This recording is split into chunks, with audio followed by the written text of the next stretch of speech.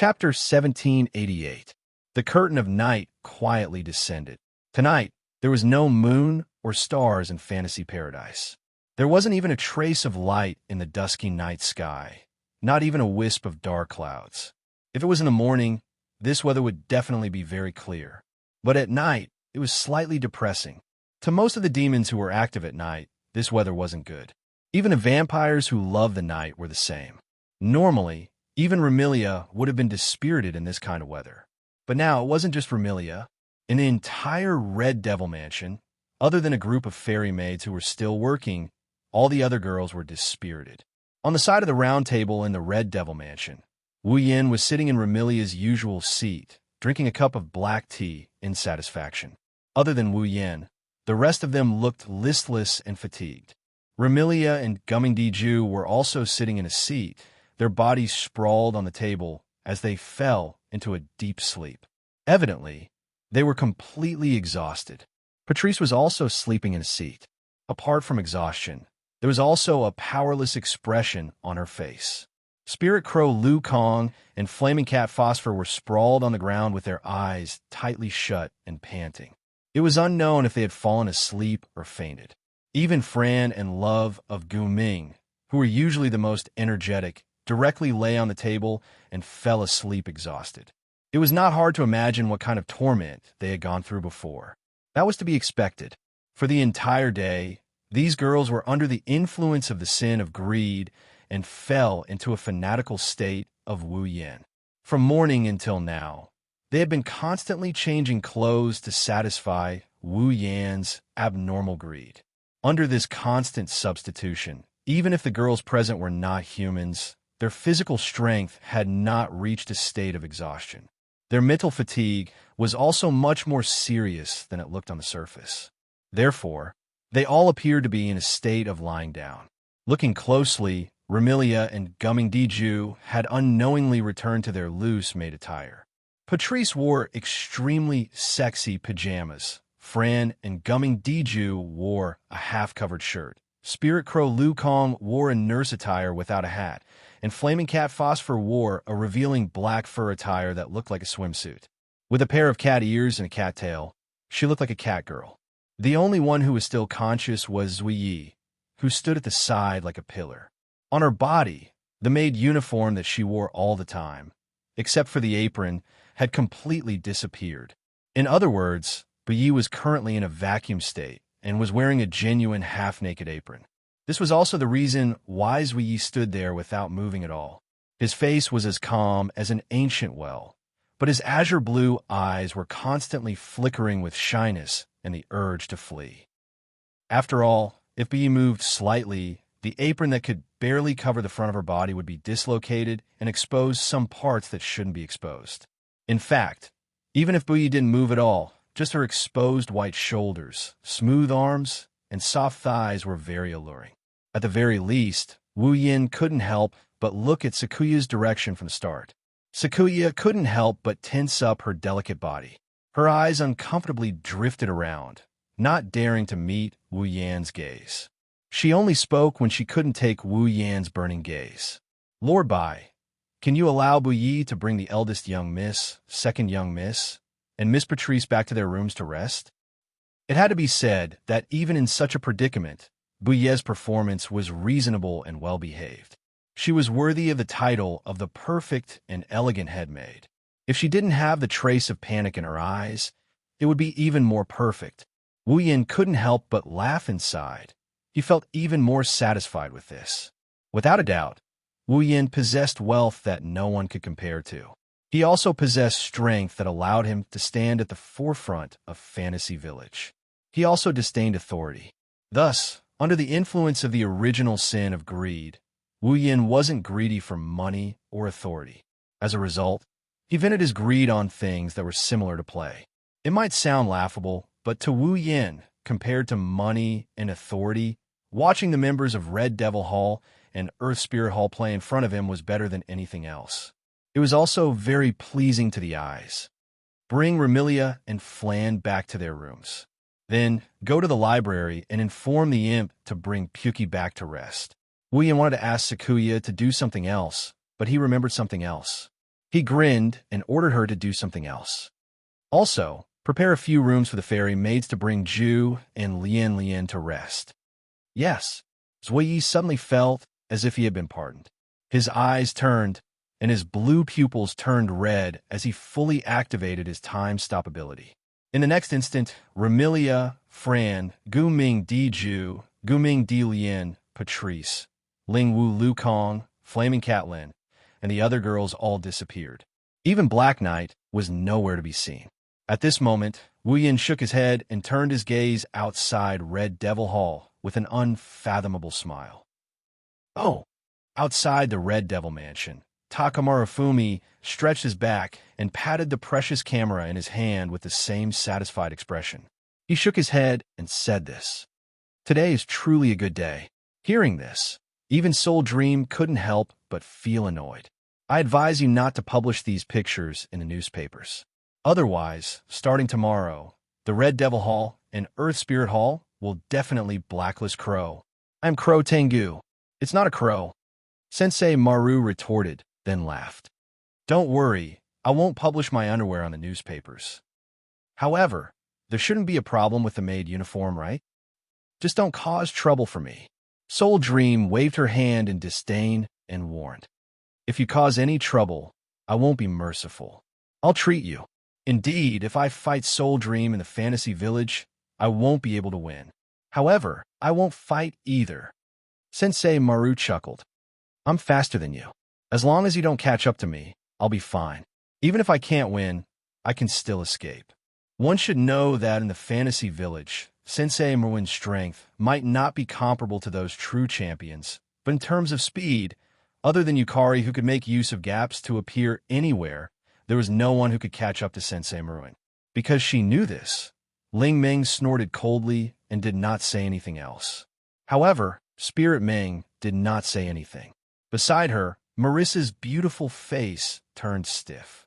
She tugged at Spirit Ming and Sensei Marumi's clothes, causing one of them to reveal a displeased expression, while the other revealed a puzzled expression. What? Marissa didn't say anything and pointed forward silently. In the next moment, a voice that sounded like a laugh, yet not a laugh, rang out. To think that the two of you can hide outside and spy on us from morning till now. The faces of Ling Ming and Shooting Life Maru changed as they turned their heads to look at the source of the sound.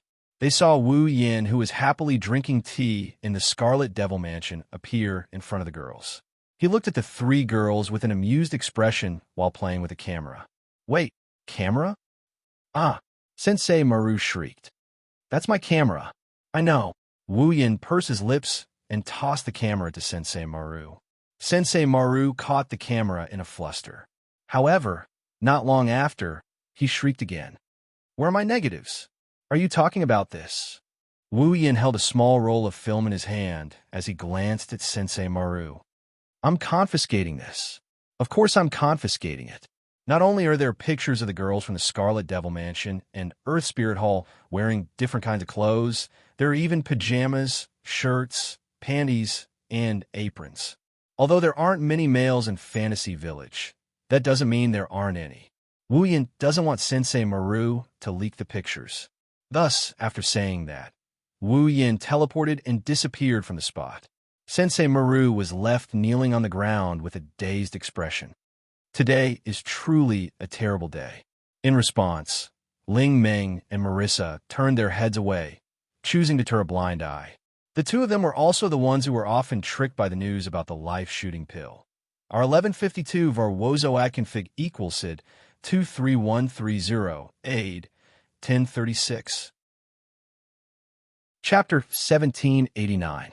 Even Zui, who never knew fatigue, felt a bit tired after such a farcical day. In order to defeat Earth Spirit Hall and make them return in defeat, Remilia had mustered up all her strength. She planned to give Earth Spirit Hall a good slap in the face in today's battle. Who knew that things would turn out like this? Perhaps Remilia herself was rather vexed as well. Not only did she fail to intimidate Earth Spirit Hall, she spent the entire day like a doll, constantly changing her clothes and doing all sorts of costume play. For Remilia, who was extremely prideful, This was a constant challenge to her sense of shame. But this was not the most important thing. The most important thing was that even after being challenged to the limits of her sense of shame for an entire day, there was still no victor. Zui could already predict this. Just how frustrated would Ramilia be when she woke up the next day? Right now, it was almost midnight. After sending Ramilia and Fran back to their rooms, he closed the door to Ramilia's room with a soft sound.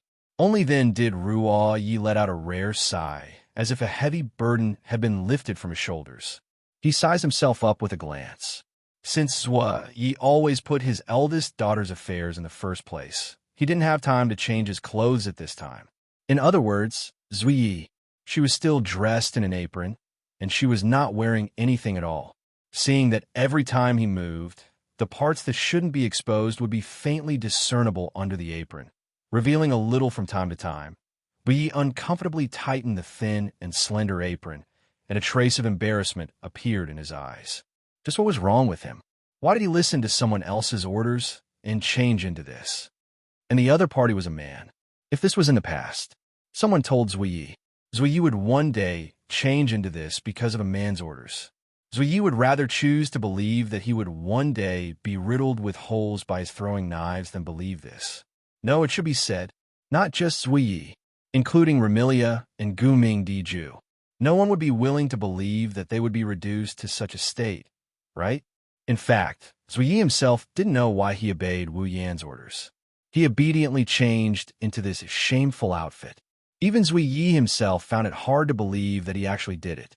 On this point, Ramilia and the others shared the same thoughts as Night Eye. After all, under normal circumstances, even if she lost to Earth Spirit Hall, Ramilia would never compromise and do something so humiliating. Today, Ramilia had done it. That calm, taciturn, and knowledgeable Patrice had also done it. Even the demons of Earth Spirit Hall had done it. In the past, this was something that would never have happened.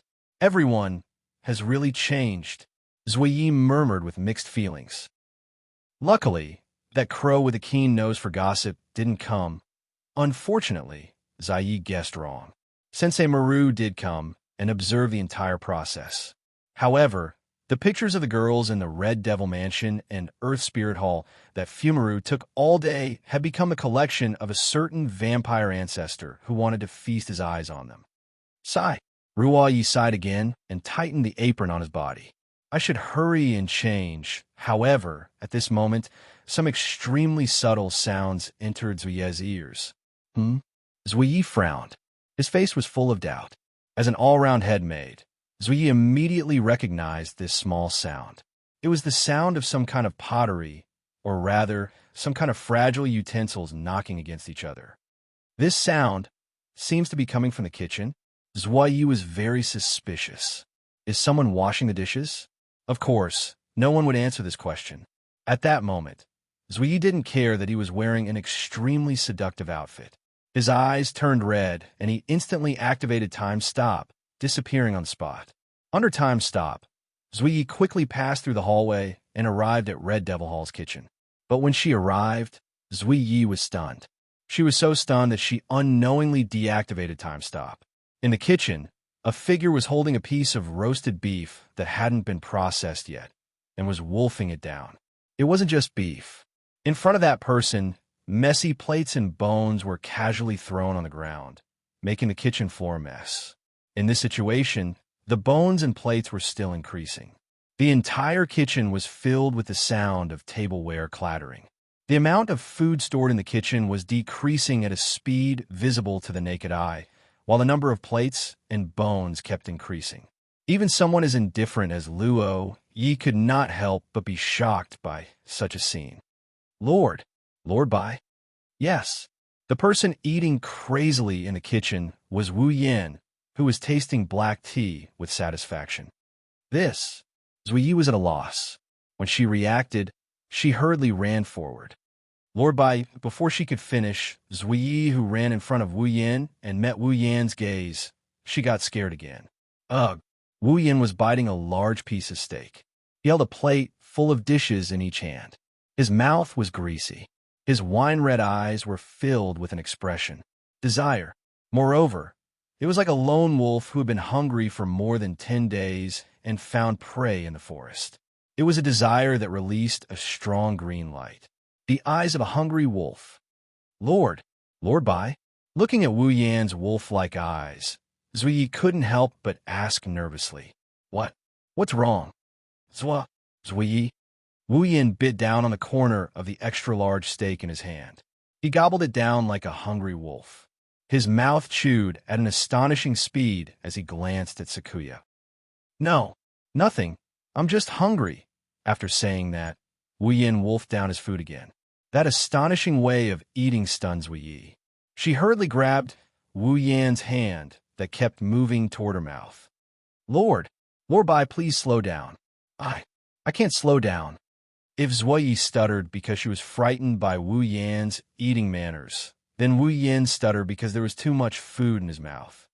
Any slower, I'll starve to death. Zui finally heard what Wu Yan was saying with his mouth stuffed with food. She raised her voice. You've already eaten a lot. You won't starve to death. Zui wanted to stop Wu Yan's frightening eating speed, but Wu Yan's action of stuffing food in her mouth could be described as wild. Zui didn't know how to reach out her hand and appeared to be flustered. Lord Bai, please slow down. It's not good for your stomach to eat like this. Ugh. Wu Yan completely ignored Zui Yi. Or rather, he wanted to, but didn't have the time. He continued stuffing food into his mouth. In the blink of an eye, Wu Yan ate the steak that was bigger than a pillow, leaving only some beef tendons that couldn't be chewed. The rows of dishes filled with food were also reduced to soup. Looking at the empty plates one by one, Ruo Yi, who had the title of the perfect and elegant head maid, was actually startled for a while. Soon after, she finally remembered. Gluttony of the 7 deadly sins? That's right. It was now early in the morning. It could be considered that a day had passed. Of course, Wu Yan's 7 deadly sins had changed. This time, it was gluttony of the 7 deadly sins. What should I do? Zui Yi, who was caught off guard by Wu Yan's table manners, was probably the first time in her life that she was so flustered. Zui Yi didn't feel sorry for the food in the Scarlet Devil restaurant. She was just worried that Wu Yan's stomach would explode if he ate so much food. While Zui Yi was worried, Wu Yan grabbed another piece of steak. Zui Yi, who saw this scene, almost exclaimed out loud. That was because the steak was completely raw. Lord Bai, Zui Yi no longer cared about anything else and rushed toward Wu Yan. That's raw. You can't eat it. Let me eat it. Suddenly, the whole kitchen was in a mess. It was very noisy. Chapter 1790. Red Devil Mansion. At this time, the sky was not yet bright, but the Red Devil Mansion was very lively. In the hall of the Red Devil Mansion, the fairy maids were lined up in 2 rows, as if they were in a relay race. They lined up from the platform of the Red Devil Mansion all the way to the kitchen of the Red Devil Mansion. Among the 2 rows of fairy maids, 1 row was passing plates full of food out of the kitchen one by one, passing them out by a hair's breadth to the round table on the platform at the end of the stairs. The other row was the opposite, responsible for passing plates with only soup left back to the kitchen. In this relay race of plates, they were clearly just lining up and standing in place to pass plates. They did not even move, but the fairy maids in 2 rows still appeared to be panting and very anxious. Obviously, this scene had been going on for a long time. Upon closer inspection, one could see that on the round table at the end of the stairs, plates of steaming hot dishes were being brought over by a row of fairy maids and placed on the table. However, not long after, a pile of plates with only soup left were piled up to one side and sent away by another row of fairy maids. The sound of plates knocking against each other constantly echoed, and the sound of chewing food also lingered in the air above the hall of the Red Devil Mansion. The 2 sounds seemed to form a pattern, and they kept ringing, unable to calm down for a long time. Under such circumstances, at the head of the round table, a person wolfed down the food like a wolf or tiger. He swept all the dishes in front of him into his mouth and chewed with all his might. His throat swallowed up and down at a speed that made people afraid of overheating. It was very shocking. This person who was eating at an astonishing speed was naturally Wu Yan, who had fallen into the baptism of the original sin of gluttony. Under such shocking eating manners, Wu Yan's face had become completely oily, and his hands were also wrapped in grease. But he still ate the food in front of him like a beggar who had been hungry for more than 10 days. No, it should be said that he ate everything in front of him crazily. If there were still dishes on the round table in front of him, even if it was a plate, a chair, or even the table in front of him that could seat more than a dozen people, he would still be able to do it. Wu Yan would not hesitate to chew on it. Under the baptism of the original sin of gluttony, the food that Wu Yan wanted to eat, it wasn't just limited to food. To be precise, the original sin of gluttony was a desire to stuff everything in front of one's eyes into one's mouth. The desire to not let the mouth and tongue stop. Under the influence of this desire, even if the object was not food, as long as it could make Wu Yan's mouth and tongue not stop, Wu Yan would want to eat it. Therefore, it was fortunate that there was enough food in the Red Devil Mansion. Otherwise, Wu Yan would have already eaten the plates and chairs. While Wu Yan ate like a maniac, the fairies and maids around him looked at him in horror. Not far away, a series of messy footsteps could be heard coming from the corridor. Not long later, Ruoyi, who had changed back into maid attire, brought the anxious Remilia, Fran, and Patrice out of the corridor. Even Gu Ming Dijue, Gu Ming Dian, Spirit Wu Lu Kong, and Flaming Cat Phosphor came out with them. When they arrived in the hall, the girls were shocked by the scene before them. When they saw Wu Yan's frenzied eating, they were even more shocked. So that's how it is. Patrice was the first to react and bitterly smiled. Even Ruoyi is so anxious. This situation is truly frightening. This is the original sin of gluttony? Guming Dijua looked at the greasy face of Wu Yan and shook his head. The root of humanity's sin is truly terrifying. It's not just humans. As long as it's a living being with intelligence, it can't escape the restraints of the 7 sins. Patrice pressed down on the hat on her head. If there's a person who isn't bound by the 7 sins, then I don't know if that person is a saint or a person without emotions. Enough. Now isn't the time to discuss this. Remilia became anxious. We need to think a way to make that guy stop.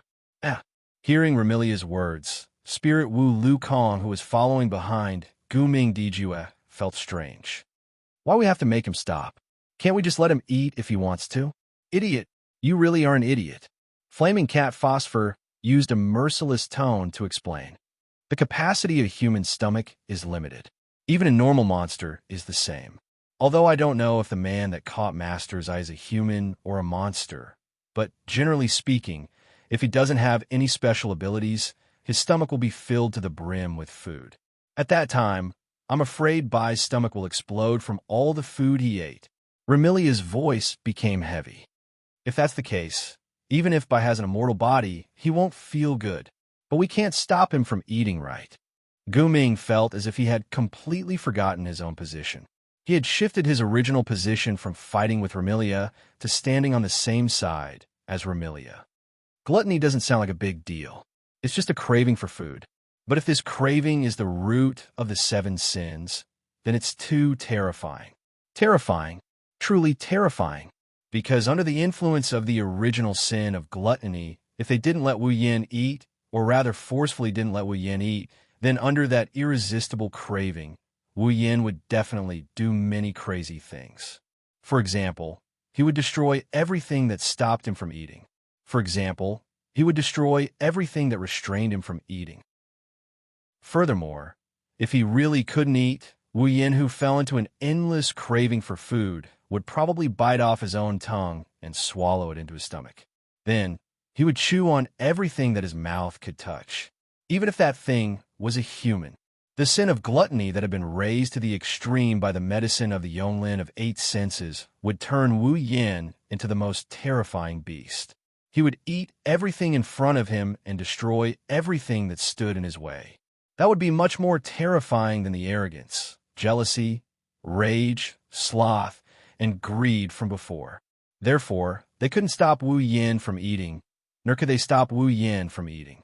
Now, Remilia and the others were in such a difficult situation. Brother, While Remilia, Guming Dijue, and the other girls were in a difficult situation, Fran had come to Wu Yan's side at some point. She held a cup of water in her hand and brought it to Wu Yan. "Brother, drink some water, or you'll choke." Fran's words were filled with concern and worry, causing the craving in Wu Yan's heart that had not dissipated for a long time to ease slightly. His oily face squeezed out an ugly smile. "Thank you, Fran." With that, Wu Yan fiercely swallowed the cup of water that Fran had brought over. He looked like he could swallow the entire cup at any time, and then continued to eat heartily. Remilia, Fran, Guming Dijue, Zue Yi, and the others all had worried expressions as they watched Wu Yan crazily eat. Even the spirit crow Lu Kong and the flaming cat Phosphor were slightly anxious. Only Guming Dijue, whose mind had been sealed, could not understand everyone's worries. He sat to the side without a care in the world, holding a plate of food on the table with his small hands and eating with Wu Yan. His face was filled with joy. In reality, Wu Yan knew better than Remilia and the others just how terrible his situation was. Although he really wanted to eat, Wu Yan's appetite did not increase with this desire. After eating so much in one go, his stomach was churning like a washing machine. The feeling of fullness in his abdomen attacked his nerves, causing Wu Yan great pain. Unfortunately, the desire to eat did not lessen at all, causing Wu Yan to become anxious. If he continued to eat like this, it would not be as simple as his stomach exploding and he would die from overeating. Wu Yan was most afraid that if he persisted in this state for an entire day, he would become anorexic the next day. At that time, it would be really troublesome. What Wu Yan could think of, Remilia and Guming Dijue could naturally think of as well. At that moment, Remilia was the first to lose her cool. "No, we can't let him continue eating like this. But we can't stop him either." Guming Dijue, who had read Remilia's thoughts, stopped her from rushing forward. "Otherwise, Ba will definitely go crazy. Then what should we do?" Remilia shouted angrily. "Do you have a way?" "This." Guming Dijue was speechless. Chapter 1791. While Remilia, Guming Dijue, and the other young ladies were at their wits' end and were getting anxious, Patrice walked out of the corridor leading to her library with an old magic book in her hand. Seeing this scene, Remilia, who was familiar with Patrice, asked in pleasant surprise, "Patrice, do you have a solution?" "It shouldn't be a problem." Patrice didn't give a confident answer. However, such an answer was in line with Patrice's personality. Patrice raised the aged grimoire in her hand and said, "I obtained this grimoire by chance in the past. It's called Gluttony." "Gluttony?" Remilia, Guming Dijue, and the other girls were slightly taken aback. "Gluttony? Isn't that one of the 7 deadly sins, the original sin that's affecting Wu Yan?" "Actually, there are many spells that involve the 7 deadly sins." Patrice explained patiently when she saw the doubt in Remilia and the others' eyes. In a category of magic that targets the mind, soul, and spirit has always been a relatively rare and controversial category. Many magic envoys have never given up on their past research, and among these magic envoys, there are also many who study the 7 deadly sins. After all, when it comes to affecting the mind, spirit, and even the soul, who wouldn't associate it with the original sin of the 7 deadly sins? Patrice explained calmly. So, naturally, the magic developed for the 7 deadly sins also existed, and the grimoire related to the 7 deadly sins was also left behind. Very fortunately, I coincidentally met with the 7 deadly sins. By chance, I obtained this gluttony. Is that so?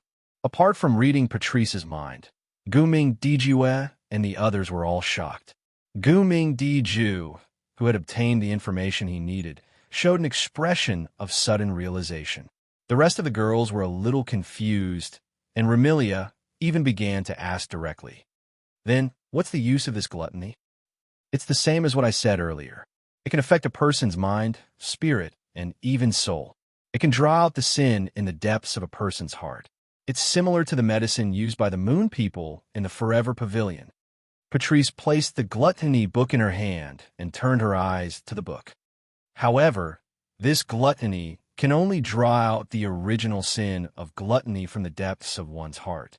But in terms of effect, it should be more effective than the medicine of the moon people in the Forever Pavilion. Remilia, Guming Dijue, Rei Yi, Lingwu Lekong, and Flaming Cat Phosphor could not help but glance at Wu Yin, who was still madly eating, when they heard that. Their hearts chilled slightly. The effect was even stronger than that. Remilia, Guming Diju, and the others didn't dare to imagine. But what we need to do is solve the problem of that guy's overeating. Remilia came to a realization. Why did you bring out this grimoire that can trigger the original sin of gluttony? Remy, generally speaking, magic that affects the mind, spirit, and even soul is hard to detect and control. If you're not careful, you might even fall into a state of being affected. Patrice's expression turned somewhat unnatural. Needless to say, Patrice recalled the time she tried to use the Book of Souls to plot against Wu Yin in the library. In the end, she suffered a backlash from the Book of Souls and suffered a loss. Therefore, generally speaking, a grimoire with related magic knowledge would more or less have a method to resolve this situation. Patrice suppressed the unnatural feeling in her heart and spoke. It's the same for this gluttony. Apart from recording the magic that causes the original sin of gluttony, there are also some magic spells that target it. I can use this gluttony to tamper with some of the side effects of the original sin of gluttony. Tamper? Remilia tilted her head in confusion. Simply put, as long as I use this grimoire named Gluttony, I can borrow the effect of gluttony in the grimoire to decompose the food by 8 into pure magic residue and expel it out of the body. Patrice nodded. If that's the case, no matter how much White eats today, it will be instantly disintegrated into mana residue by the gluttony grimoire and expelled from the body. It's as if she didn't eat anything at all. Don't mention Remilia and Guming Dijue. Even Wu Yin, who can't stand the feeling of fullness in his stomach, is overjoyed.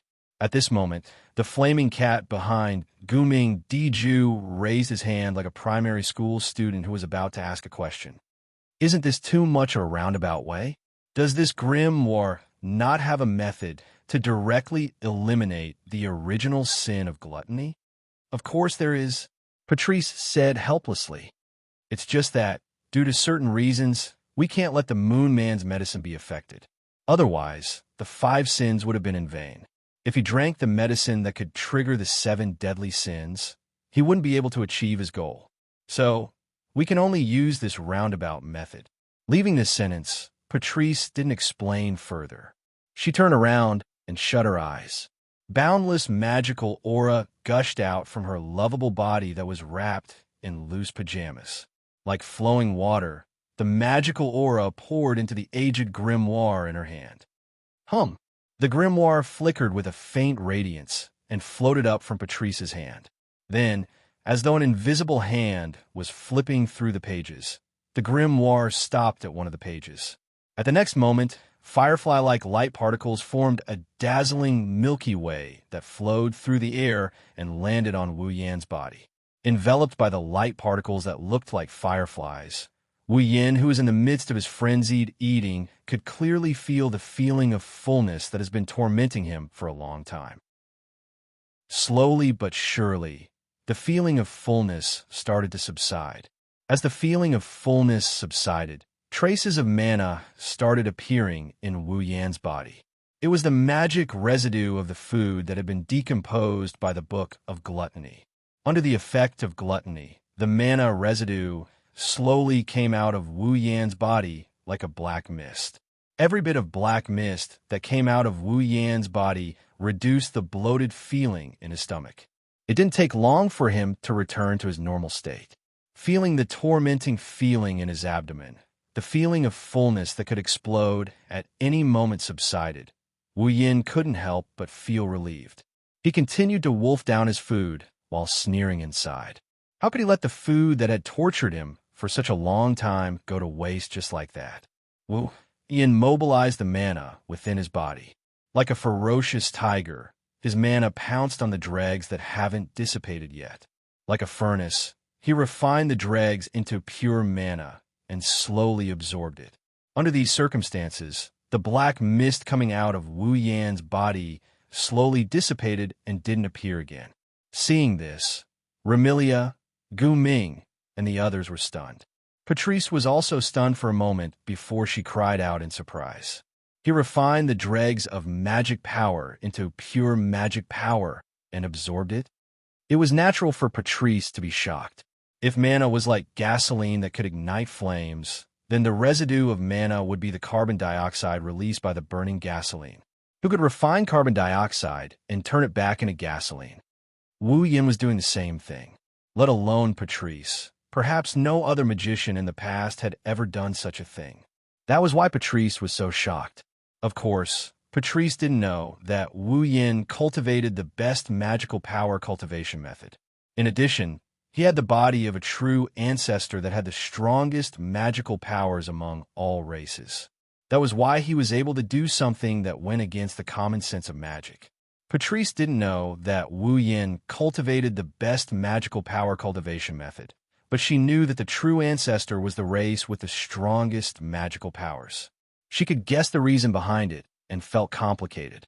For the first time, Patrice started to ponder. Yakumo Bai, the true ancestor that should have disappeared in the river of history.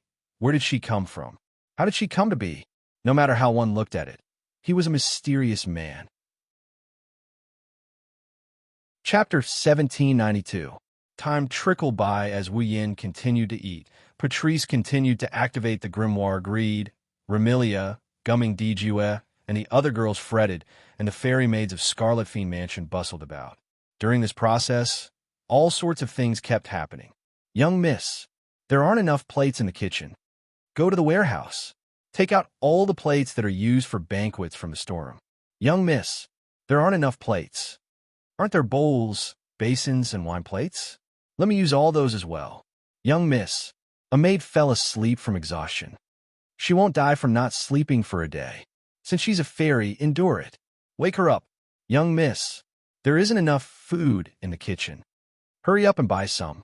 Young miss, the maid who came back can't enter. What? Young miss said she doesn't recognize the maid's face and won't let her in no matter what. China, do you believe that I won't suck your blood dry? The fairy maid's anxious reports and Remilia's exasperated roars echoed throughout the Red Devil Mansion, causing the mansion to be in a noisy state for the entire day. It was even livelier than the banquet. Originally, these miscellaneous matters should be handled by the butler Wu Yin or the head maid Ruo Yi. But now, Wu Yin was still in a state of gluttony, and the entire Red Devil Mansion was in this state because of him. How was he going to handle these matters? As for Ruo Yi, she had been guarding by Wu Yan's side. While preventing Wu Yin from eating the plates, she had a worried expression. She took a handkerchief and sat beside Wu Yin, wiping Wu Yan's oily face. Lord Bai, seeing Wu Yan's wretched eating appearance, Ruo Yi didn't mind at all and continued wiping his face. The work of oiling and polishing. Her gentle voice drifted into Wu Yan's ears as she carefully wiped off the greasy soup on Wu Yan's face. Slow down. Be careful not to choke, Luo. Hearing Luo Ye's soft voice, Wu Yin was still eating and drinking. However, his movements also slowed down slightly. After vaguely responding to Zui Yi, he continued to grab the dishes on the plate in front of him and started to chew on them. She couldn't help but stare at Wu Yin, who was wolfing down the food.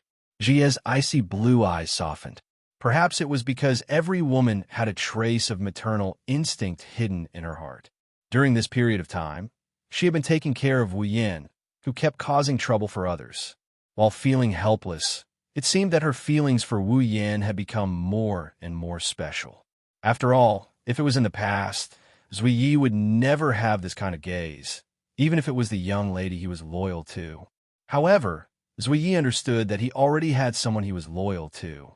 Remilia's feelings for Wu Yin are becoming more and more special.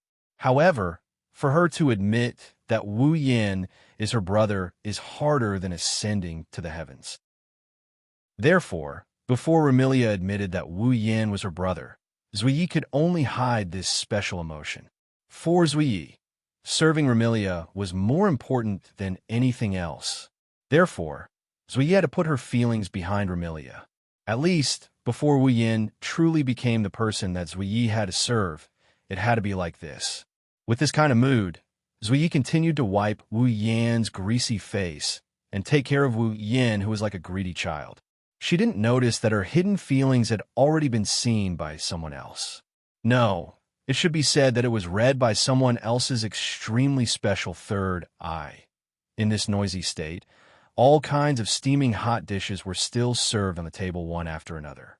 At the same time, the empty plates were also taken away one by one.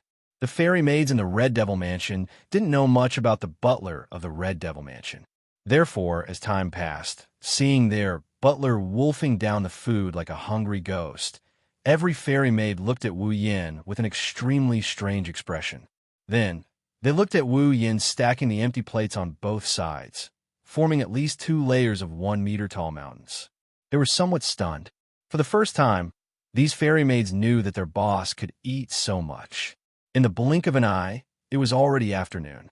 Not long after, Wu Yin would welcome the original sin of gluttony. It was almost dusk. In other words, Wu Yin had been eating nonstop for almost an entire day. At this point, the fairy maids are no longer looking at Wu Yin with a weird expression.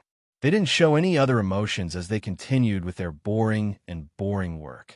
Aside from Zui, who was taking care of Wu Yin, and Gumming, who joined halfway, Remilia, who was instructing the fairy maids, Patrice, who was maintaining the grimoire of gluttony, Fran and Gumming's love, who were continuously serving water to Wu Yin, Spirit Wu Lukong, and Flamecat Phosphor were looking at each other. Now, Spirit Wu Lukong said in boredom, "How long has this man that master has taken a fancy to been eating?" "Almost a day." Flamecat Phosphor also yawned in boredom. "Based on the situation, it seems like he will eat until the end of the day. That's too much of an appetite." When he said this, Spirit Wu Lukong's face showed a numb expression. "Although I also like to eat good food. After eating so much for so long, I won't want to eat for 10 days. If I eat so much at once, my cute face will be as ugly as the corpses I dealt with." Flamecat Phosphor said those words that would make one vomit. He even licked the corner of his mouth. 7 deadly sins: pride, envy, wrath, sloth, greed, gluttony. A total of 6 sins. This man that master has taken a fancy to has already suffered 6 sins. How interesting: pride, envy, wrath, sloth, greed, gluttony. Spirit Wu Lukong raised his fingers and counted them one by one. There are already 6 out of the 7. What's the last one? As soon as he said that, the excited expression on the flaming cat's face froze on its cute face. Its pair of cute cat ears began to tremble. "HM?" The confused Spirit Crow Lukong tilted its head and poked the cute face of the flaming cat Phosphor. "Phosphor, what's wrong?" "No, it's nothing." Flamecat Phosphor took a deep breath and calmed down. "People say that stupidity is a sin. I used to think so too. But now, Phosphor, I have to say that stupidity has its uses. If you didn't remind me, I would have forgotten about this most important thing. I'm not stupid." Spirit Wu Lukong grumbled in dissatisfaction. But soon he asked curiously, "What's the most important thing? Do you want to know?" Flaming Cat Phosphor looked at Spirit Crow Lukong with a faint smile and suddenly said with a charming tone, "Phosphor, do you remember what Master told you to do?" "What?" Spirit Wu Lukong was startled. "What is it?" "It's that thing," Flamecat Phosphor kindly reminded. "Mate with the man that Master has taken a fancy to. Did you forget?" Spirit Wu Lukong's eyes widened, but he immediately reacted. "No, Master told us to mate with that man, not me." "You're usually so stupid. How come you're so quick-witted at this critical moment?" Flaming Cat Phosphor said in a displeased tone. Then it smiled seductively. "Phosphor, Phosphor, do you want to mate with that man?" "Oh." Spirit Wu Lukong's face was a little red, but he still stammered to express his loyalty. If it's Master's order, then..." Flamecat Phosphor showed an enigmatic smile. "What if that man wants to mate with Master?" "No," Spirit Wu Lukong shouted without hesitation. "Master clearly said that she was going to intersect with us. She didn't say anything about intersecting with herself." Flamecat Phosphor was speechless. but it still whispered in Spirit Wu Lukong's ear like it had achieved its goal. If that's the case, we have to. Flame Cat Phosphor said something to Spirit Wu Lukong. Spirit Wu Lukong nodded in realization. The flaming cat Phosphor laughed. It was an evil laugh. Chapter 1793. Night fell and covered the entire sky of the fantasy village. It gave the people, demons, and ghosts of the fantasy village an unclear night. When the clock on the clock tower pointed to the early hours of the morning, Wu Yin, who was sitting at the head of the round table on the staircase in the hall, suddenly stopped. He covered his mouth, stood up, and rushed to the toilet. When Wu Yin rushed out of the hall, Remilia, Guming Dijue, Patrice, and Zui looked at each other. Finally, all of them wailed and fell to the ground. And this wail was undoubtedly the signal to free the fairy maids who had been busy all day in the Red Devil Hall. Immediately, the fairy maids, who numbered more than 100, also cried out and fell to the ground.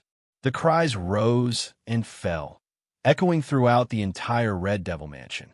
Even Fran and Love of Guming, who were supposed to be the most energetic, sat on the ground, leaning back against each other.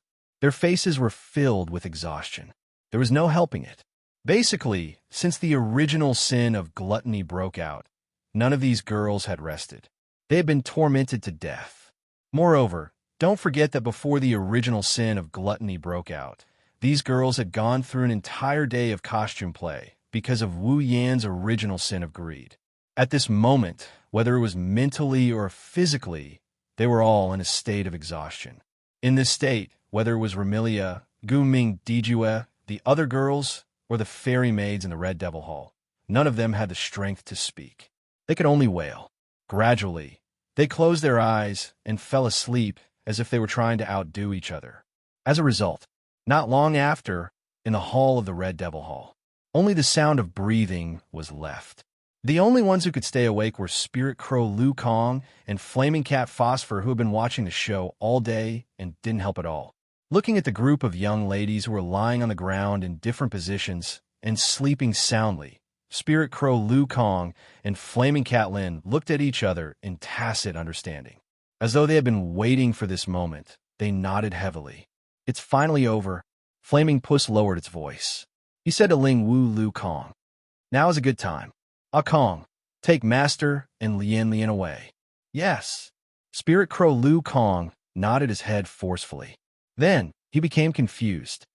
"But why did you take Master and Lian Lian away?" "You idiot," Flaming Pussy Phosphor said in disappointment. "Didn't I tell you that it would be dangerous for Master and Lian Lian to stay here?" "That's right." Ling Wu Lu Kong suddenly understood. However, he immediately asked in confusion, "If that's the case, wouldn't the people of the Red Devil Mansion be in danger if we only take Master and Lian Lian away?" "That's why I said you're an idiot." Flaming Cat Phosphor sighed. "If you don't leave them here, you'll be in trouble. Later, the man that Master has taken a fancy to will definitely cause trouble." "What is it?" the Spirit Crow murmured to itself. "What is it?" "Forget it. I'm not going to explain it to you." The Flaming Puss snapped. "If you want to stay and copulate with the man that Master has taken a fancy to, I don't have any objections." Flaming Pussy Phosphor didn't care about Ling Wu Lu Kong anymore. He tiptoed towards Guming Diju and Guming Dilian.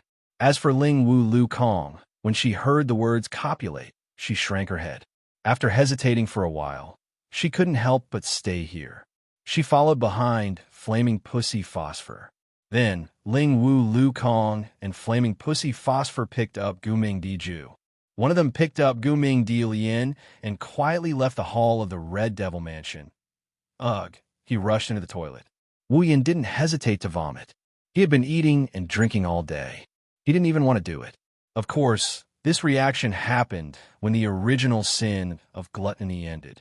However, because everything he ate today was disintegrated in a magical residue by Patrice's gluttony, Wu Yin couldn't vomit anything out. But he still wanted to vomit. If he didn't vomit, he might become anorexic. Now, Wu Yin is 100% sure that in the near future, as long as he sees food, he will feel nauseous. Even if he doesn't feel nauseous, he won't have any appetite.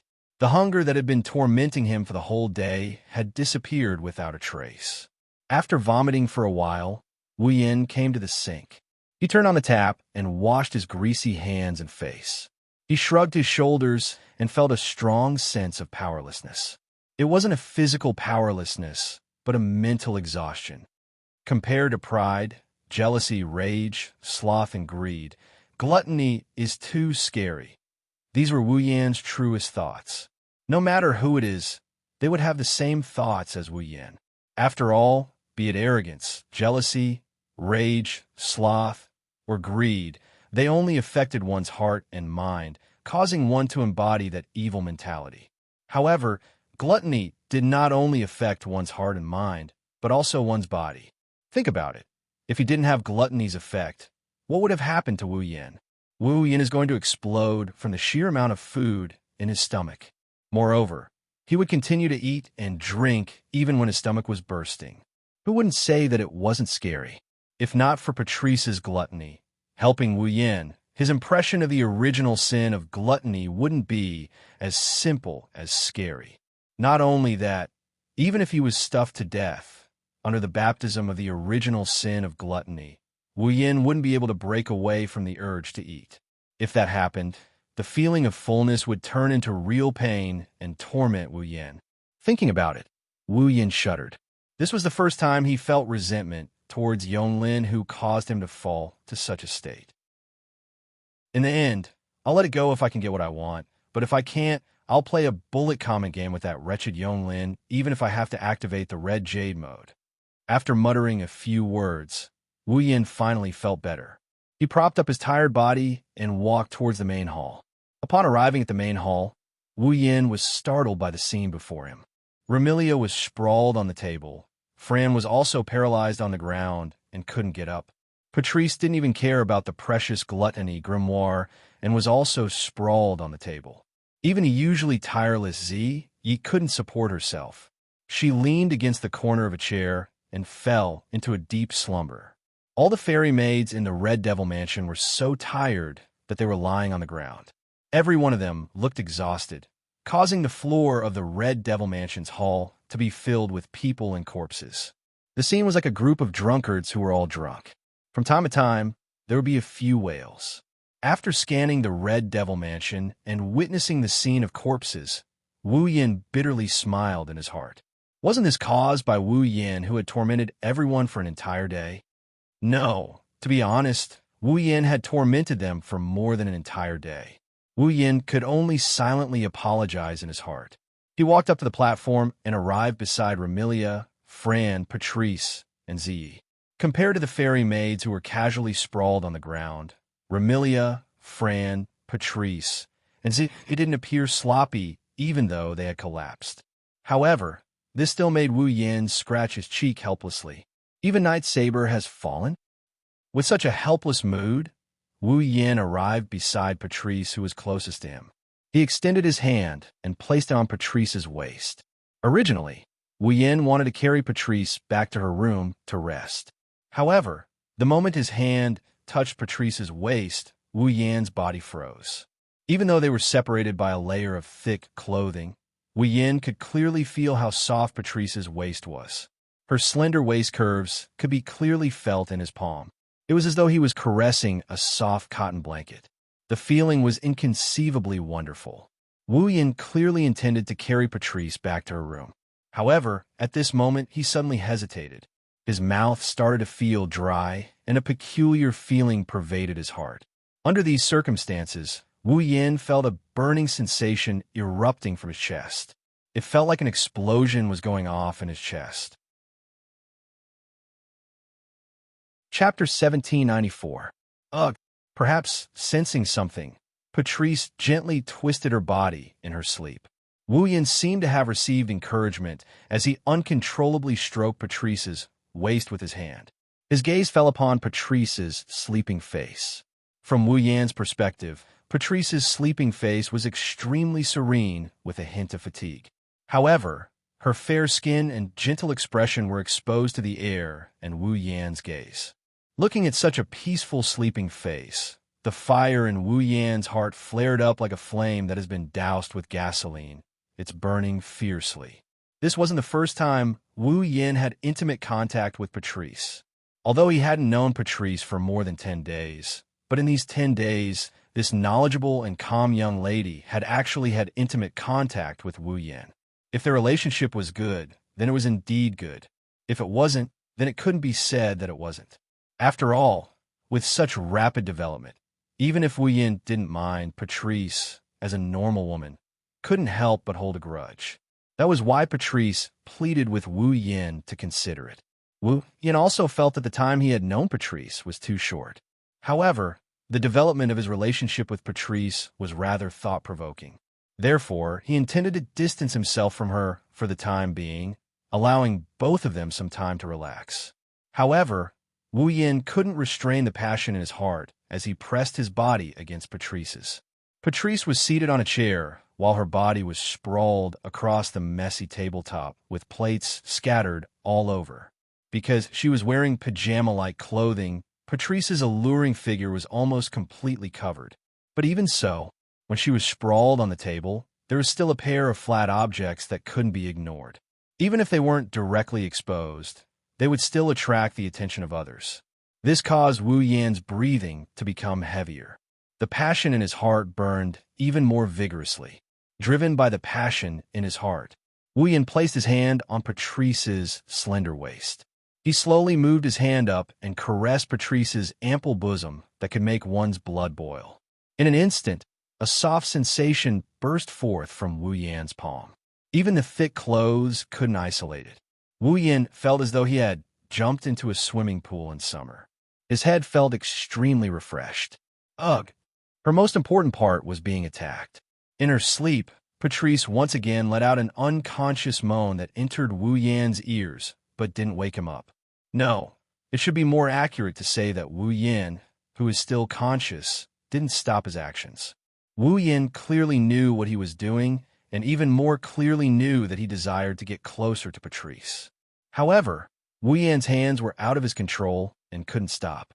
He clearly intended to pull away from Patrice to ease the tension between them.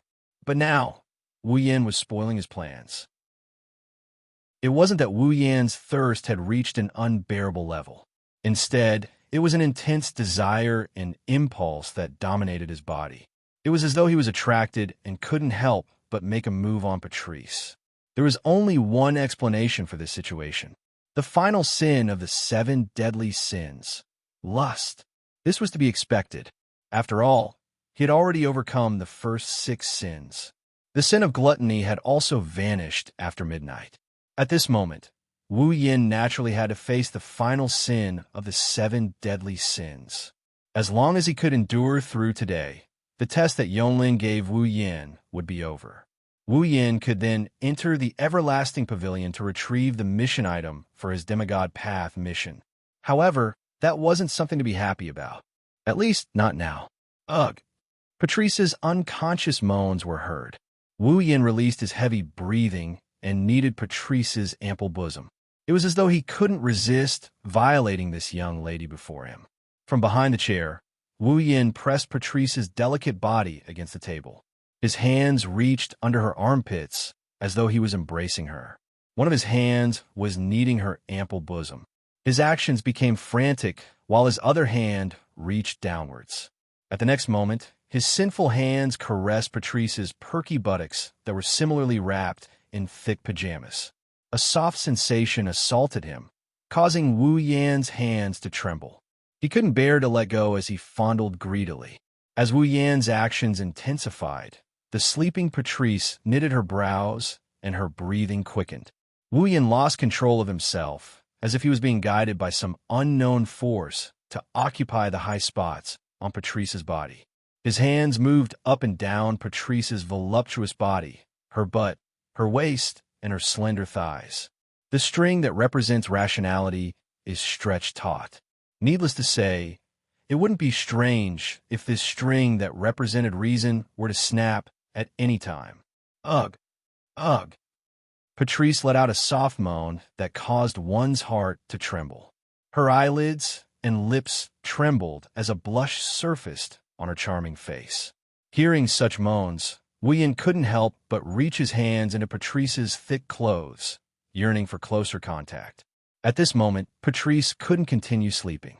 After knitting her brows tightly, her eyebrows trembled and she abruptly opened her eyes. Wah! What's wrong?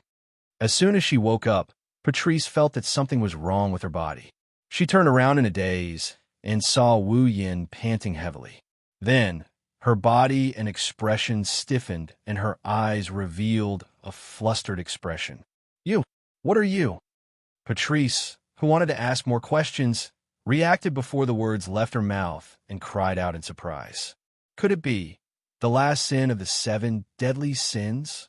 Upon realizing this, not only was Patrice flustered, but her heart was also in a mess. If it was really the last sin of the 7 deadly sins, then Patrice felt that she was in big trouble.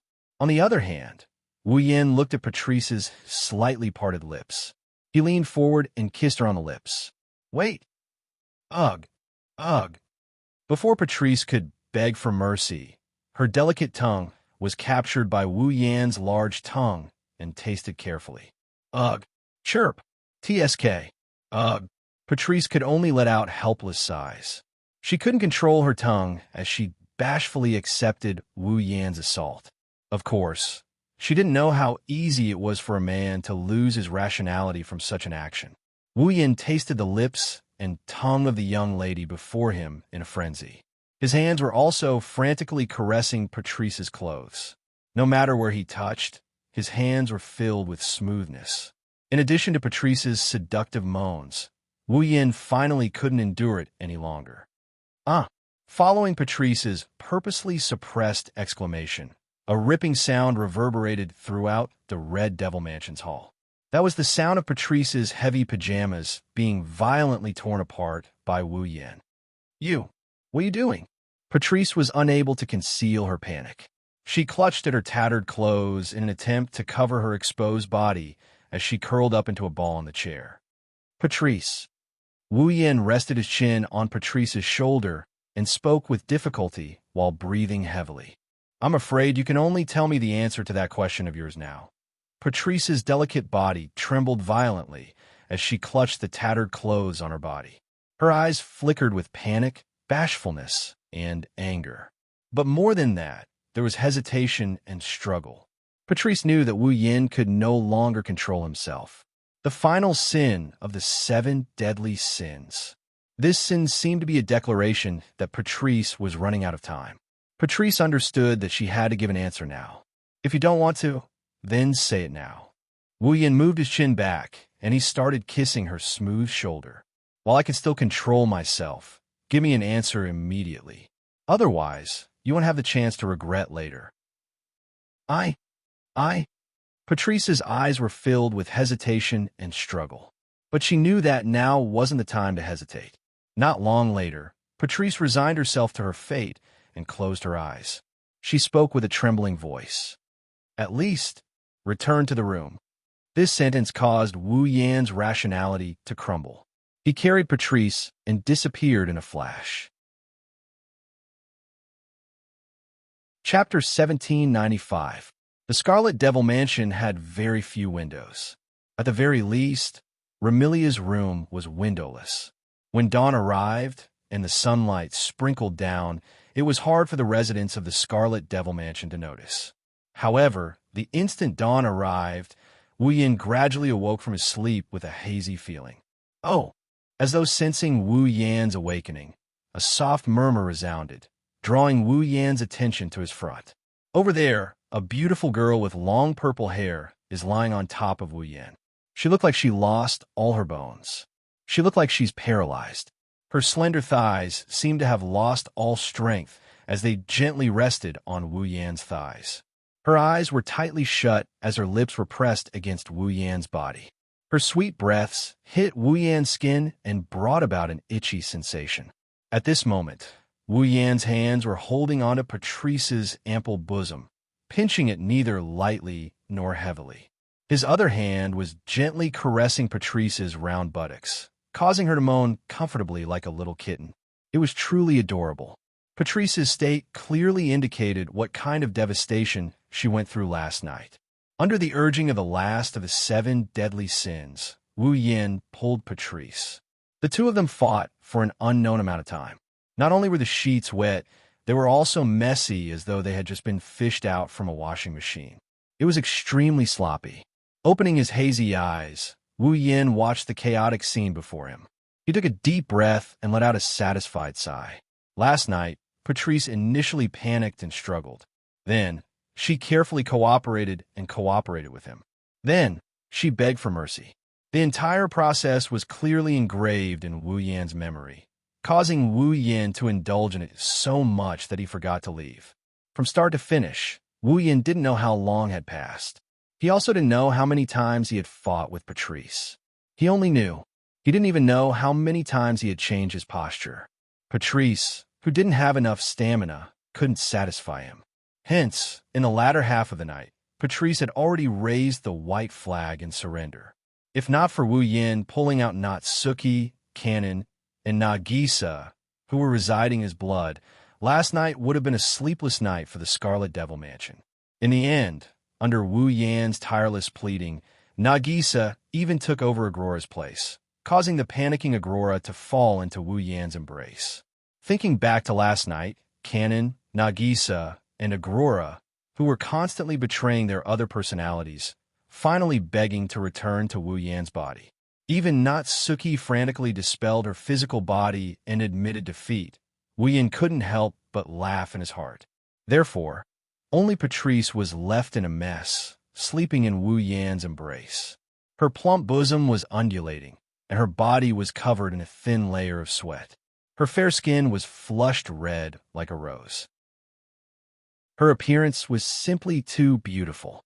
Hugging the unconscious Patrice and feeling her smooth skin, Wu Yan's dormant passion seemed to have awakened. Wu Yan bitterly smiled and retracted his hand with difficulty. This was Patrice's first time, and she was a pure mage. In the past, she suffered from asthma, and her stamina was weaker than ordinary humans. After last night's lovemaking, Patrice was completely exhausted and couldn't endure Wu Yan's thirst. If he didn't control himself, Wu Yan was afraid that he would exhaust Patrice to death. While Wu Yan was worrying, a calm voice with a hint of annoyance responded to his thoughts. "Don't doubt, if you continue like this, I will definitely die from exhaustion." Wu Yan was slightly taken aback. He lowered his head and looked at his embrace. He saw that Patrice had woken up. Her pair of purple eyes were fixated on Wu Yan's face as though she wanted to engrave his appearance in her mind. Wu Yan bitterly smiled and patted Patrice's shoulder. The heat from Patrice's delicate body and her undulating curves made his heart burn, but it wasn't to the point where he couldn't control himself. "You're awake?" "I originally wanted to continue sleeping." Patrice moved her body, but her body was limp and she couldn't muster any strength. She could only squint her eyes and speak in a languid voice. "But if I don't get up and Remy and the others find out, it will be terrible. If they find out, so be it," Wu Yan said with a puzzled expression. "Why are you being so secretive?" "You may be shameless, but I am." Perhaps because she was caught off guard and lost her virginity, the usually calm and composed Patrice couldn't speak in a pleasant tone. She struggled to sit up with her limp body. As she stood up, her round and full breasts rose and fell violently, causing Wu Yan's eyes to almost pop out. Don't look." Patrice's face finally turned red, and she subconsciously covered her chest with her hands. This action attracted Wu Yan's attention and angered Patrice. "If you have the time to take advantage of me, why don't you think about how to spend the next day?" "How to spend the next day?" Wu Yan stared blankly. His blank expression made Patrice even angrier. "Don't forget, you have to experience the last of the 7 sins today. So that's what you're talking about." Wu Yan smiled knowingly. His gaze towards Patrice gradually turned gentle, causing her gaze to waver and her heartbeat to accelerate. "Don't I still have you?" Although Wu Yan said that, he knew that it was just empty talk. With Patrice's physique, she almost didn't make it through last night. If it wasn't for Natsuki, Nagisa, Kanon, and Agrora, she definitely wouldn't have made it through so easily. Moreover, Wu Yan didn't know how to account for Patrice. That day in the library, Wu Yin promised to give Patrice time to consider. In the end, he didn't do it. Last night, before taking Patrice, Wu Yin did ask her to give him an answer. However, the situation at that time was similar to coercion. Strictly speaking, he didn't consider Patrice at all. Of course, since Patrice agreed in the end, it proved that she didn't reject Wu Yin. However, whether she truly liked Wu Yin or not remained to be seen. After all, the two of them have only known each other for less than 10 days. Patrice seemed to have seen through Wu Yan's thoughts. However, she didn't know the specifics and could only pretend not to notice. She turned her head away and stuttered in embarrassment. I can't do it anymore. If you want me to help you through the last of the 7 sins, I'm powerless. Oh, Wu Yin raised his brows and looked at Patrice, who was sitting on him. His hand gently kneaded her smooth buttocks. You mean, you want me to find someone else? Even someone as calm as Patrice couldn't help but cast an icy glare at him and snorted. Up to you. I can't do it anymore. Leaving these words, Patrice supported her limp body and wrapped the blanket around her delicate body. Just when Wu Yin thought that Patrice was going to leave, she spoke with her back facing Wu Yin. If you don't know what to do, you can go to the magic forest. Magic forest? Wu Yin stared blankly, and his expression turned strange. Don't tell me you want me to look for Marissa? Who told you to look for Marissa? Patrice glared at Wu Yin and spoke angrily. I'm asking you to stay in the magic forest. The mushrooms and mushroom monsters there will release illusionary miasma and magic. Even if they don't work on you, they can more or less alleviate the 7 deadly sins in your heart. Didn't you notice this when you went to look for that doll last time? Wu Yin recalled something after hearing Patrice's words. Indeed, when he was with Alice, Wu Yin noticed it in time. It wasn't like when he was at the Scarlet Devil Mansion, where he only noticed it after it flared up. Wu Yin wanted to say something to Patrice, but realized that she was no longer there. Wu Yin laughed in spite of himself. Chapter 1796. Fantasy Village, Scarlet Devil Mansion. Walking along one of the corridors, Wu Yin walked towards the main hall under the strange gazes of the fairies passing by. On the surface, Wu Yin appeared calm, but in reality, he felt helpless when he sensed the strange gazes and whispers from the fairies around him. Wu Yin naturally knew why the fairies were looking at him with such strange gazes. If it was someone else, they would be gorging on food for 24 hours in front of the fairies of the Scarlet Devil Mansion. The fairies of the Scarlet Devil Mansion would also look at that person with such strange gazes. Not to mention, these fairies were in charge of cooking, delivering food, buying ingredients, and washing utensils yesterday. They knew better than anyone else how much Wu Yin ate in that 24 hours. Without a doubt, if this wasn't the Scarlet Devil Mansion, but some other place, they wouldn't be able to find so much food for Wu Yin to eat. Nor would they be able to find so many fairies to cook for Wu Yin. Wu Yin didn't doubt that if he spent yesterday in the Boli Shrine, he would have devoured everything in the shrine. He might even have taken a bite out of Ling Ming. Therefore, Wu Yin was grateful to the fairies who worked for him the entire day. Of course, other than thanking him, Wu Yin is still enduring. Ever since Patrice left, the fire in Wu Yan's heart grew stronger and stronger. He wanted to vent it. For this reason, Wu Yin purposely asked Natsuki, Kanon, and Nagisa to accompany him. However, it was unknown if they were frightened by the madness last night, but none of them responded to Wu Yin. With no other choice, Wu Yin could only endure. Looking at the fairies who were wearing cute-made outfits and walking around him, Wu Yin was worried that he would suddenly find one of them and force her into a room to do her on the spot. Why didn't the last sin of the 7 deadly sins appear in the capital of a different generation? Wu Yin couldn't help but grumble. I have so many wives, but none of them are by my side. I still have to endure. How miserable is this? As he grumbled, Wu Yin walked towards the end of the corridor.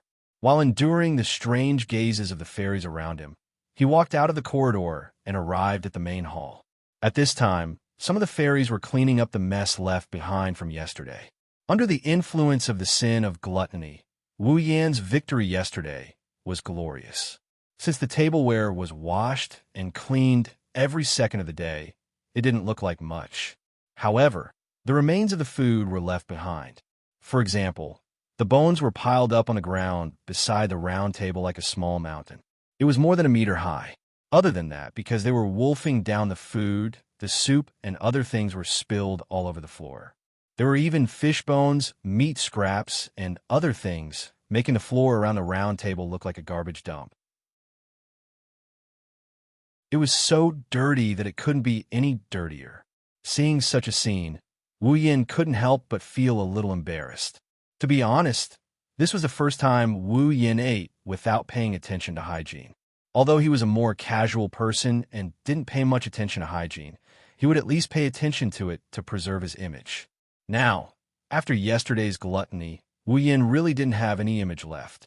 Perhaps because of this, there were no fairy maids cleaning up the floor around the round table. The one cleaning up the mess was Bu Yi. Perhaps it was because he was too tired, but Zui didn't use the time freeze that he had always been good at to clean up the mess on the platform. Instead, he held a broom in his hand and carefully swept the broken bones and flesh on the ground. He would probably clean it up later. Aside from Bu Yi, Remilia, Fran, Guming Di Love, Guming Di Ju, Spirit Wu Lukong, Flaming Cat Phosphor, and many other girls weren't here. It seemed that they were really exhausted from Wu Yan's matter and were still resting. Looking at Sakuya, who was cleaning up the mess on the platform, Wu Yan scratched his cheeks and said with a bit of embarrassment, Is there anything I can help you with?" Hearing the voice, Bu Yi paused and turned around to look at Wu Yan. When she saw Wu Yan scratching his cheek embarrassedly, she couldn't help but chuckle. Being laughed at by Bu Yi, Wu Yan's expression became even more awkward. He could only say this helplessly. "Laugh if you want to." Bu Yi shook her head and restrained the smile on her face. Bu Yi didn't mean to laugh at Master Bai. Not sure if it was Wu Yan's illusion. Wu Yan felt that Bu Yi's attitude towards him seemed to have changed slightly. If he had to describe it, it was as if she was a little gentler than usual. I see." Wu Yan continued to scratch his cheek. "Is there anything I can help with?" Master Bai is the housekeeper of the Red Devil Mansion. This kind of servant's work can be done by us maids. Moreover, Bu Yi alone is enough. When it comes to work, Bu Yi's awe-inspiring and free appearance appeared again. It was very dazzling. "Please wait a moment, Master Bai. Bu Yi will prepare breakfast for Master Bai." Hearing Bu Yi's words, Wu Yan's head shook vigorously like a rattle drum. No. Don't ever talk about food again. Please." Hearing this, Bu Yi couldn't help but smile. Then she seemed to think of something and looked at Wu Yan with a little worry and a little strange. "Then, did Master Bai feel anything strange today?" "Strange?" Wu Yan looked at Nuo Yi suspiciously. When he saw the worried and weird expression on her face, he understood what is going on. Because yesterday was too busy and chaotic, perhaps everyone forgot that Wu Yan still had the last of the 7 sins to experience, including Bu Yi. But now, Zui Yi should have remembered, and she should know what the last sin of the 7 sins is. That's why she looked at Wu Yan with such a weird expression. This undoubtedly made Wu Yan feel even more awkward and ashamed. However, he couldn't help but secretly look at Bu Yi. She was wearing the usual blue and white maid uniform. Her fair arms below her shoulders and smooth thighs below her knees were directly exposed to the air. This was Bu Yi's outfit. In terms of figure, Bu Yi naturally wasn't as good as Patrice. However, Wu Yan did have an intimate encounter with her before. Although he didn't see her body directly, he did feel the curves of her body. It might be an exaggeration to say that she's voluptuous, but her figure is definitely exquisite. At the very least, she still has some of the places that she should have. As for the figure, it was just a side effect. The most attractive part of Bu Yi was that she had an extremely delicate face and a temperament that others couldn't match. Perfect and chic. This description was the most essential summary of Bu Yi. Basically, no man wouldn't be tempted by such a perfect and chic head maid. Wu Yan, who was closer to Bu Yi and felt her charm, was even more so. Thus, in his heart, the fire that was bitterly suppressed began to burn fiercely in Wu Yan's eyes. Of course, Sakuya felt Wu Yan's burning gaze. At that moment, while feeling a little uncomfortable, Yi said with a stern face. It seems that Lord Bai will bring a lot of trouble to everyone today. This sentence made Wu Yin sober up a little. He looked at Yi's eyes that were looking directly at him. The worry and strangeness were still there. In addition, there was also a bit of vigilance. Wu Yin couldn't help but pinch himself. I will go out later. What he meant was that he would go out today and wouldn't bring trouble to the people of the Red Devil Mansion. Little did he know that what Yi was most worried about was that Wu Yin would run out. Lord Bai, Yi said as if she was trying to persuade him. You better not go anywhere today. Otherwise, you will definitely cause more trouble. That's true. Wu Yin glanced at Yi with a faint smile. Then, Yi, will you accompany me today? Me? Yi was stunned for a moment. Then, she blushed and turned her head away. Yi is just a servant. Lord Bai, please don't make fun of me. After saying that, Yi took the cleaning tools and left the scene. Her figure was a little embarrassed, which made Wu Yin laugh in his heart. R1152 varwo sode config equals sid 23130 aid 1036.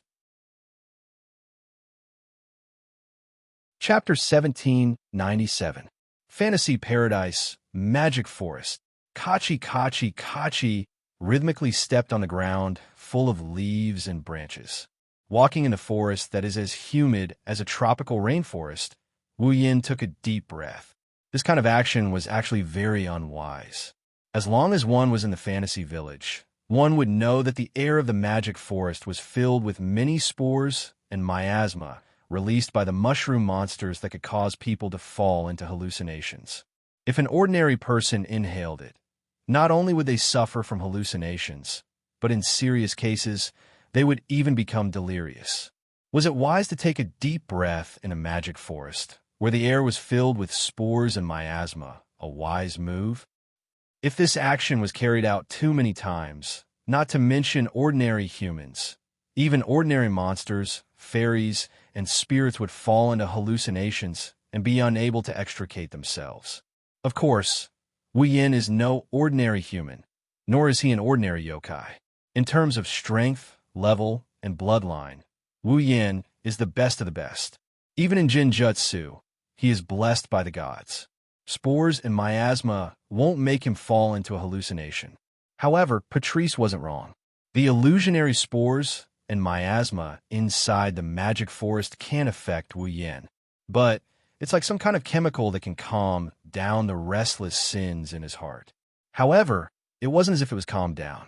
Even though he was taking deep breaths in magic forest, Wu Yan's desire for the opposite sex was still throbbing. He was constantly thinking about the curvaceous bodies of the beautiful young ladies he knew. The effects of the spores and miasma in magic forest that could induce hallucinations could only be diluted. It's like diluting his desire for the opposite sex. It can only soothe his impulsive and passionate desire for the opposite sex. Of course, if that's all, it would be a great help to Wu Yin.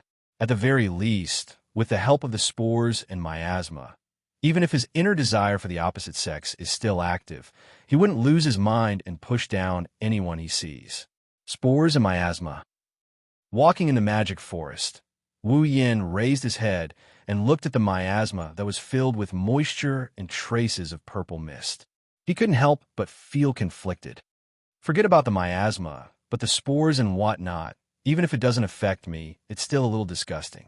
Wu Yin is probably the only one in Fantasy Village who thinks this way. After all, unlike the outside world, there were humans living in Fantasy Paradise. Their common sense was completely different from the common sense of the outside world. In the hearts of the humans in Fantasy Paradise, not to mention absorbing spores, if any monster's flesh could cure their illness, they definitely wouldn't mind taking a bite. This was the difference between Fantasy Paradise and the outside world, the fundamental difference in concept. Wu Yin is different from them. He's a bit resistant to absorbing spores and stuff like that. It's even more impossible for him to eat the flesh of some yokai, but now's not the time to be fussing over such trivial matters. Compared with the behavior of pushing down anyone he saw, it was much better to be a little disgusting. Wu Yin didn't want to get the title of Fantasy Paradise Bulldozer or perverted vampire ancestor when he returned to normal tomorrow. Forget it. Thinking of this, Wu Yin was also a little relieved. Anyway, the spores and miasma in Magic Forest have the effect of increasing magic power, even if the increase is not as good as sitting down and meditating for a while. At least it's better than not getting anything at all. Or rather, even if he absorbed spores and miasma in Magic Forest for an entire day, the amount of magic power that Wu Yin could get was not as good as sitting down and meditating for a while. It couldn't be helped. Wu Yin's magic power was too large and very pure. It was far from being comparable to ordinary magic power. In addition, Wu Yin also used the body of a true ancestor and the top magic power cultivation method to cultivate his magic power.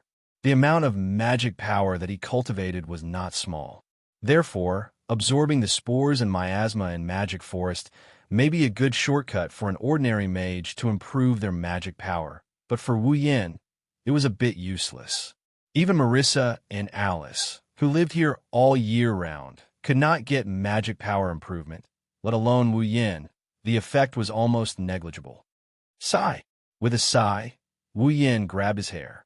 I have to stay here all day. Where should I go? In a Magic Forest, Wu Yin is not without a place to go. Marissa lived in the Forest of Magic, and so did Alice. Visiting Marissa and Alice should be a good way to pass the time. If it was in the past, Wu Yin smiled bitterly. If I go visit Marissa and Alice now, it will cause all kinds of trouble, right? Such as pushing them down, or pushing them down, or pushing them down. Sigh. Sighing again, Wu Yin folded his arms. Maybe I should go walk around or find a place to sleep. Unfortunately, Wu Yin was destined to go against his wishes. Just as he finished talking to himself, a kind voice came from behind Wu Yin. It sounded like someone was trying to give him advice. If you don't know where to go, I can recommend you a good place. Wah! The sudden voice startled Wu Yin, who was still talking to himself. He screamed reflexively. Wu Yin's shout seemed to have startled the other party. Then, a cute squeal rang out, attracting Wu Yin's attention.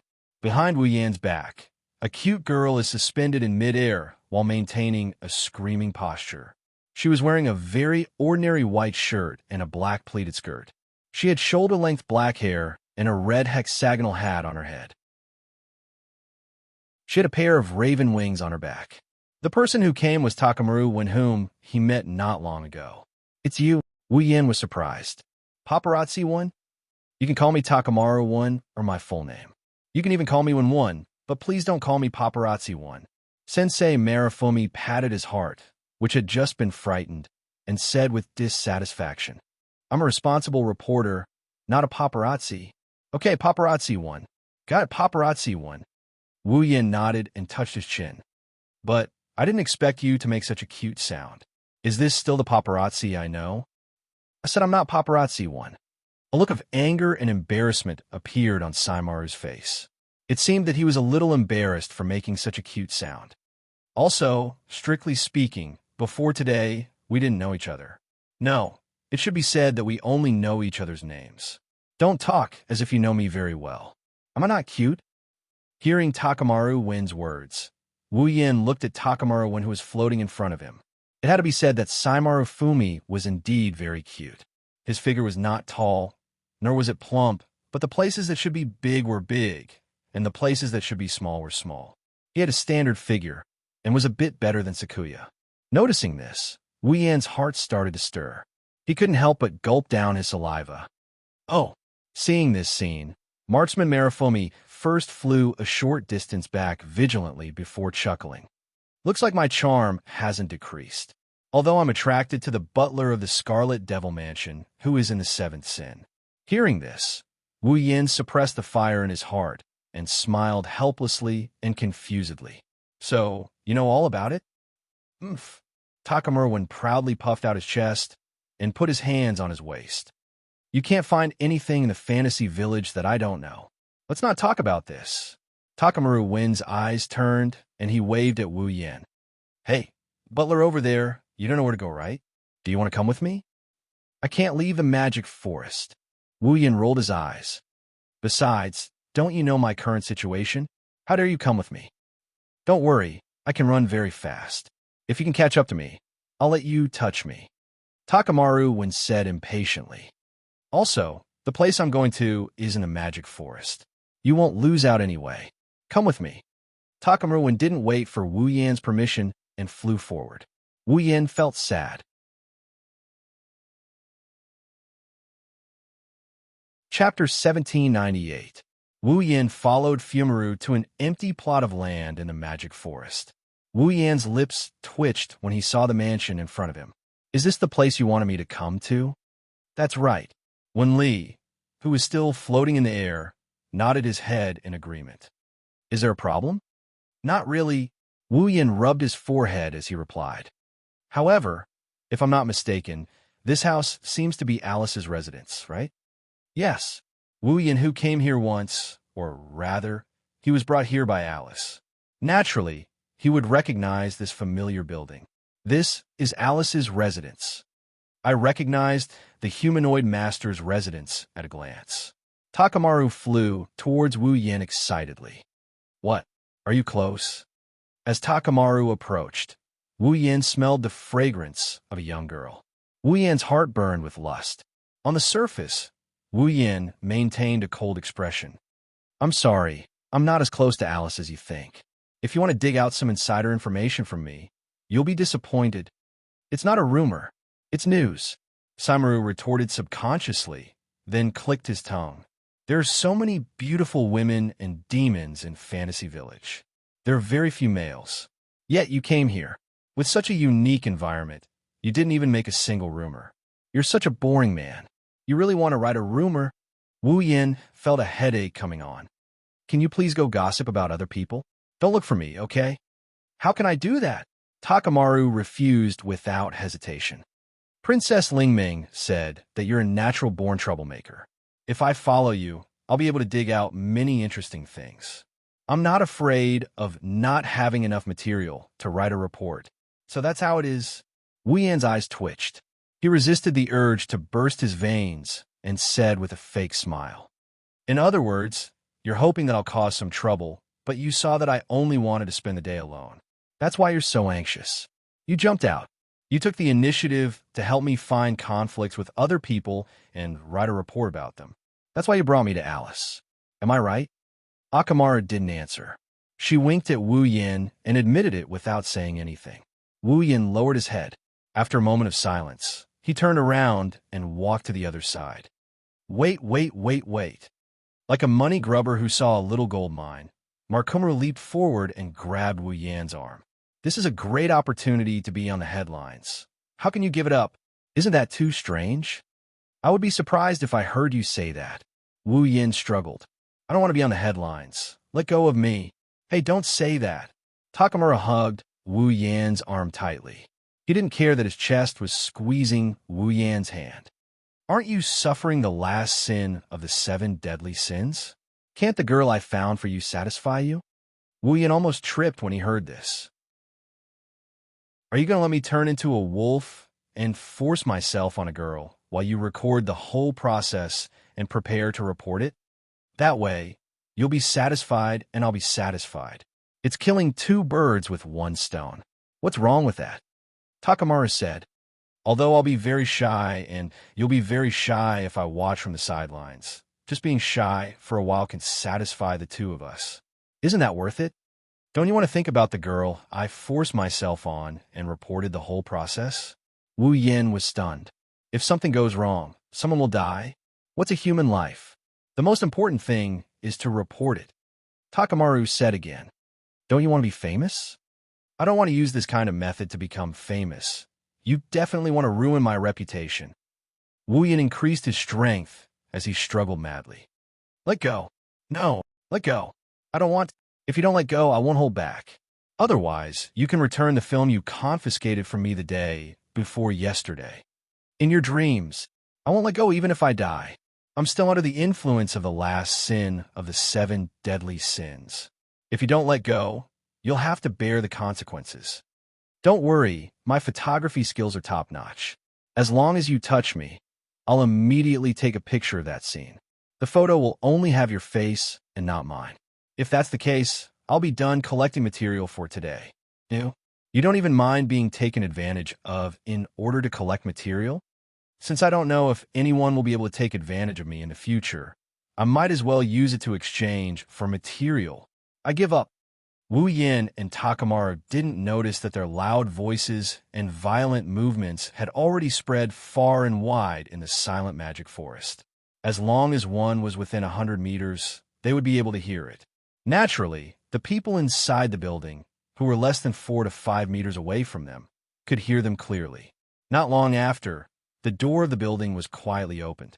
Two small, beautiful girls walked out of the building. They looked at Wu Yin and Takamaru, who were wrestling in front of their house. After a moment of silence, they spoke. "What are you guys doing?" Wu Yin and Takamaru, who were wrestling, stiffened at the same time. They slowly turned their eyes to the door of the building in front of them and saw the beautiful girl standing there. Who else could it be? Of course, it could only be Alice. AI. Alice. Seeing Alice's confused expression and strange eyes staring at him, who was wrestling with Takamaru, Wu Yan's voice became stiff and hoarse. He smiled foolishly. Long time no see. Long time no see? To be precise, Wu Yin and Alice had just met not long ago. After all, on the day of the sin of jealousy, Wu Yin gave Alice a big hug and kiss. After that, the sin of wrath, the sin of sloth, the sin of greed, the sin of gluttony, and the sin of lust. It's only been 5 days since the sin of lust. In other words, Wu Yin and Alice hadn't seen each other for 5 days. It couldn't be considered a long time. However, what happened 5 days ago was still vivid in her mind. It made Alice's face unnatural and also made Wu Yin feel very awkward. At the end of the day, Alice's first kiss was taken by him because of the sin of jealousy. It was Wu Yin who was affected by the sin of jealousy and became jealous of Marissa. Left with no choice, Alice acted like Patrice and used a kiss to awaken the deeply affected Wu Yin.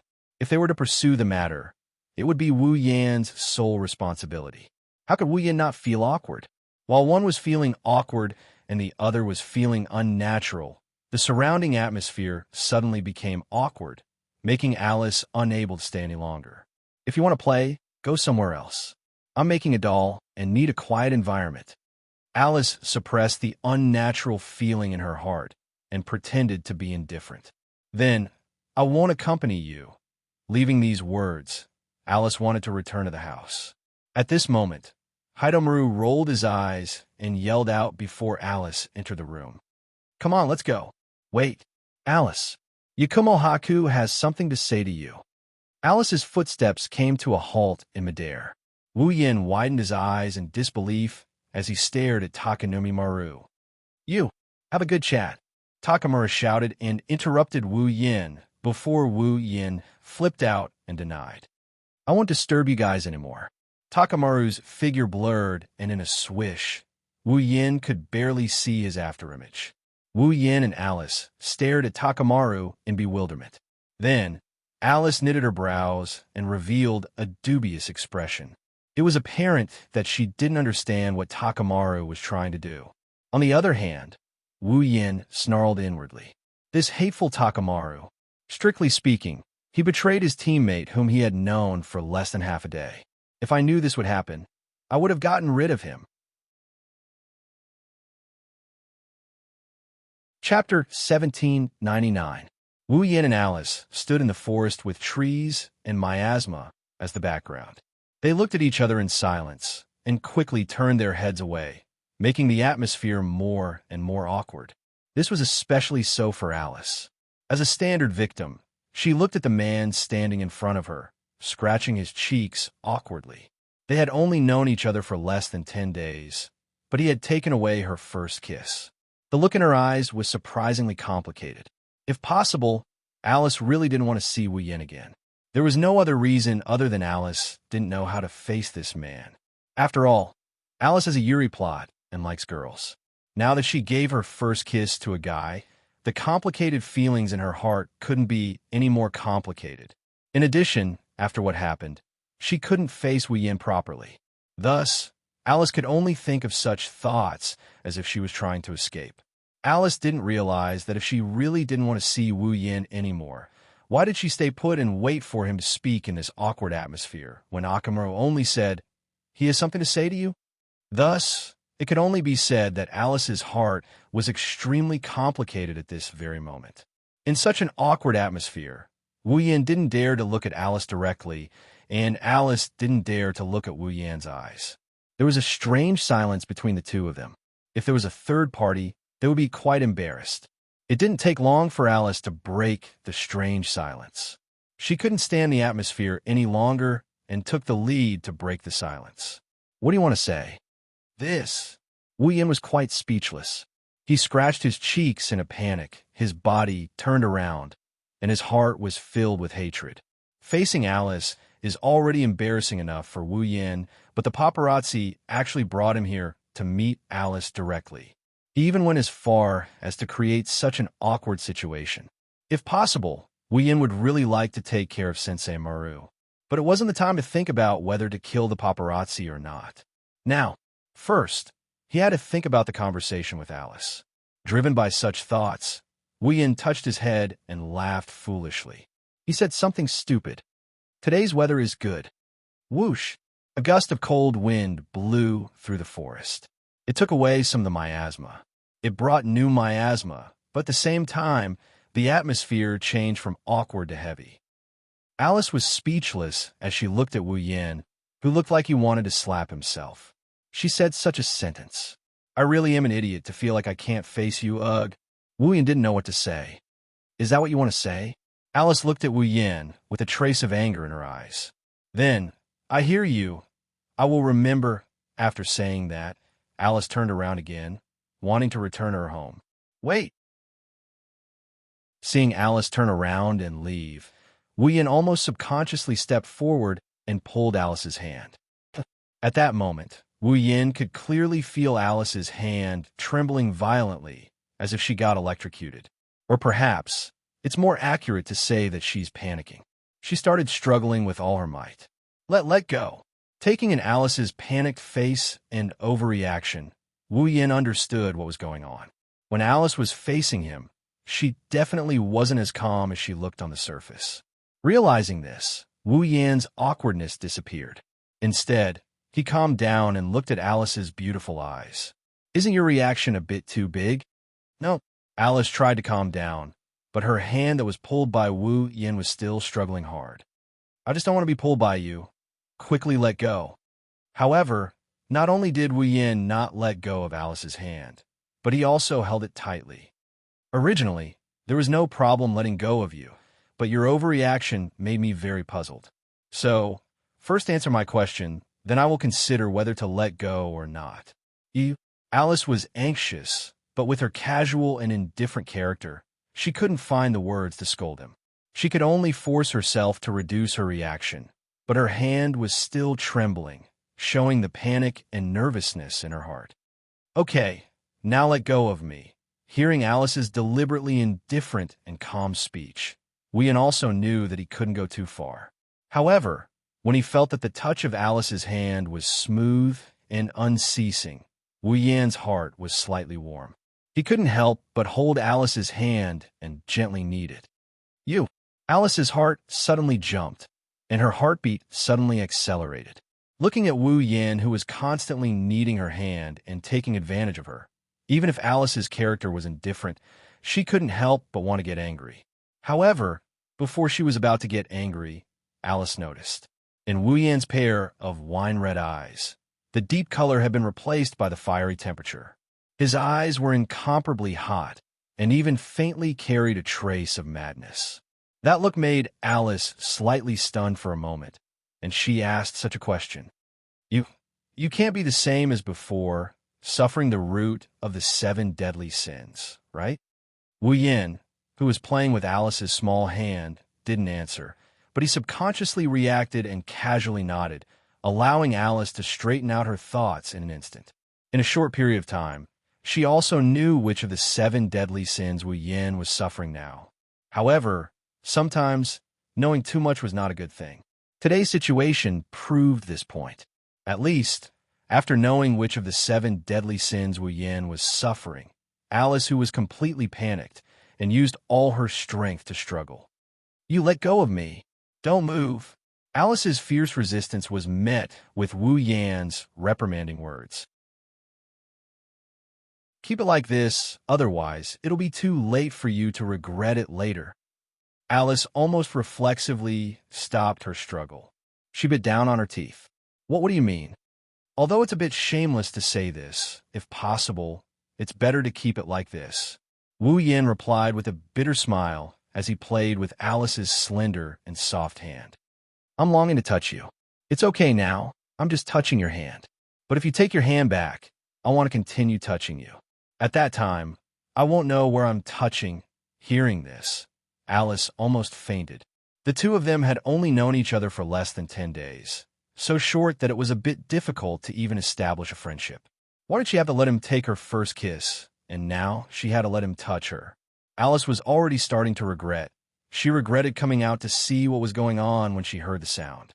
If she didn't come out, she wouldn't have encountered such a situation. Fortunately, if it was just touching her hand, Alice could accept it. "You." Alice's tone became helpless. "How long do you plan to touch me?" "I don't know." Wu Yin played with Alice's slender hand as if he was playing with a piece of jade, excitedly kneading and caressing it. "Maybe I'll have to wait until after today." Alice didn't know how to express her feelings. Looking at Wu Yin, who was obsessed with caressing her hand, a complicated emotion appeared in her beautiful eyes once again, and after a long time, she sighed.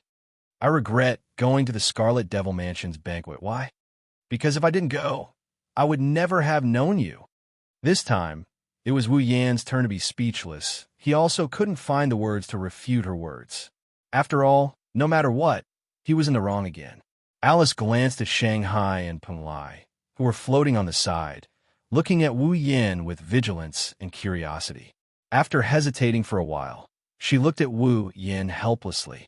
"I don't want to stand here and let you touch my hand all day." After saying this, Alice had no choice but to take Wu Yin into her house. Not far away, on a tree, Akamaru watched Alice take Wu Yin into his house and said in annoyance, "Why are we going in? Then I won't be able to take any pictures." It seems that Akamaru has been hiding here, secretly taking pictures. Chapter 1800. Magic Forest.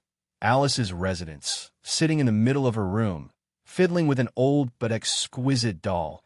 Alice's expression was full of helplessness. It was obviously her favorite doll. In the past, when making such an exquisite doll, Alice's attention would be very focused. Even if Marissa came, she wouldn't be able to take her eyes off the doll in her hand. But today, for the first time ever, Alice couldn't concentrate on something as intricate as making a doll. However, Alice couldn't be blamed for that. No matter who it was, when they wanted to do something, one's hand was constantly being rubbed by someone else, they wouldn't be able to concentrate. Even Alice was the same. Turning her head slightly, Alice looked at Wu Yin, who was sitting next to her, constantly playing with her hand. She felt as if she had lost all her strength, and her tone revealed a trace of anger. "How long do you plan to touch it?" Wu Yin didn't even lift his head as he continued playing with Alice's hand. As if he was disturbed by someone, he impatiently opened his mouth and said, "Even if you ask me, I don't know how to answer you. So, don't put your attention on this. Just do your own thing. I also want to do my own thing." Alice's voice was slightly raised. "But with you like this, how do you expect me to concentrate? I told you, even if you ask me, I don't know what answer I should give you." Wu Yin replied to Alice in an incoherent manner. "Otherwise, what can you think of?" Alice was stunned, and for a long time, she didn't say a word. Looking at Alice like this, Wu Yin didn't say anything on the surface, but he wanted to hold his belly and laugh. To be honest, Wu Yin really didn't expect that a trip to Magic Forest would result in such an embarrassing side of Alice. He also didn't expect that after the two of them met, things would develop like this. But Wu Yin really couldn't do anything about it. Under the influence of the sin of lust, Wu Yin really didn't want to let go of Alice's hand, not even for a moment. Of course, even without the influence of the 7 deadly sins, Wu Yin would not be willing to let go of Alice's hand. Although it was just a touch of her hand, It was enough to make Wu Yin yearn for it. Alice's hand was very soft. Even though she often played with those dolls, her palms were not rough at all, let alone calluses. After touching for so long, Wu Yin really did not find any calluses on Alice's hands. Alice's skin was also very smooth. It was as if it was wrapped in a layer of pearls, smooth to the touch, and extremely wonderful to the touch. It was precisely because of this factor that even without the influence of the 7 deadly sins, Wu Yin did not dare to admit that he did not wish to caress such a jade hand. The 7 deadly sins only infinitely magnified the desire in his heart. It had to be said that the 7 deadly sins were indeed the most fundamental evil in people's hearts, and it was unstoppable. Therefore, what Wu Yin said before was indeed true. He longed to be close to Alice. Therefore, Wu Yin loved Alice's hand so much that he could not let go. If Alice took her hand back, then the burning desire to be close to Alice would make Wu Yin bear the sin of lust and violate Alice. Therefore, if touching her hand could stop this desire, what else was there to be dissatisfied with? However, Alice was 100, 1,000, or even 10,000 times unwilling. Forget it. In the end, Alice seemed to have given up and put the unfinished doll in her hand on the ground. There's no way to make a doll like this. I can only do it another day. Wu Yin glanced at the doll on the ground, and he asked her in a casual manner, "Why don't you make a doll that looks like a real person?" "A doll that looks like a real person?" Alice paused for a moment and then shook her head. "Because there is no need." Wu Yin asked doubtfully. "Why is there no need?" "My method of fighting seems to be manipulating the puppets, but in truth, manipulating the puppets to fight is just a bonus. My initial plan was to have these puppets self-destruct when fighting with the enemy. The self-destruct spells I set up in the puppets are about the same in terms of power." Alice explained softly.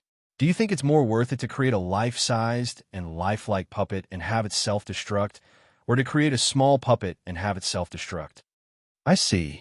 Wu Yin smiled in relief, but then he said with a confused expression, "Could it be that all the puppets you make are used to perish together with the enemy?" "Basically." Alice nodded, reached out her hand, and touched the heads of Shanghai and Pen Glay, who were sitting next to her. "Except for them, the other dolls are self-destruct. Then why don't you focus on creating a doll that is good at fighting?" Wu Yin frowned. That kind of doll should be much more useful than just using self-exploding dolls, right? Hearing this, Alice fell silent for a moment before replying. "I've thought about creating puppets that aren't used for self-destruction, but for combat. However, if I do that, I'll need to carefully control them in order to unleash the perfect combat power. This will cause the number of puppets I can control to decrease significantly. Instead of that, I might as well create puppets that self-destruct. That way, they'll pose a greater threat to the enemy. In that case, what's the difference between that and controlling a bunch of moving bombs?" Wu Yin and Alice had different viewpoints. There are too many limitations. If you encounter an enemy that can't be killed by self-destructing dolls, you're basically helpless.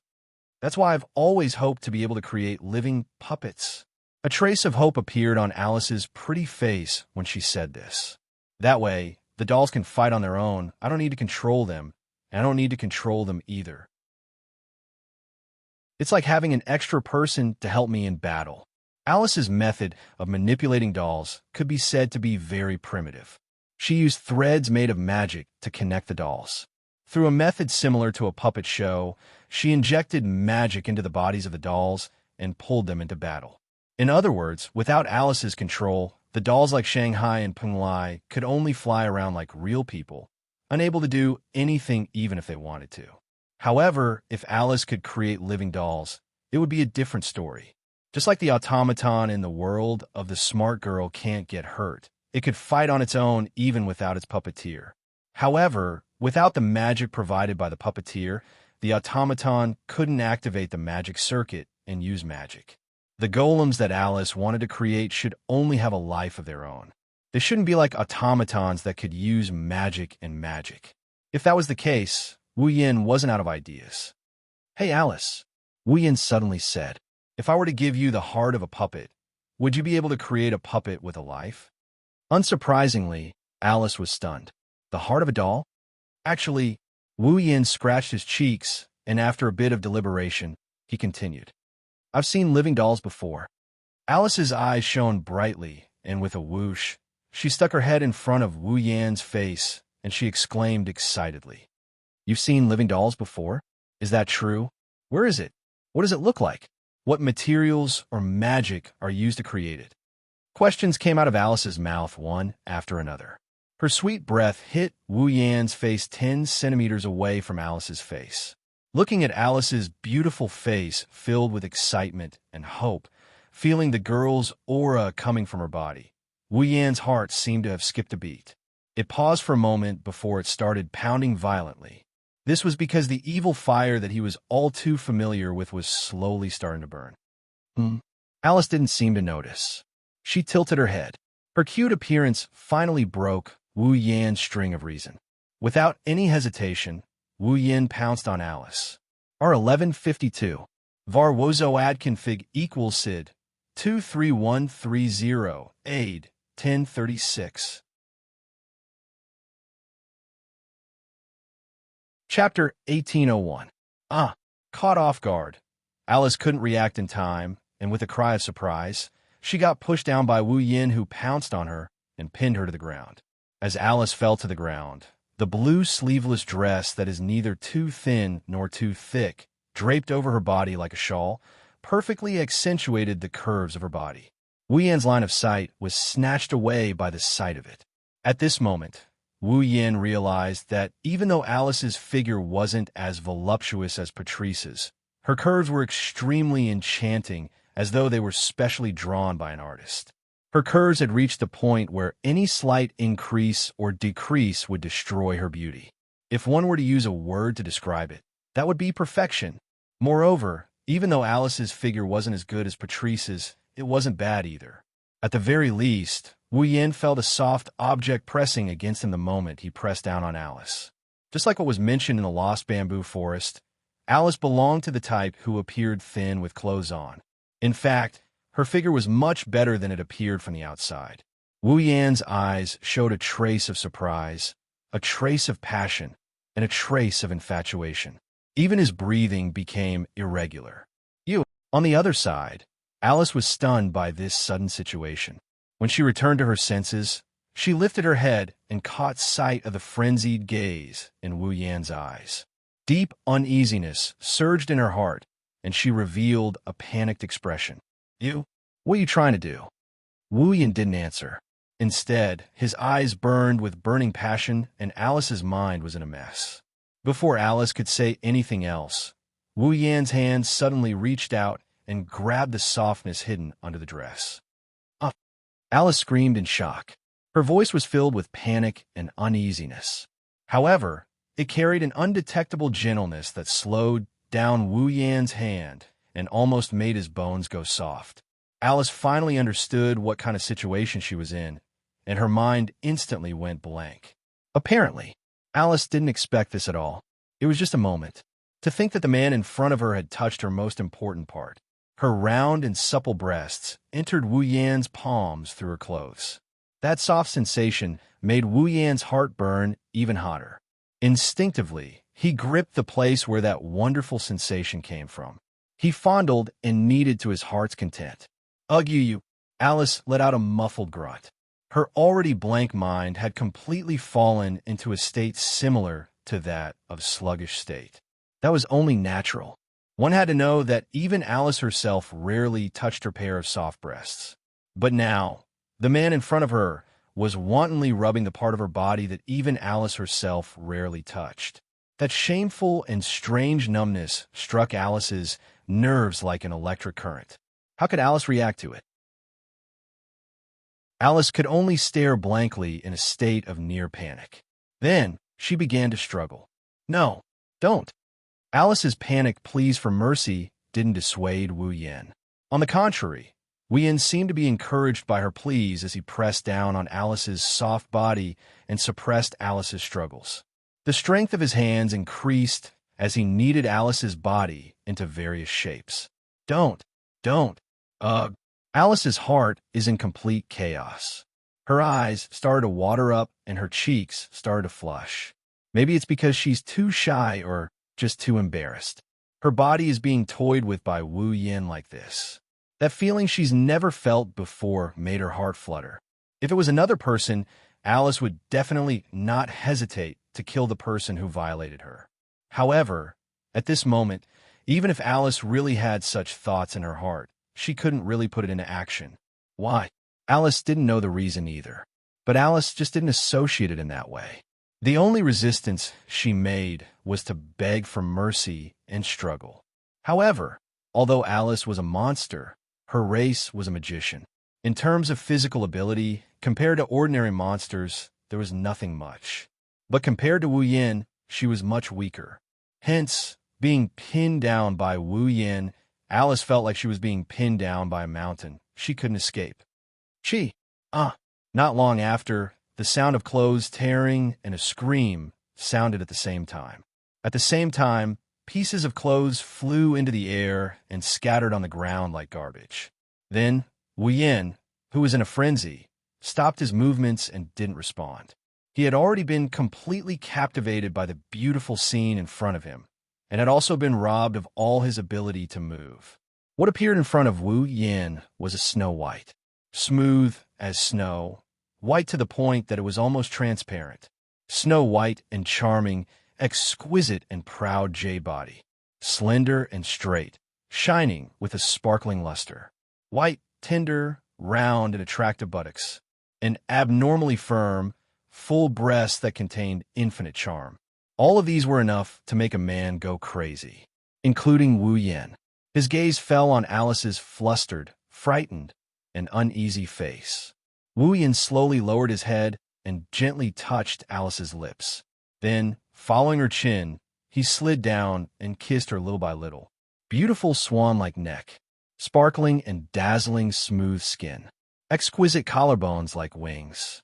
Her shoulders were smooth and slender. Wu Yin lingered on this beautiful and delicate body, leaving his own light kisses one by one. Finally, he stopped at the pair of high, white, and sparkling full breasts. Ugh. Alice was still struggling, but her strength was getting weaker and weaker. It wasn't because Alice didn't want to struggle, but even if her mind was blank and her heart was in chaos, Alice still knew that such a struggle was completely futile. Therefore, Alice could only open her eyes and stare blankly at the ceiling. The depths of her eyes weren't dull and lifeless. Instead, there was a trace of moisture in them, and they were trembling violently, as if they had been startled by great waves. The heavens pitied her. Before this, Alice was a girl who had never been in love and had never even been held by a man of the opposite sex. Now, the arrival of this irresistible love, like a storm, and the strange feeling of her body that was extremely strange, were all challenging the bottom line in Alice's heart. So, in this completely unimaginable feeling and treatment, Alice was almost conditionally struggling, and a trace of pleading came out of her mouth. Don't. But in Alice's pleading voice, Wu Yin was still loving Alice's delicate body, and an amazing flame was burning in his heart. He greedily tasted Alice's beautiful and delicate body, causing Alice to be dominated by a strange feeling like an electric current was passing through her. And for a long time, she was unable to think normally. As for Alice, there's no longer anything covering her body. She's completely naked in front of Wu Yin, revealing her beauty that can make one's heart beat faster. Wu Yin's heart had been completely attracted by this perfect body in front of him, and he couldn't call it back. Under the guidance of the fiery impulse in his heart, Wu Yin gently pulled Alice's hands away and pressed them on the floor that seemed to be warm, and his whole body pressed on it. Alice seemed to have instinctively realized what was going to happen next. She opened her watery eyes and stared at the man on top of her. It was as if she wanted to remember his appearance. She didn't move her eyes away for even a moment. Wu Yin lifted his head and met Alice's gaze. Looking at Alice's beautiful eyes, the fiery heat in his eyes eased up a little, and a trace of gentleness appeared in his eyes. It was this trace of gentleness that made Alice's eyes ripple again, and the confusion in her heart towards this strange feeling also cleared up a little. Looking at each other in tacit understanding, Wu Yan's hand slid down and grabbed Alice's slender waist. While Alice's body trembled slightly, Wu Yan pushed her forward and pressed her down. As if struck by lightning, Alice opened her mouth wide, and her body suddenly became as taut as a bowstring. The world in front of her eyes became a blank, and her head that had sunk into chaos also tilted back. The moisture in her eyes completely turned into tears that represented pain and quietly slid down. This scene made Wu Yan, who had lost his wolf, look clear on the spot. He finally woke up and stretched out his hand to wipe the tears on Alice's face. Under this gentle wiping, a trace of redness appeared on Alice's dazed face, and her body also slowly relaxed. The next moment, the sound of panting echoed in the room. Chapter 1802. Fantasy Town, Magic Forest. The silent forest was still misty, filled with a dizzying miasma, causing this rather beautiful forest to have no trace of life, as if it was a dead land. Bang! At a certain moment, a loud explosion suddenly rang out in this incomparably silent forest, startling many mushroom-looking monsters that were stealthily hiding in the forest. Like startled birds, they scattered in all directions. If one took a closer look, many mushroom-shaped monsters actually saw it. In one of the corners of the magic forest, after the loud bang, a light smoke diffused from there and floated into the sky. That place was where Alice's residence was located. If someone was nearby, they would definitely be able to see that a hole had exploded on the roof of Alice's residence. The smoke was rising from this hole. While the smoke was rising, two streams of light flew out from the inside. One was up and the other was down. Like shooting stars chasing each other, they flew into the sky through the medium-sized hole. Whoosh! Before the two streams of light flew out of the smoke and fog and were exposed to the air, a burst of air-breaking sound resounded. There were a few small afterimages that flew out from the body of a stream of light behind him. The afterimages cut through the rising smoke like a sickle at extreme speed, sweeping out like lightning. With a burst of air-breaking sound, they cut through the air and caught up with the stream of light flying in front of them. The next moment, the afterimages that caught up with the stream of light flashed with a rich magic light and suddenly exploded. Bang! A thunderous sound reverberated once again, accompanied by dense flames and smoke. It was like an atomic bomb had exploded, slowly rising into the air in the shape of a mushroom. Immediately after, the stream of light that was covered in flames and dust flew out from within. It showed its original state, a figure in a sorry state, a figure that seemed to be very panicked. At the same time, below, another stream of light also showed its original form. A beautiful and delicate girl flew out from it. She came to the opposite of the figure in a sorry state. Small, exquisite figures floated around him. His eyes were cold, but more than that, they were filled with shame and anger. Naturally, these two people, they were Wu Yan and Alice. Although there was still light smoke coming out his body, and his figure was quite disheveled, Wu Yan's clothes were not even messed up. Obviously, he did not suffer any injuries. However, even so, Wu Yan's face was still full of awkwardness and panic. Looking at Alice, who was floating in front of him with a cold and angry expression, he hurriedly spoke. "Wait, Alice. Don't call me." In the face of Wu Yan's words, Alice, who usually did not get angry, did not hide her anger at all. Her beautiful face was filled with anger, and her eyes were filled with anger and killing intent. "Do I know you that well?" At first glance, such a sentence sounded like a willful child throwing a tantrum. However, Alice was a person who was cold to others and indifferent to people she was familiar with. Basically, she was not constrained by things and was a very casual person. How could such a person throw a tantrum casually? Therefore, those who were familiar with Alice would know that this time, Alice was really angry. Wu Yan did not really know Alice for long. Strictly speaking, it was not even 10 days, but he was quite familiar with Alice. Naturally, he also knew that Alice was really angry this time. Of course, if Alice was not angry, Wu Yin would find it strange. After all, as mentioned just now, Wu Yin and Alice really knew each other. Strictly speaking, it was not even 10 days. But even so, Wu Yin still ate up such a young girl who he had known for less than 10 days.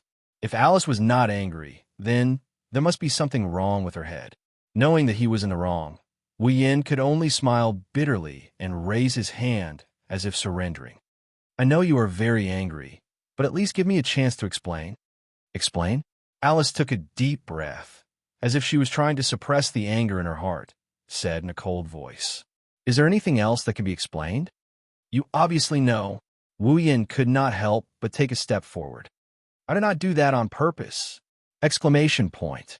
Alice clenched her teeth and stared at Wu Yin. So, just because you did not do it on purpose, I have to let it go? Wu Yin choked and was speechless. Indeed, no matter how you look at it, Alice is just a victim.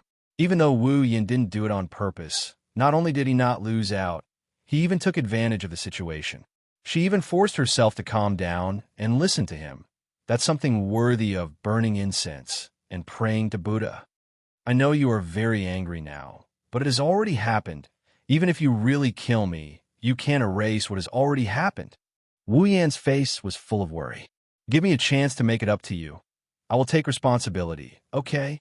Hearing this, Alice was not happy at all. Instead, she was very angry. I want you to take responsibility. After saying that, Alice spread out her hands like a young girl in the middle of a dance. Threads of magic power danced from her 10 fingers. The exquisite little people hovering around Alice immediately raised the long spears in their hands. Like soldiers in a battle formation, they got into a formation and charged forward. However, the little people did not directly charge in front of Wu Yin, but as if they were running, they charged out a distance and then stabbed forward with the long spears in their hands. Dong! Suddenly, a shock wave burst out from the little people who were in formation and stabbed forward with the long spears in their hands. Like a huge cannonball, it shook the air and blasted forward. Seeing this, Wu Yin waved his hand as if he had a headache.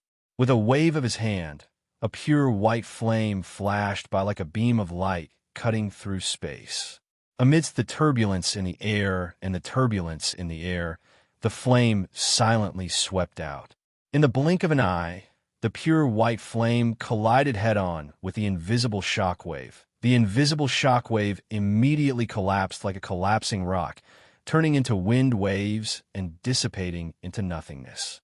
Seeing this scene, Alice's pretty face slightly changed. Alice had also heard from Marissa that Wu Yin had challenged Remilia and Black Knight repeatedly by himself, beating them until they had no power to fight back. He had also suppressed Marissa in an overwhelming manner. In terms of strength, Alice was quite powerful. Even Marissa did not dare to say that she could completely defeat Alice. It could be assumed that Black Knight was the same. Only Remilia dared to say that she was stronger than Alice. But, compared to Wu Yin, he's still a far cry. In addition, even with Alice's eyesight, she was unable to see the origin of the white flame Wu Yin had just used. It had actually silently disintegrated her attack. Alice finally understood the tip of the iceberg of Wu Yan's strength. It was impossible for her to win against him. Alice's expression became somewhat uncertain, but she did not continue to attack forcefully. This undoubtedly made Wu Yin breathe a sigh of relief, secretly praising himself for his luck. In the face of this attack, Wu Yin did not need to use the white dragon's burning flame to resist. The reason why he used this move was to intimidate Alice, to make her calm down and listen to him. Now it seemed that this move was the right one. No matter what, can you calm down first? Wu Yin cautiously tried to persuade her. You didn't follow the rules of the rune card at all. If you provoke Soul Dream, then it will be really troublesome. Do you want the entire fantasy paradise to know what happened between us? Hearing this, the uncertainty in Alice's eyes became more intense. She stared at Wu Yan's eyes, her expression constantly changing, making Wu Yan's heart also rise. There was no other way who told him to be in the wrong. Although he said that he did not do it on purpose, the matter was still done by him. Moreover, The factor that caused him to not do it on purpose, that is, the medicine of the 8-will Yonlin, was also something that Wu Yin willingly drank. He had no way to convince himself that he was innocent. That's why, if possible, Wu Yin really hopes that Alice can forgive him. That would be for the best. Just as Alice was still hesitating, a voice filled with surprise rang out from not far away and entered the ears of the two of them. What happened?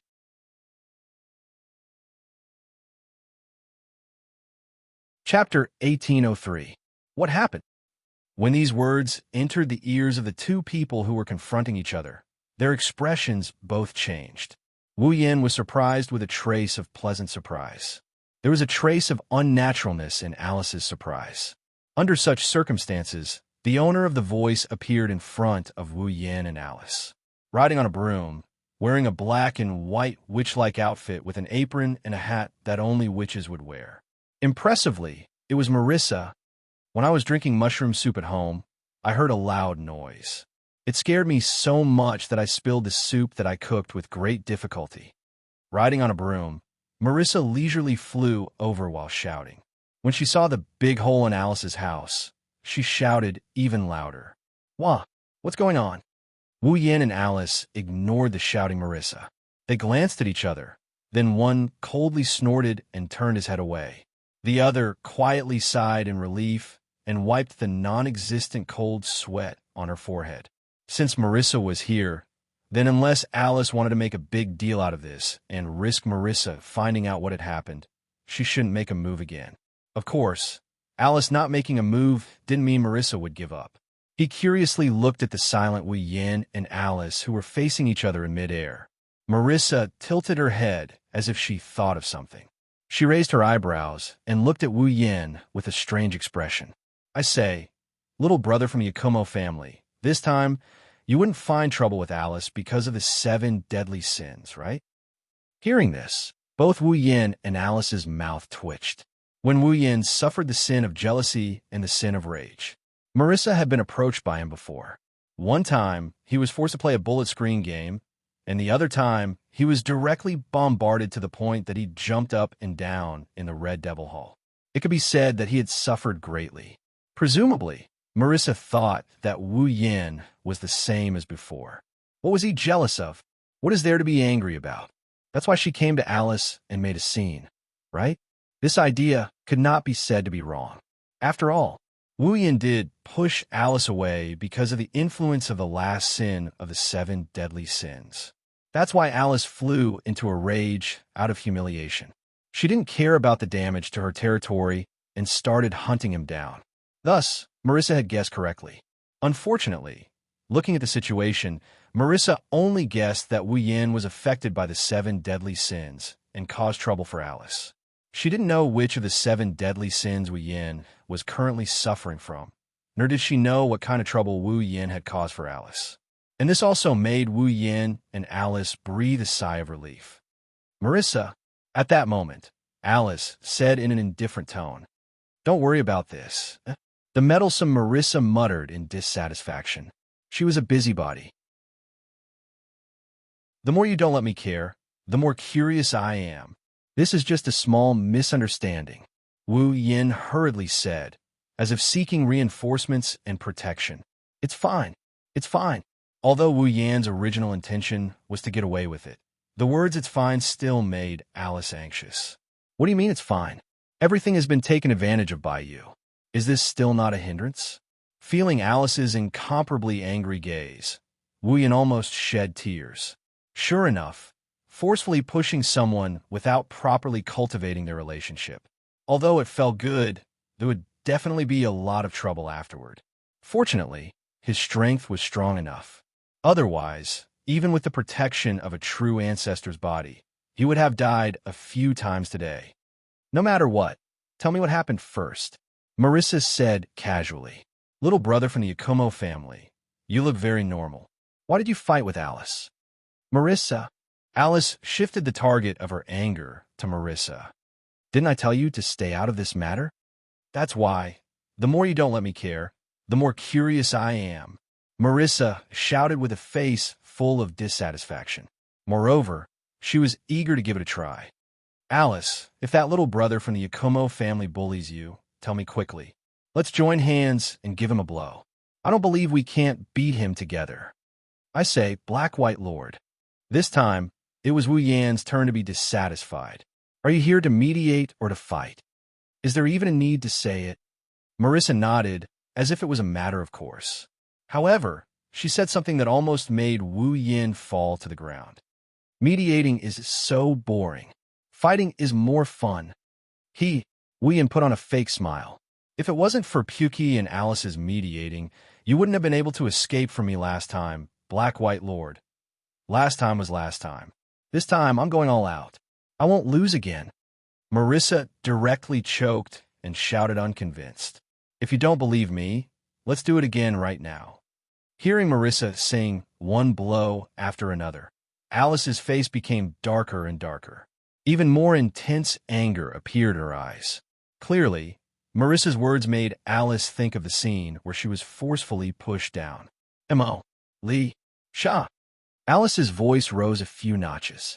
Anyone could hear the thick anger contained in her voice, causing Marissa to be petrified on the spot. Her head also shrunk back. Alice looked at the man and woman in front of her who occupied different but equally special positions in her heart. Her silent appearance caused Wu Yan and Marissa's heartbeat to accelerate at the same time. After a long time, Alice faintly sighed. Her gaze paused on Wu Yan for a long time until Wu Yan's expression became somewhat uncomfortable.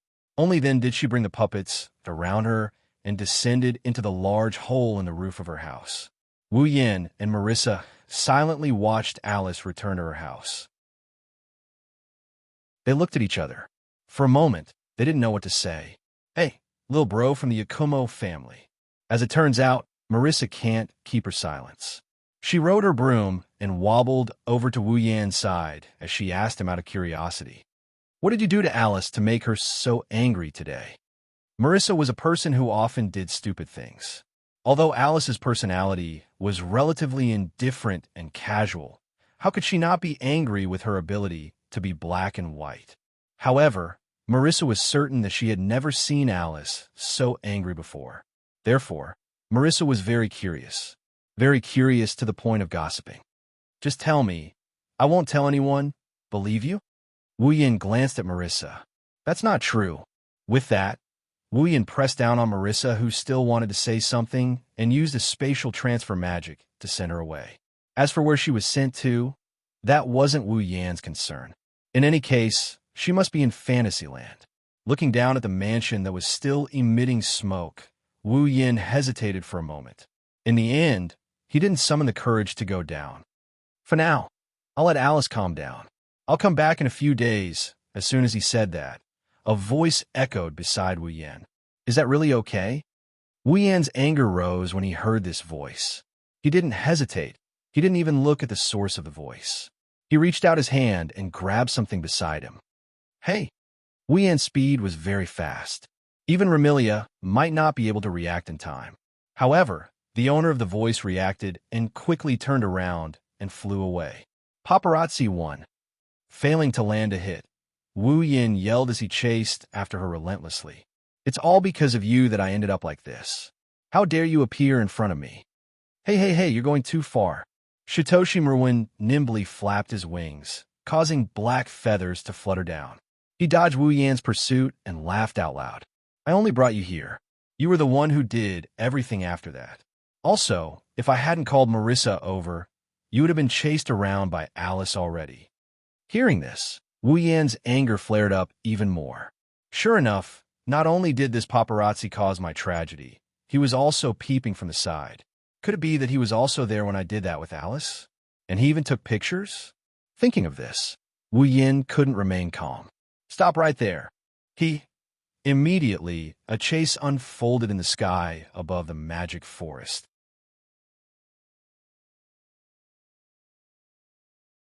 Chapter 1804. Fantasy Village, Red Devil Mansion. After night fell, the fairy maids in the Red Devil Mansion all went to rest. Originally, because Remilia was a vampire and a nocturnal creature, even though there were fairy maids working in the Red Devil Mansion during the day, there were even more fairy maids working at night.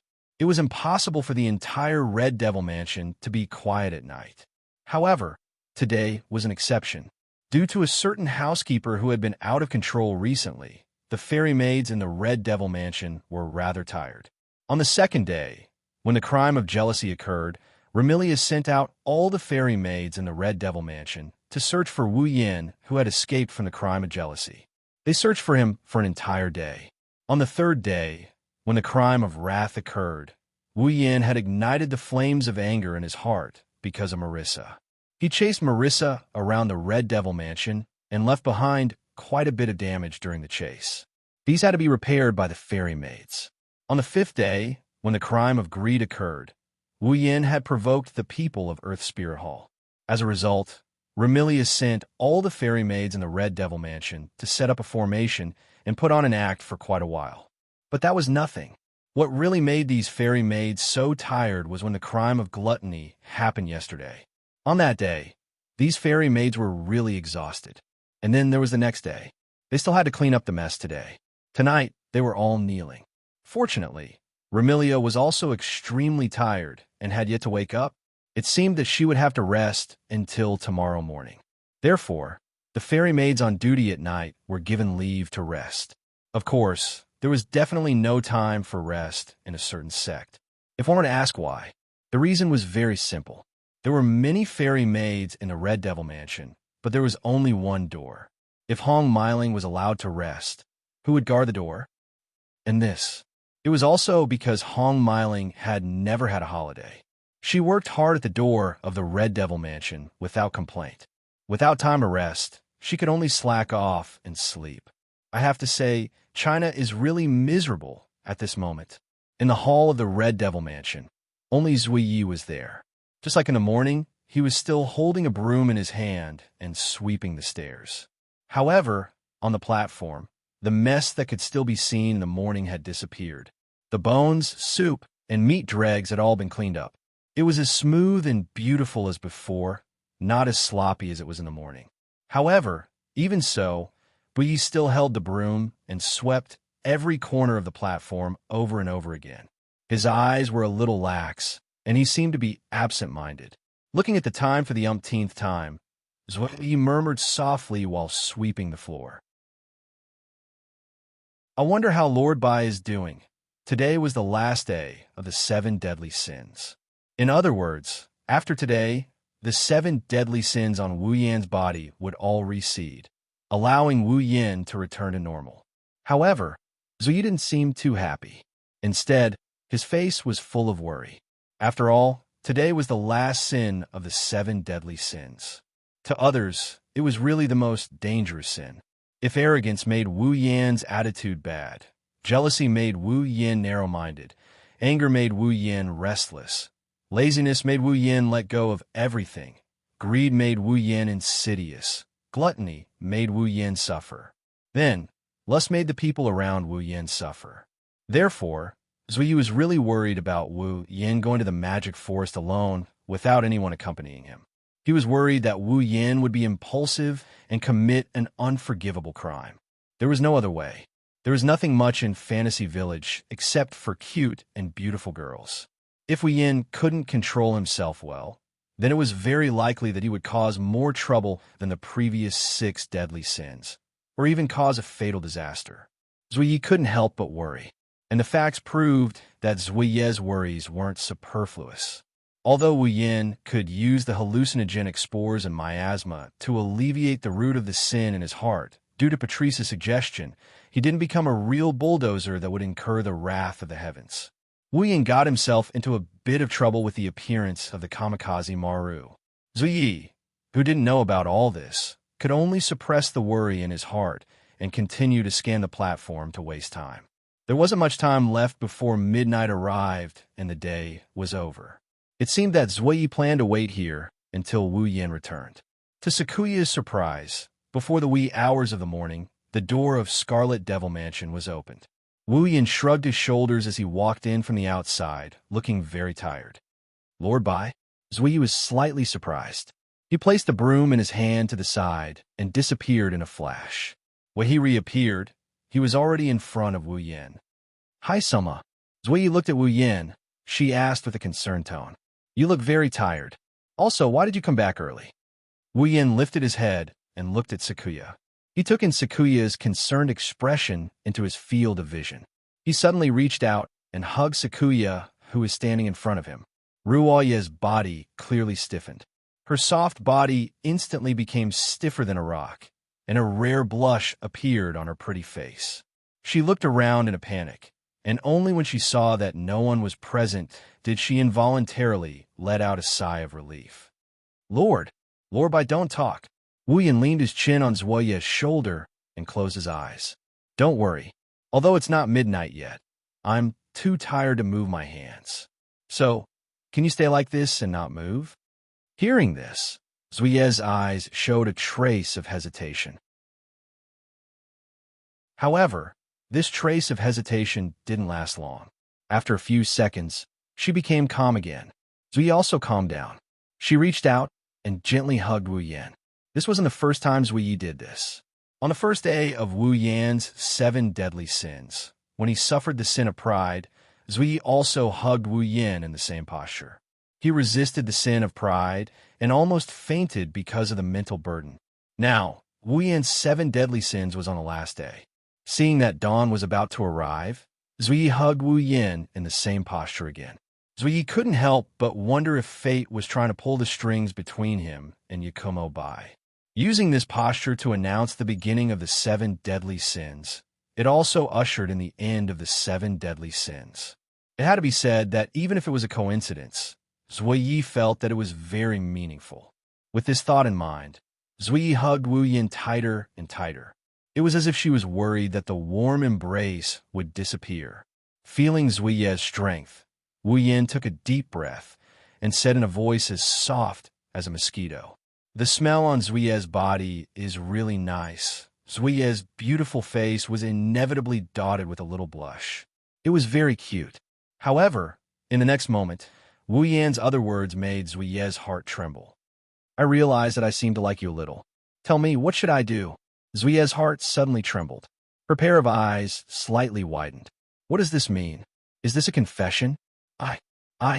Zuoye's expression changed frequently. Sometimes it was shy, sometimes it was angry, sometimes it was ashamed, and sometimes it was timid.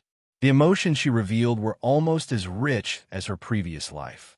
In the end, there was only the usual calmness on Zuoye's face. She sighed and said blankly, Actually, Zuoye doesn't know what kind of feelings I have for Lord Bai. Hearing this, Wu Yan smiled. His smile was very joyful.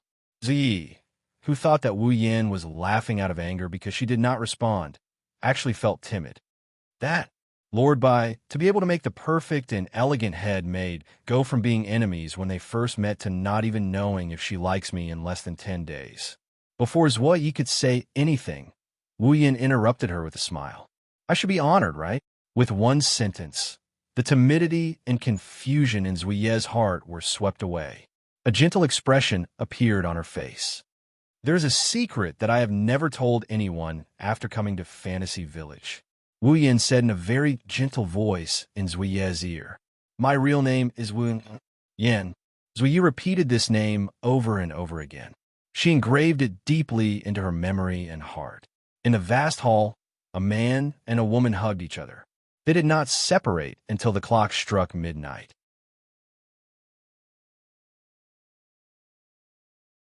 Chapter 1805. Oh, today it was rare for Wu Yan to wake up early. Not only was he neatly dressed, but he was also stretching with a satisfied expression on his face. This was not only because he had a good sleep last night, but also because he was very relaxed mentally.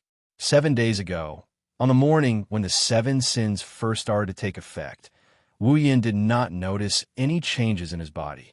However, when he noticed that the sin of pride was affecting him, his own nature clashed with the sin of pride. As a result, Wu Yan had a splitting headache. Since then, Wu Yan could feel that his head was very heavy almost every day, as if something was constantly pressing on it. It was very uncomfortable. Of course, this was not because of the sin of the 7 sins, but because he knew his own situation. It was somewhat similar to a psychological effect. Now that 7 days have passed, the 7 deadly sins is officially over.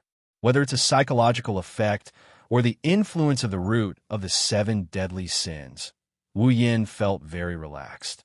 Well, after stretching, Wu Yin smiled bitterly. Although I felt very tired playing hide-and-seek with the paparazzi yesterday, Sensei Maru had the fastest speed in the entire fantasy village. Even though there were many bosses in the fantasy village, there were not many of them. However, there were still many demigod experts. In terms of speed, Sensei Maru was much faster than these demigod experts. If it was purely a competition of speed, Wu Yin could not compare to Sensei Maru, nor could he catch up to him. However, that was purely a competition of speed.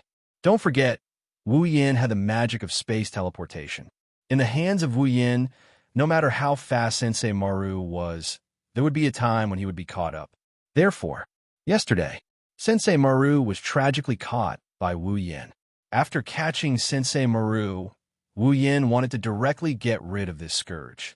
However, compared to this, he was more concerned about whether this paparazzi had watched the whole process when he and Alice were having sex. As a result, after a round of interrogation, Sensei Maru told the truth. Basically, before Wu Yin arrived at Alice's mansion, Akamaru had been hiding outside Alice's mansion and peeking at her. However, after Wu Yin pounced on Alice, Sensei Maru took a picture of this crucial moment. Then, he was embarrassed and left. In other words, although Sensei Maru did not watch the whole process, he did not save Alice, who was being forcefully pushed, causing Alice to lose her first time in broad daylight. Sensei Maru's explanation was that in that situation, if she broke in and saved Alice, it would be fine. But if she could not save Alice, it was very likely that she would even herself. This idea could not be said to be incorrect. But don't forget, the reason why Alice ended up like that was because Sensei Maru brought Wu Yin her house. Otherwise, Alice would not have been forcefully pushed. Wu Yin is infuriated by the fact that Akamaru chose to save his own skin and even managed to take a photo of the most important part of the situation. Then, Wu Yin tied Sensei Maru to one of the trees in the magic forest. Ignoring Sensei Maru's miserable cries, he confiscated the film again. As for the fatigue, it was because he had played hide-and-seek with Sensei Maru for the whole day. Anyway, the 7 sins are finally over. Wu Yin patted his cheeks and cheered himself up. Later, I will go to Yongyong Pavilion and ask Yonglin to fulfill her promise. After that, Wu Yin took the coat hanging on the hanger and slowly put it on as he walked out of the room. Arriving at the Red Devil Mansion's main hall, Wu Yin saw an unbelievable scene. Ramilia was not sitting at the head of the round table. Instead, she sat to the side and looked at him with an unfriendly expression. Across from Ramilia, Guming Diju sat there. He did not seem to be doing anything wrong. It was not elegant, but it was not rude either. He raised his teacup and sipped his black tea. Ling Wu Lu Kong and Flaming Mao Lin were standing side by side behind Guming Diju. A cart had appeared in front of Flaming Mao Lin. On the cart, Guming Diju was sleeping soundly with her fingers sucked in her mouth. She looked very cute. The 4 from Earth Spirit Hall were all present. As for the members of the Red Devil Hall, other than Ramilia, who was looking at Gu Ming with an unfriendly expression, there was only San Yi, who was standing at the side with a tray in his hand, standing there in an awe-inspiring manner. Thinking about it, France should be the same as Gu Ming Diju's love. As for Patrice, she should still be recuperating. After all, Patrice's stamina was not very good. This was the first time she had been tormented by Wu Yin for an entire night. It was already a good result that she did not suffer from asthma. Thus, the scene was unbelievable. It was unknown if Wu Yan's arrival had attracted the attention of the people present. Almost at the same time, when Wu Yin appeared, many girls who were silently confronting each other turned their heads and looked at Wu Yin with different emotions in their eyes. Ramilia first sized up Wu Yin. When she saw that there was nothing wrong with Wu Yin, her expression relaxed. Guming Dijue was purely pleasantly surprised.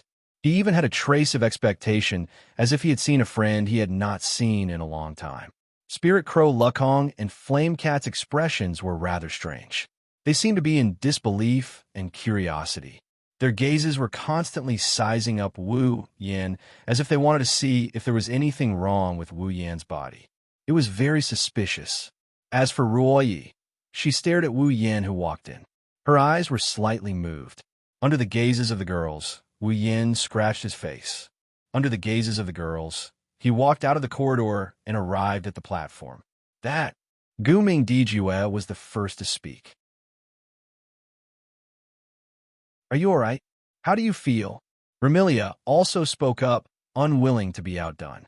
Today should be the day when the 7 sins end. Do you feel anything wrong? Hearing the difference in tone between the two girls, but the same concern, Wu Yin couldn't help but reveal a smile on his face. Don't worry, I feel very good. The effect of the 8 senses Yongling's medicine has indeed ended on time.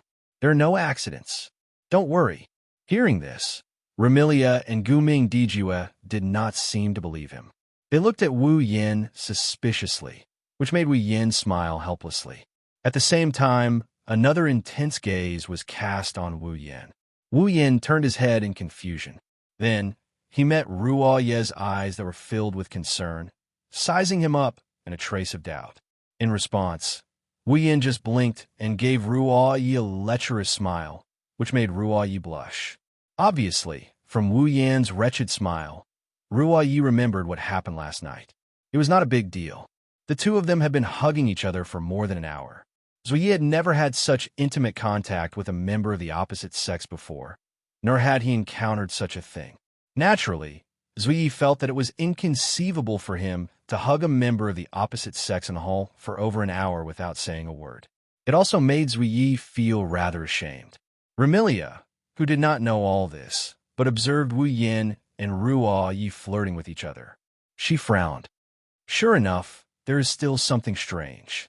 It seems that even Ruo Yi was affected. Hearing Ramilia's words, Ruo Yi was embarrassed.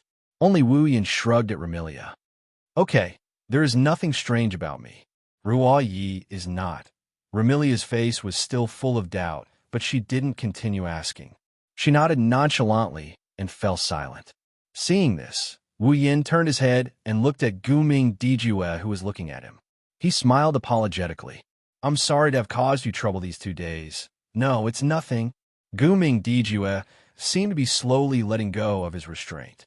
His body was like that of a teenage girl, but a mature smile bloomed on his delicate face. Actually, I think it's quite interesting, really. Wu Yin shook his head, not knowing whether to laugh or cry. Guming Dijue also smiled and looked at Wu Yin closely. By June, the battle that day did not seem to have a winner.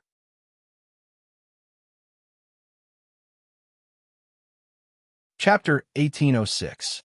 By June, the outcome of the battle that day didn't seem to have been decided. With just a few words, the atmosphere at the scene changed fundamentally. If the atmosphere earlier was rather silent, then it was rather heavy now. Just like Wu Yin, Ramilia, Wu Yi, Wu Lekong, Flaming Cat Phosphor, and the other girls all stared at Wu Yin, causing the heavy atmosphere to become a little tense. Gu Ming's meaning was very clear. He wanted Wu Yin to give a list of the winners of the battle that day. When the 7 deadly sins were still in effect, Gu Ming did not have the chance to raise this question.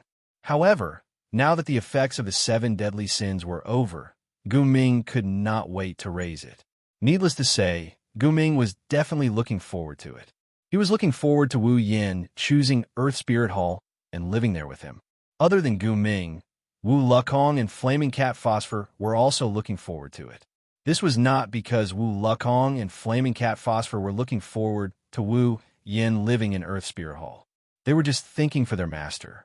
Gu Ming was lonely, and this loneliness, other than Gu Ming's love that was sealed in his heart and could not feel, Wu Lekong and Flaming Cat Phosphor were Gu Ming's 2 personal pets who understood it the best.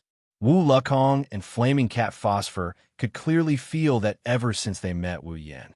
Gu Ming was very happy when he came to the Red Fiend Mansion and went through the process of the so-called battle.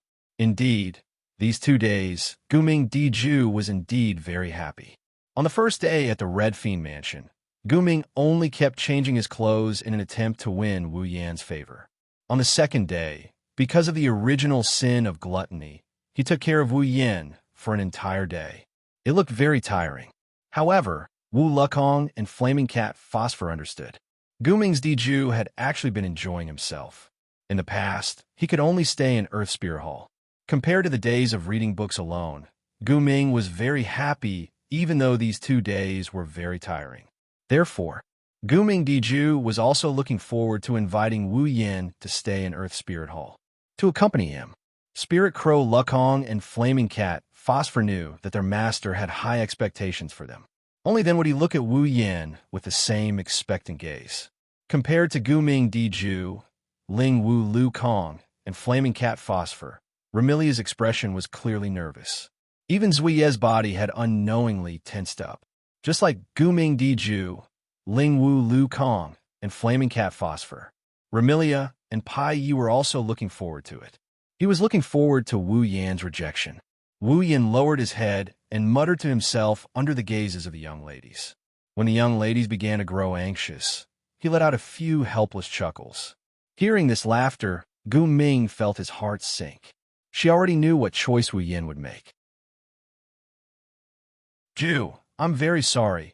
As expected, just as Gu Ming Diju's heart sank, Wu Yan shook his head and said this. I can't go back to Earth Spirit Hall with you. Remilia and Zuiye's eyes brightened. Spirit Crow Lu Kong and Flaming Cat Lin's faces also darkened. Gu Ming Diju felt as if a large piece of his heart had been dug out by something. It was empty, and a trace of unwillingness appeared on his face. Why? Why? These 3 simple words expressed all the emotions in Gu Ming Diju's heart at this moment. Wu Yan only looked at Gu Ming Diju as if he could see through him. He sighed. Actually, Ju, you already guessed that I wouldn't go back to Earth Spirit Hall with you, right? Remilia, Zuiye, Spirit Crow Lu Kong, and Flaming Cat Lin were all stunned. Intense ripples appeared in Gu Ming Diju's eyes, and he fell silent. You're a rare monster with the ability to read minds. Although you can't read my thoughts, I believe that even a monster, Sage Yakumo Yukari, can't compare to you in terms of understanding the human heart. Wu Yan's voice was powerful and resonated into everyone's ears. Therefore, Ju, even if you can't read my heart, I don't believe that you can't see who my heart is with. Hearing this, Remilia and the other young ladies more or less understood the situation. That's right. With Gu Ming Diju's understanding of the human heart, how could he not see that Wu Yan already had all sorts of unforgettable feelings for the girls in the Red Devil Hall? Therefore, even if this so-called battle was to take place, Gu Ming's Diju would definitely understand. No matter what, Wu Yan wouldn't choose to abandon the Red Devil Hall and go back to Earth Spirit Hall with him. Since that was the case, why did Gu Ming Diju come all the way to the Red Devil Hall and engage in a battle that he was bound to lose? Gu Ming Diju, who was silent, seemed to have sensed this question and replied with a bitter expression.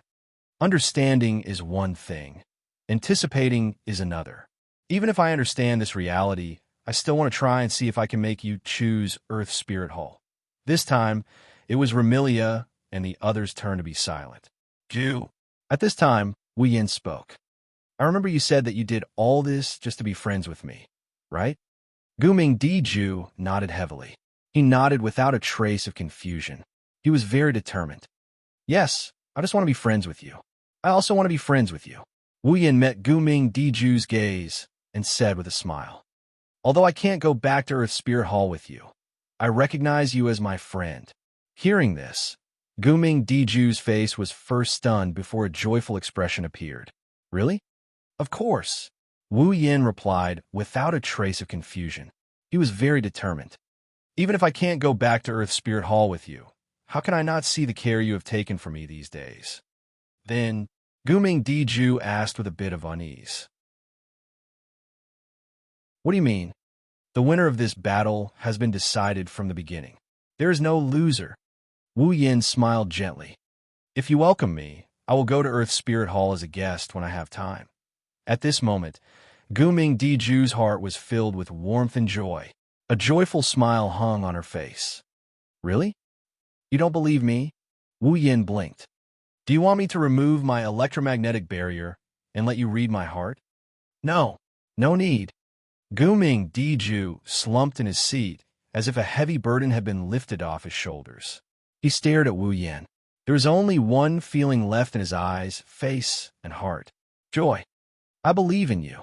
In the end, he brought Guming Di Love, Guming Di Ju, Ling Wu Lu Kong, Flaming Cat Lin, and the other girls of Earth Spirit Hall out of the Red Devil Mansion, and set foot on the path back to Earth Spirit Hall. Remilia let out a sigh and muttered in dissatisfaction as she looked at the departing figures of the four from Earth Spirit Hall until they disappeared through the entrance. What the hell? If that's the case, we shouldn't have started this battle in the first place. Remilia could be said to be the winner of this so-called battle. However, Wian also said that Guming Di Ju was not the loser either. Therefore, Remilia didn't get any benefits from winning this so-called battle. She didn't get any satisfaction. All that was left was the loneliness and emptiness after a lively banquet. On the side, Wu Yin glanced at Remilia and shook his head with a smile. Weren't you the one who wanted to fight with Di Ju? Now you're unhappy? They wanted to steal my steward. They've already provoked me. If I don't teach them a lesson, they'll think that my Red Devil Mansion is easy to bully. Remilia snorted coldly. And you, why don't you just disqualify them? Why are you acting like there's no loser? It's so annoying. Is that so? Wu Yin raised an eyebrow and picked up a plate of food in front of Remilia. He used a fork to pick up a spring roll and put it in front of Remilia's mouth. Then, to my sister who's throwing a tantrum, let me feed you breakfast. You. Remilia didn't know if she was embarrassed or angry when she saw the spring roll in front of her. Don't look down on me. Otherwise, I'll suck your blood dry. Yes, Sakuya, who has been quietly watching the situation unfold, looked at Wu Yin, who pretended to feed Remilia with an amused expression. Remilia, who looked both angry and embarrassed at the same time, still ate the spring roll. Sakuya's expression softened a little.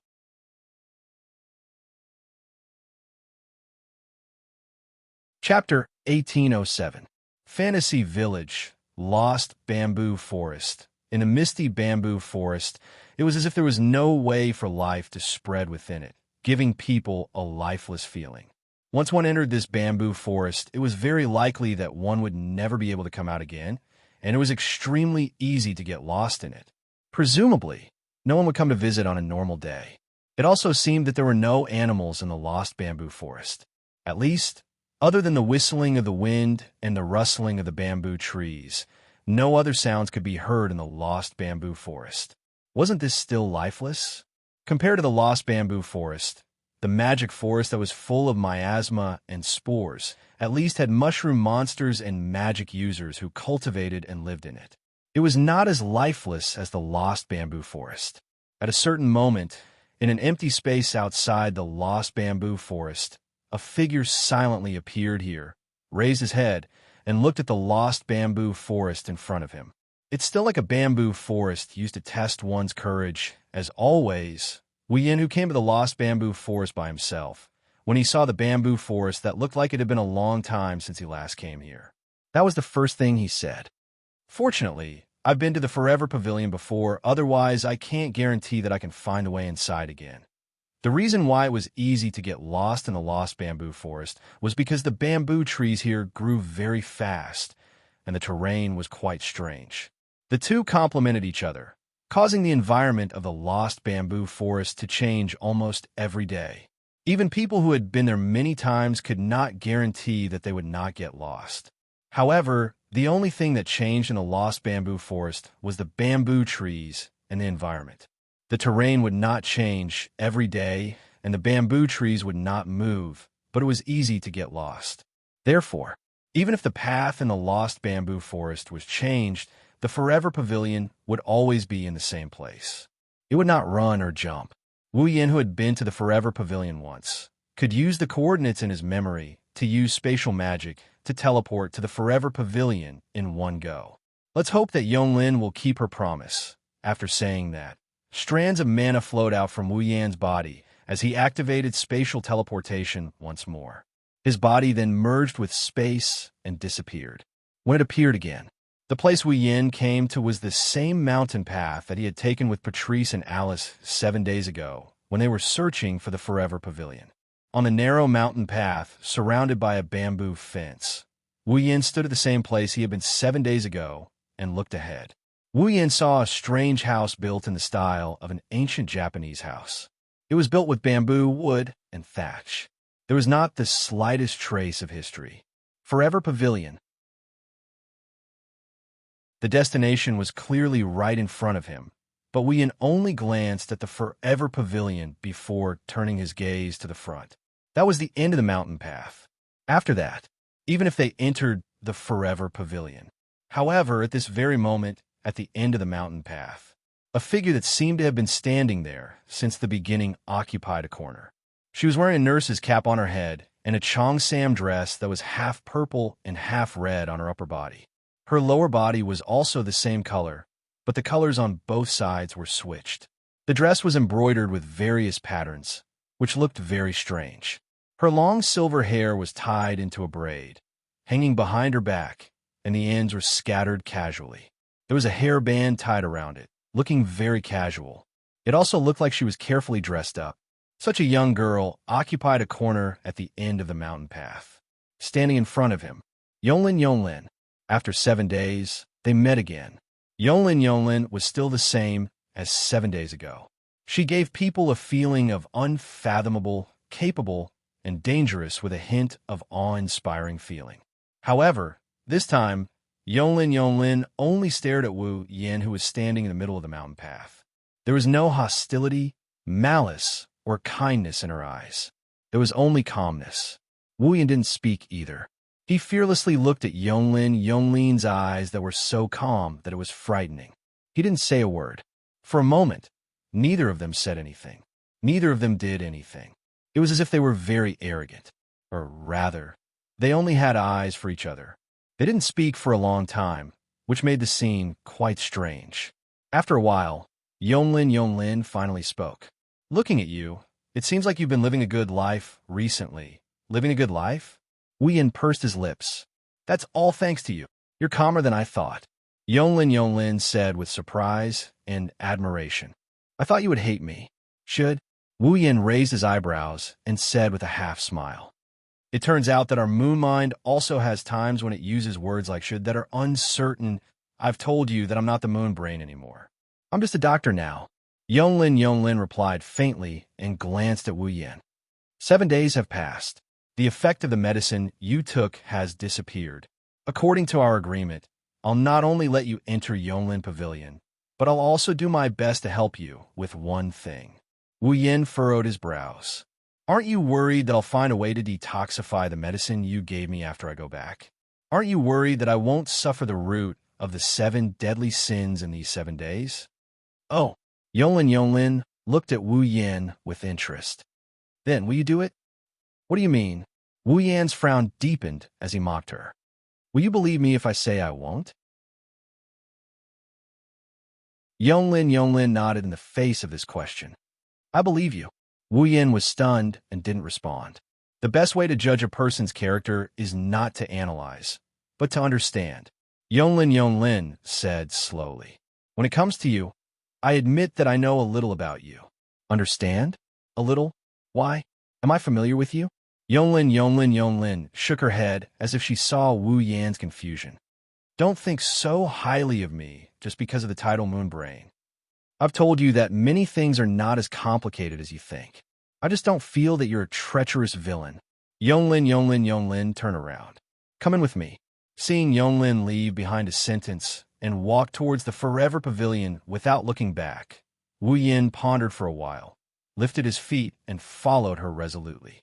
After passing through the long mountain path and entering the courtyard of the Forever Pavilion, Wu Yin realized that the interior of the Forever Pavilion was not as tranquil as it had been on the mountain path. In the simple and crude courtyard, plump rabbits were scattered like a flock of sheep, coming from all directions. Furthermore, the rabbits were squatting in the courtyard, staring curiously at Wu Yin with their red eyes. Yes, the eyes of these rabbits were filled with curiosity. This also proved that the rabbit in the Forever Pavilion was definitely not an ordinary rabbit. At the very least, it had not reached the condition to take on a human form. It was a monster that lived in the form of a rabbit, but but its intelligence had already been activated. Under the watchful eyes of the rabbit-shaped monsters, Wu Yin followed behind Yonglin. They passed through the rabbit-shaped monsters and entered the corridor of the forever gazebo. Yonglin didn't stop. Instead, she opened a door in the corridor and walked in. "Come in." Hearing Yonglin's voice, Wu Yin withdrew his gaze from those rabbit monsters and walked in. However, just as Wu Yin entered the door, a black shadow suddenly pounced on him and attacked him. Wu Yin, who had been observing the rabbit demon a moment ago, did not expect that he would be attacked in the Forever Pavilion. He was caught off guard and was pounced on by the black shadow. Bang! With a muffled sound, the black shadow pressed down on Wu Yin's body, pressing Wu Yin to the ground. "What's going on? I was attacked. Didn't Yonglin agree to let me enter the Forever Pavilion?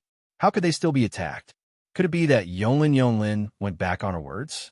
As Wu Yin fell to the ground with his arms and legs spread out, such questions emerged in his heart. Wu Yin even blocked out the pain of falling to the ground, leaving his heart full of questions. Ugh, ugh. Before Wu Yin could get an answer to his questions, the black shadow that had pounced on Wu Yin and was pressing down on him let out a muffled groan, awakening Wu Yin from his daze.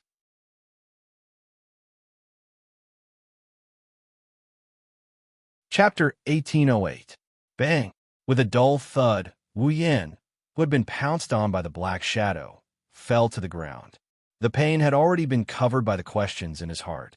He could no longer feel it. Wu Yin, who had fallen to the ground, was only wondering what had happened. Ugh, ugh.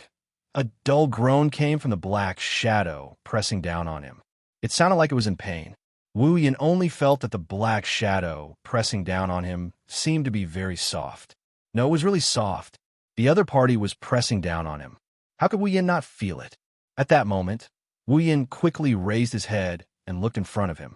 The first thing he saw was a pair of wrinkled rabbit ears that were at least 20 centimeters long. They were folded in half from the middle. There was something like a button at the bottom of the ears. At first glance, it looked like a pair of ornaments. In fact, it was a pair of real rabbit ears. The owner of the rabbit ears was a young girl wearing a white short-sleeved shirt with a red belt around her waist. She wore a black coat that looked like a student's uniform. There was a crescent-shaped symbol on the left side of the collar of the coat. She wore a red tie and a pink pleated skirt on her lower body. From Wu Yan's angle, he could clearly see that the girl had light purple waist-length hair. She looked very sweet and cute. It wouldn't be an exaggeration to say that she was beautiful. However, it was such a beautiful and cute girl. At this moment, her beautiful face was filled with pain and depression. She was like a drug addict who hadn't taken drugs for a long time. Her delicate body was trembling nonstop. Seeing this girl, Wu Yin recognized her at a glance. Ling Xian, Superior Tanhua Courtyard, Fate Banner, one of the members of the Forever Pavilion. She was originally a rabbit soldier of the Moon Defense Force. Later, because of the war, she escaped and was taken in by Yonglin. She was now the pet of the owner of the Forever Pavilion. She was a rabbit demon that wasn't weak. However, the situation of this rabbit demon, it seemed very strange. Not only that, because Ling Xian was completely pressing down on him, Wu Yin could feel that Ling Xian's body was very hot. It was very hot, too hot to touch. Wu Yin felt like he was about to start sweating. What's going on? Oh. Ling Xian groaned in response to Wu Yan's question. With a groan, Ling Xian slowly propped herself up, sitting on Wu Yan's body. Her face was as red as fire, and she slowly opened her eyes. When Wu Yin saw Ling Xian's eyes, he felt dizzy for a moment. Some of the famous existences in Fantasy Village basically had some kind of strange ability. Ling Xian's ability was to make people go crazy. She could make those who looked into her eyes go crazy. Therefore, Wu Yin felt a little dizzy when he saw Ling Xian's eyes. However, it was only dizziness. Ling Xian's strength was not enough to make him go crazy. However, after the dizziness, Wu Yin was shocked. This was because Fairy Ling's red eyes, which could make people go crazy, were filled with strands of water vapor that were constantly fluctuating. If Wu Yin was not wrong, what was fluctuating in Ling Xian's eyes was some kind of desire and impulse. This desire and impulse was the same as the desire and impulse in Wu Yan's heart when he was affected by the sin of lust of the 7 deadly sins yesterday. That was the desire and impulse for the opposite sex. In other words, Ling Xian longed for contact with the opposite sex. Oh, facts proved that Wu Yan's guess was indeed correct. Ling Xian seemed to have gone crazy. She stretched out her trembling hand and stroked Wu Yan's chest while looking for the buttons on his clothes. She did not hesitate to unbutton them. Give me. Wu Yan was completely dumbfounded. What was going on? Could it be that entering the Forever Pavilion allowed one to be pushed by Rabbit Bell Fairy for free? How is that possible? What are you doing? Wu Yan did not expect that he would be pushed by the rumored fantasy paradise. He hurriedly stopped Ling Xian from unbuttoning his clothes. Wake up! Oh! Ling Xian completely ignored Wu Yan. Her red eyes were filled with desire and passion. She kept reaching out to unbutton Wu Yan's clothes. Give me, please give me. Frankly speaking, Ling Xian was indeed beautiful and had a great figure. She might not be as good as Patrice, but she was definitely better than Alice. If it was any other place, he wouldn't mind going at it with Ling Xian. But now, if he were to do it with her here, trouble is bound to come one after another. What is going on? Wu Yan wanted to cry, but had no tears. He hurriedly stopped Ling Xian's hands and frantically searched for Yonglin. What made Wu Yan want to puke blood is that Yonglin is sitting in front of a small wooden table in the middle of the room. She's sipping her tea while observing the situation with interest. She didn't seem to have any intention of stopping Ling Xian. One must know that Ling Xian was not only the Forever Pavilion's owner's pet, but also Yonglin's disciple. Was it really okay to let his own disciple push someone else? Yatsuki Yonglin! Wu Yan yelled as he wrestled with Ling Xian, who's in heat. What the hell is going on? What's going on? Yonglin said with a smile that did not seem like a smile. Nothing, she's just in heat. Even a ghost can see that. Wu Yan almost roared at him. I'm asking you, what's going on with this person? Ling Xian? Yutanhua Court? Karma Banner. My disciple. Yonglin generously gave a concise introduction. At the same time, she also explained Ling Xian's situation very concisely. She took the same medicine as you in Yutanhua Court, and it was a day later. Hearing this, Wu Yan understood everything. The root of the sin, the 7 deadly sins. Ling Xian had taken the same medicine that could trigger the 7 deadly sins. A day later meant that the effects of the medicine in his body had passed today. Ling Xian was suffering the last sin of the 7 deadly sins. After understanding this, Wu Yan really wanted to cry to death. This was karma, and it had to be fast, right?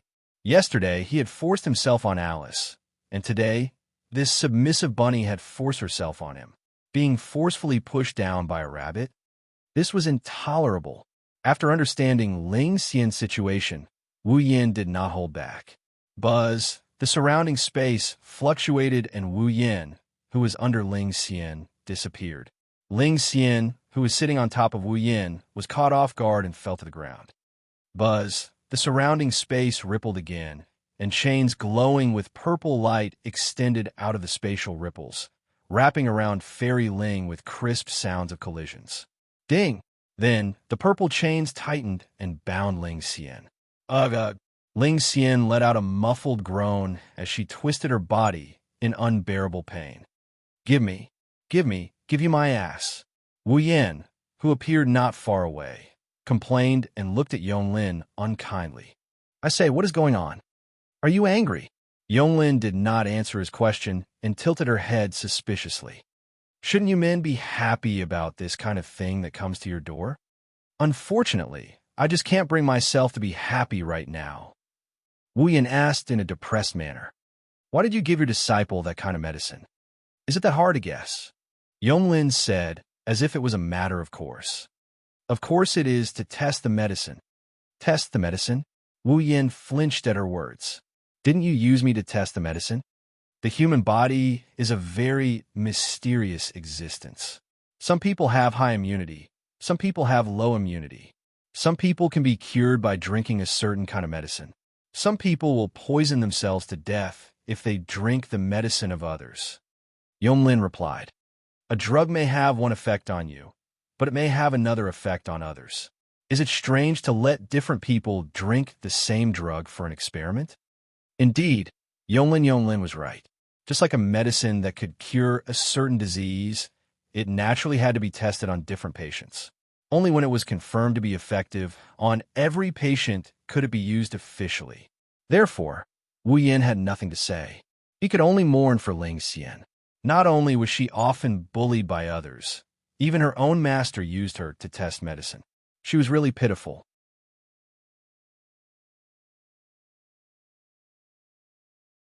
Chapter 1809. In the typical Japanese-style room, Ling Xian's muffled groans echoed in the air, indicating her inner struggle. Yonglin obviously used Ling Xian as a guinea pig for her concoctions. She only glanced at Ling Xian and ignored her.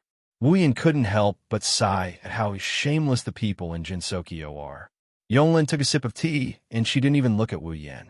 She continued without looking at him. You came to the Forever Pavilion to see the princess, right? Wu Yin took a deep breath and sat opposite Yonglin. Princess. That was how Yonglin addressed the owner of the Forever Pavilion. At least, that was how she addressed her.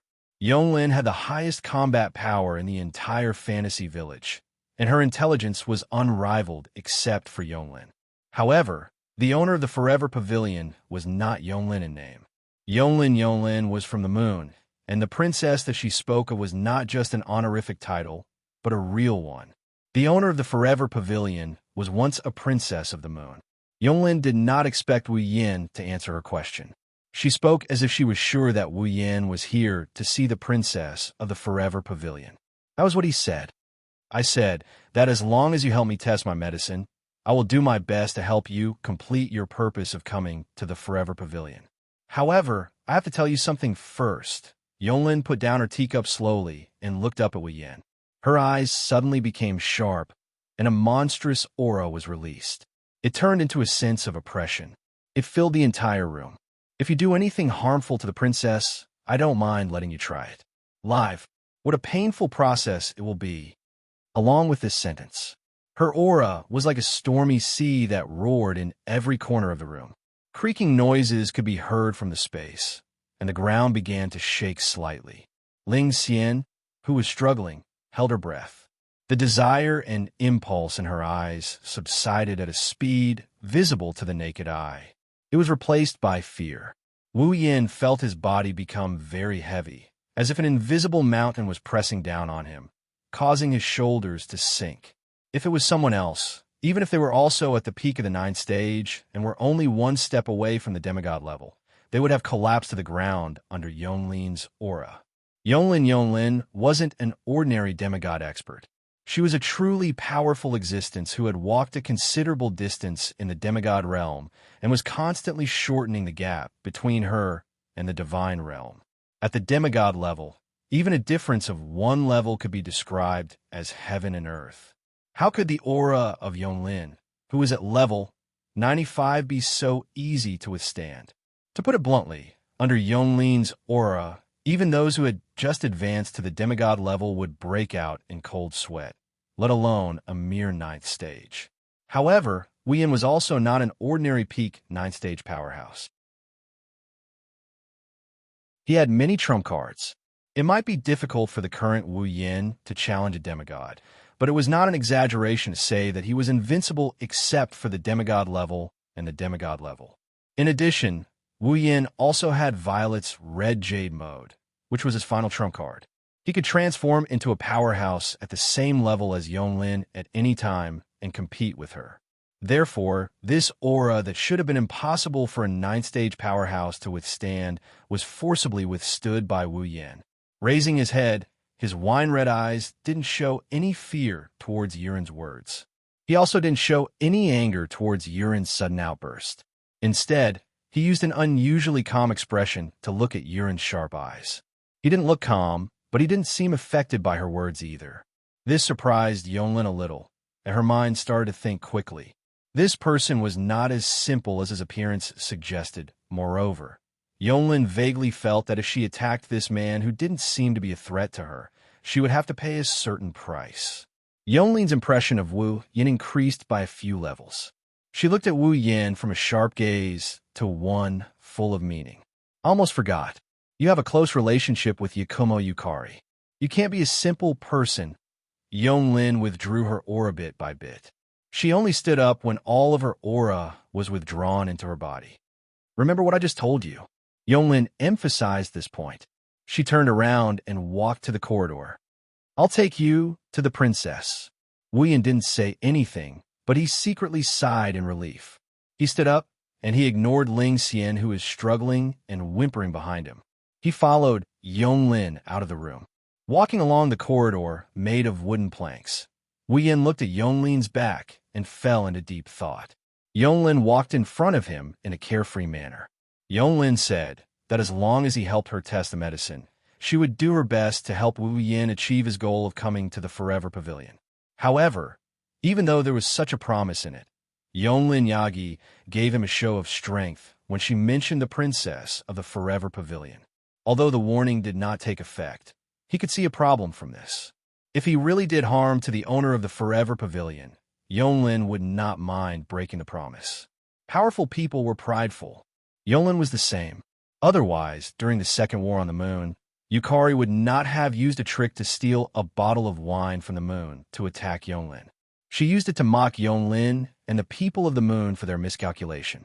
This caused Yonglin and Yukari to have a feud. Thus, according to the situation, since Yonglin had made a promise, even if it was for the sake of face, Yonglin shouldn't go back on her word. Unfortunately, this was the truth. What did this mean? It meant that Yonglin cared more about the owner of the Forever Pavilion than her reputation and integrity. According to Wu Yan's understanding, in terms of strength, the owner of Yongyuan Pavilion is strong, but Yongyuan Yonglin is more than capable of crushing the owner. However, Yonglin treated such a person as if she was loyal to the owner of the Forever Pavilion. She took good care of her. Wu Yan felt that he really needs to think things through. He shouldn't be too impulsive. While Wu Yin was deep in thought, Yonglin stopped in front of a door. Unlike before, this time, Yonglin didn't directly open the door in front of her. Instead, she stretched out her hand and knocked a few times. "Princess, I'm coming in." After greeting her, Yonglin opened the door in front of her. Standing behind Yonglin, Wu Yan's eyes followed Yonglin's action of opening the door and looked into the room. The next moment, Wu Yan's expression became strange, because what Wu Yan saw was not a Japanese-style room like the hall just now. No, it should be said that the style of the room was indeed Japanese style, and the floor was covered with tatami mats. It was a typical Japanese-style room. However, in such a Japanese-style room, there were all kinds of things that were extremely incompatible with the room. First of all, on the tatami mats, there were comics with old and new covers. That's right, they were comics. In addition to the comics, there were also boxes with discs on the floor. Looking at the surface of the boxes, the discs in the boxes should be game discs. Secondly, there was a computer in the corner of the room. Yes, it was a computer. The design is a bit old, it's not the latest model, and it's a desktop model instead of a laptop. However, there's not a single trace of age on it. The screen is still lit up, and if he's not mistaken, it's a game interface. In the interface, a character was automatically killing monsters and leveling up little by little. It was a proper AFK.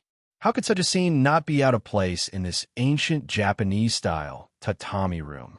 However, the scene in the middle of the room was the most incompatible. There was a kotatsu there. What attracted Wu Yan's attention was a girl lying on one side of the kotatsu. Only her head and hands were exposed.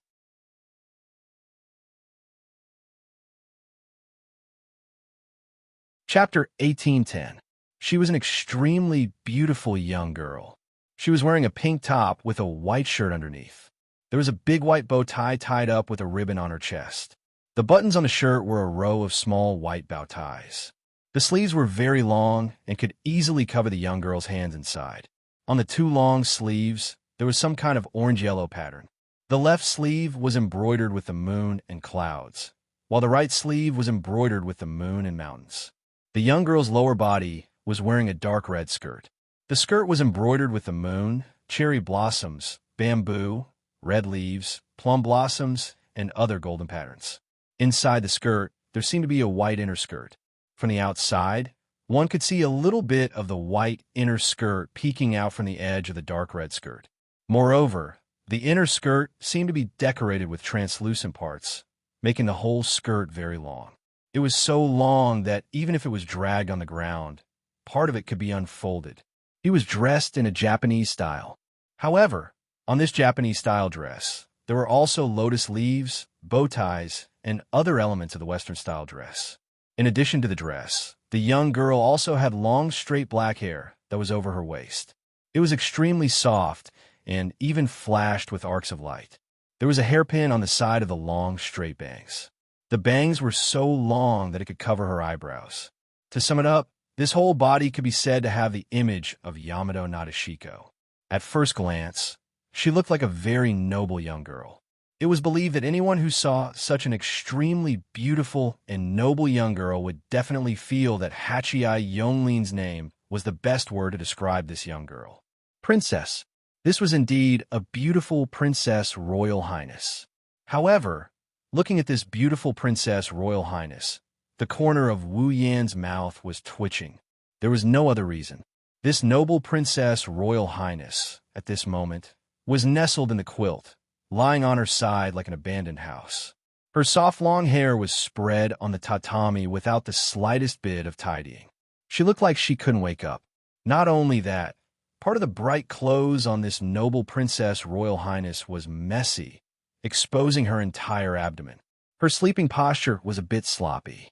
If it wasn't for this young girl's faint noble temperament and dazzling exquisite face that could make people dazzled, this scene, it would definitely break the hearts of those who had a vision of the word princess.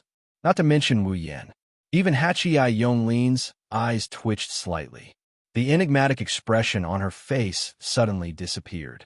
It was replaced with an angry and headache like a mother who saw a disobedient child. He didn't know if Yonlin ignored him or not, but she walked into the room. She walked past the manga and game discs on the floor. She stopped in front of the beautiful girl, and she squatted down. Princess, princess. Yonglin reached out her hand and patted the face of the girl she called princess. Wake up, Princess Royal Highness. Oh, the young girl frowned slightly. Then, she slowly opened her eyes, revealing a pair of beautiful eyes that were as deep as gemstones. She stared blankly at Yonglin in front of her for a while. Only after a while did she regain her senses. Yonglin, the clear dewdrop-like sound reverberated clearly in the surroundings. It was very pleasant to the ears, and it was quite pleasing to the eyes. Whether it was appearance, temperament, or voice, this Princess Royal Highness was perfect. It was impossible to find someone more attractive than her. Unfortunately, even with such good hardware, this Princess Royal Highness software seemed to have some problems. She rubbed her eyes and yawned sloppily. Yonglin, is it dawn? Princess, you should know better than me whether it's dawn or not, right? Hachiai Yonglin sighed. Princess, did you play games all night last night again? I didn't play all night. Yonglin retorted half dead.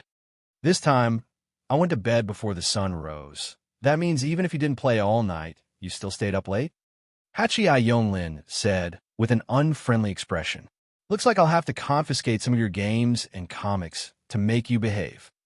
Her words made the sleepy princess jolt awake. She woke up and threw herself onto Yonglin's body, letting out a tragic cry. No, you can't do this to me. Yonglin, I just want you to pay attention to your image. Don't forget, you're the princess of the moon. I'm not the Princess Royal Highness anymore. Yonglin, you didn't object to me playing games back then, right? I don't object to you playing games, princess, but you have to pay attention to your body. I didn't agree to you playing games all night. What does it matter? I'm not only an immortal from the moon, but I've also swallowed Peng Lai's medicine. I won't die even if I play all night. Looks like you're not going to repent, princess. I'll have to confiscate your games and comics. Don't. Outside the door, the corner of Wu Yan's mouth twitched harder and harder as he watched the scene unfold. His expression kept changing until it turned into one of embarrassment. 7 days ago, Hachii Yonglin stopped him from entering the Forever Pavilion and made him a test subject for her new medicine. After that, she tried to intimidate him. She was also a mysterious being. Wu Yin almost forgot the true identity of the Princess Royal Highness of the Forever Pavilion. Mount Penglai Hui. That was the name of the Princess Royal Highness. She used to be a princess living in the Moon Palace. 1,000 years ago, she worked with Hachii Yonglin to create the forbidden medicine of immortality on the moon, Penglai's medicine.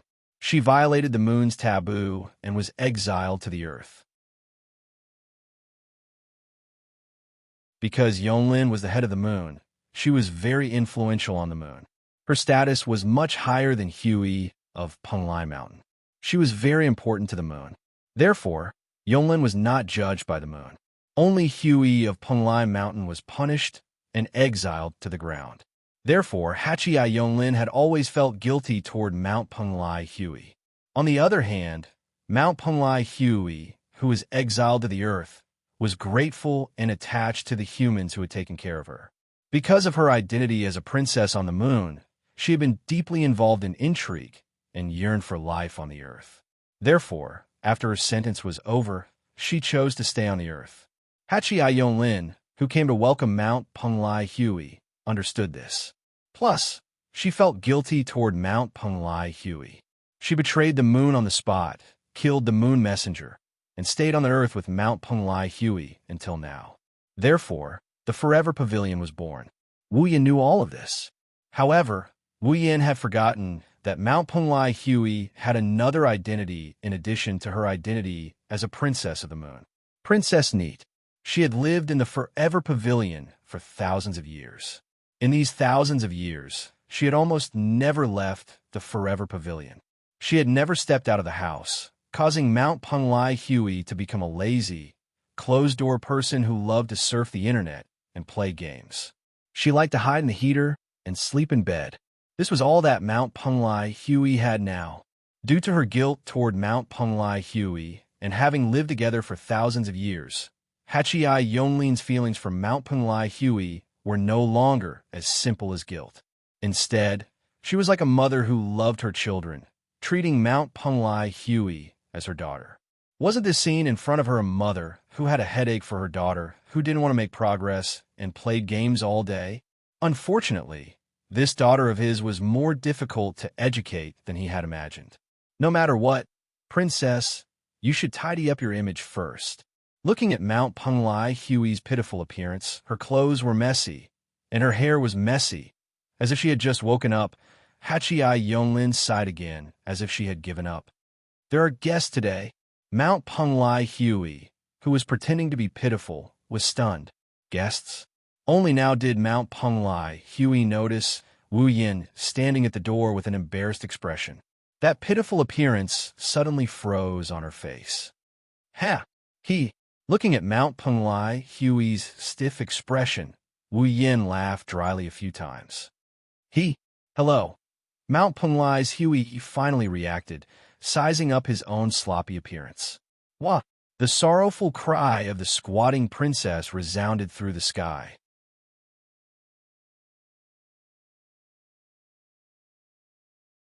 Chapter 1811. As a princess, Mount Penglai Hui could be said to be very spoiled. It wasn't until she lived on the ground for a period of time that she gradually became able to get along with others as equals. Although she had lived in the Forever Pavilion for thousands of years and never left the house, becoming a complete otaku, whether it was as a princess or as a woman, Mount Penglai Hui couldn't reveal her undignified side in front of people who weren't close to her. Not to mention, this person was a strange man who she had never seen before.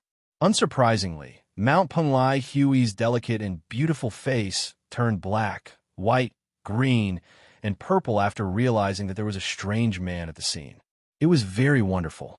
In the end, it even turned into a face full of red. Wah! In the midst of the sorrowful cry, Mount Penglai Hui jumped out of the quilt like jumping in the night. She hurriedly tidied up the clothes on her body that were so messy that it looked like they were about to fall off. Then, she hurriedly tidied up her hair. However, Mount Punglai Huey, who was too flustered, didn't notice that her room was still full of game discs and manga. As a result, in this panic, she directly stepped on one of the game discs. With a slurp sound, Mount Punglai Huey once again let out a sorrowful cry. Her body leaned forward and smashed onto the ground. Bang! In the midst of the muffled sound, Mount Punglai Huey's painful cry also sounded.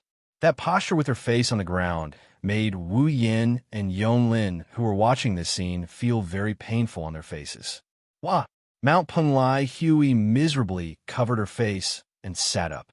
Her eyes were full of water vapor, like a child who fell down, but still stubbornly found a comb and carelessly tidied up her messy hair. But the more she tidied it, the messier it became. Yonglin couldn't bear to look directly. She turned her head away. On the contrary, it was Wu Yin who shook his head with a smile. Walking forward, Mount Punglai Huey frantically tidied up her hair, snatched the comb from her hand, and sat behind Mount Punglai Huey. "Let me help you." After saying that, Wu Yin didn't give Mount Punglai Huey any chance to respond. He lifted Mount Punglai Huey's messy hair and used the comb in his hand to carefully comb Mount Punglai's hair. Mount Punglai Huey stared blankly. She didn't react for a long time. Even Yonglin didn't expect that things would develop like this. She looked at Wu Yin, who was combing Mount Punglai's hair with surprise. In an instant, all the noises in the noisy room disappeared, leaving only silence. Under Wu Yan's skillful movements, Mount Punglai Huey's messy hair gradually recovered its smoothness. Some of the hair that was sticking up were smoothed out, making Mount Punglai Huey's originally bright and beautiful jet black hair even brighter and more moving. Punglai Mountain's Huey finally calmed down, feeling the strange man's hand constantly stroking his long hair. Her expression was slightly unnatural. Mount Punglai Huey, who had once committed a taboo and was exiled to the ground, actually didn't come to the ground naturally, but turned into a baby. She came to the heart of a bamboo tree. Coincidentally, when a bamboo cutter was cutting bamboo, he found Mount Punglai Huey in the heart of the bamboo and raised her. In a short 3 months, Mount Punglai Huey grew up. Her beauty shocked everyone in that era and also attracted the proposal of 5 noble children. These suitors were all rich existences at that time, but these suitors were all defeated. Even the emperor at that time wanted to use his power to marry Mount Punglai Huey, but he was also rejected. He couldn't get close to her. This was the story in the famous bamboo monogatari. Mount Punglai Huey was the world's most beautiful bamboo monogatari in bamboo monogatari. What happened later? Presumably, those who knew about it knew that Mount Punglai Huey had ushered in the end of her sentence. Together with Yonglin, she killed the moon emissary and lived in the Forever Pavilion. In other words, there had never been a member of the opposite sex who could get close to Mount Punglai Huey. Until now, Mount Punglai Huey hadn't let a member of the opposite sex touch her hand.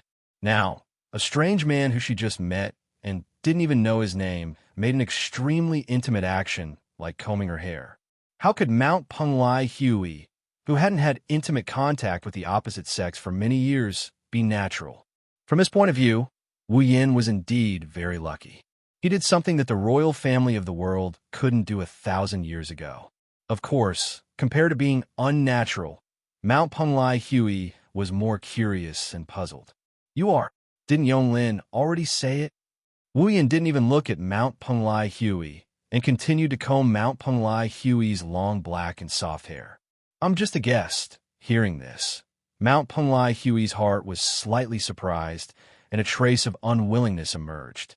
One must know that back then, almost everyone who was lucky enough to see Mount Punglai Huey was captivated by her beauty, causing them to be unable to sleep at night, unable to drink tea, unable to eat, and even the emperor fell under Mount Punglai Huey's skirt.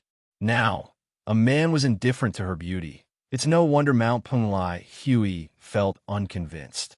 Mount Punglai Huey didn't know that although her appearance was indeed heaven-shaking, which of Wu Yan's female friends was in existence with outstanding appearance. Without mentioning other things, Just Icaros's angelic appearance was enough to rival Mount Penglai Huey. Wanting to rely on appearance to make Wu Yin bow down to her was already an impossible task. Moreover, Mount Penglai Huey didn't think about it.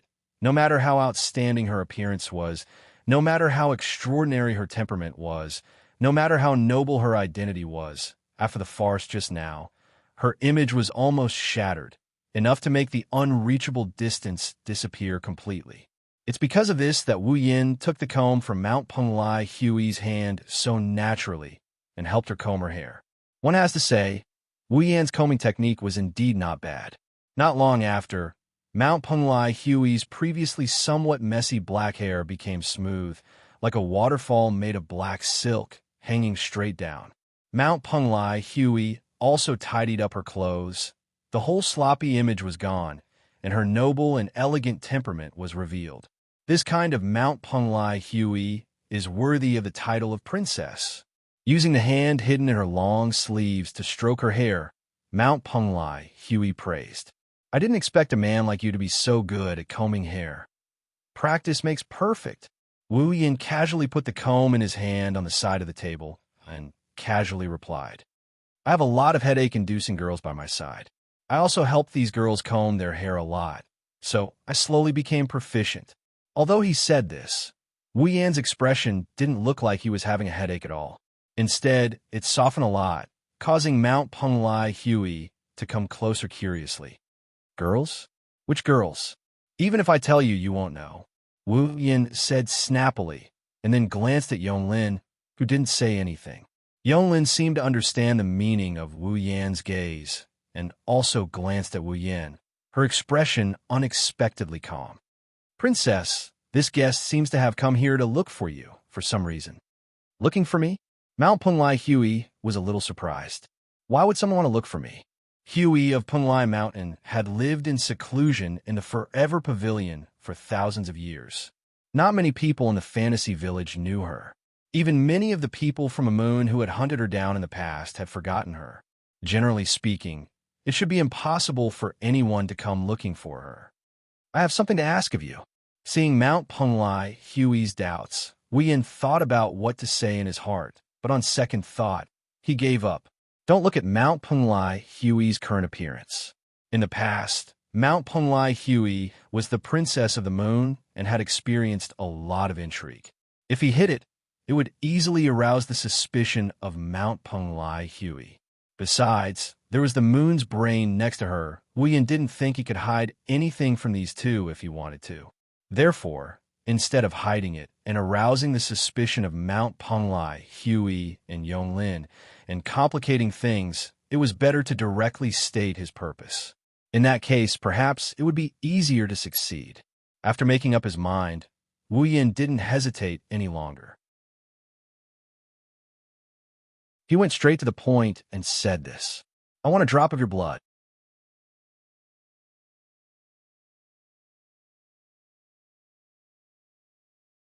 Chapter 1812. Blood. Mount Penglai's Huey was stunned. Blood. Yonglin frowned deeply and looked at Wu Yin as if she wanted to see through Wu Yan's heart. I know you're a vampire, and not an ordinary one at that. But you didn't take the princess's blood to satisfy your stomach, did you? Hearing this, Wu Yin secretly praised Yonglin. From the beginning to the end, Wu Yin never said that he was a vampire, nor did he reveal that he was the true ancestor of vampires. Only the people from the Red Devil Mansion knew that he was the true ancestor of vampires. Yonglin, on the other hand, had only seen him twice. She didn't even touch his body, but she already knew his identity. Should I say, as expected of the former brain of the moon? The reason I want to get a drop of Princess Kagaya's blood is simple. Wu Yin spilled out his reason while thinking about it. Princess Huey's blood can make me stronger. Stronger? This time, it was Mount Penglai's turn to frown.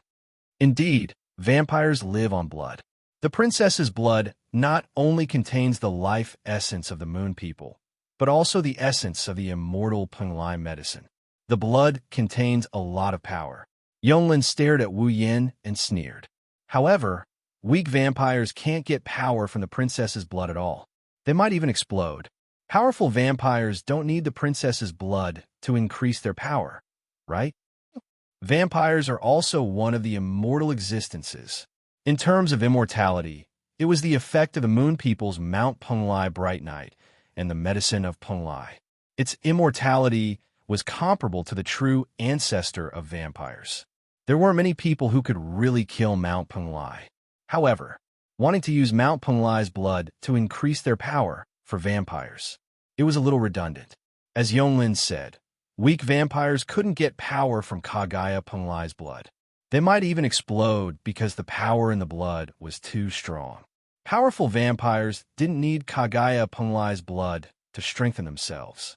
Because for those vampires who had enough ability to absorb the power contained in Punglai Shan's blood, the power in Punglai Shan's blood was more or less insufficient. He couldn't compare. More than enough. If that was the case, what else could he do with the blood of Mount Punglai's Huey? In front of Mount Punglai, Huey and Yonglin, Wu Yin shook his head. No, I want Princess Huey's blood. Not because Princess Huey is from the moon, nor because Princess Huey's blood contains the essence of Punglai medicine, but because of Princess Huey's ability. Wu Yin looked at Kagaya of Punglai Mountain and Yonglin of Hachiai Mountain as he enunciated his words. The ability to control the forever and the moment. The ability to control eternity and moment. This was the ability of Mount Punglai Huey.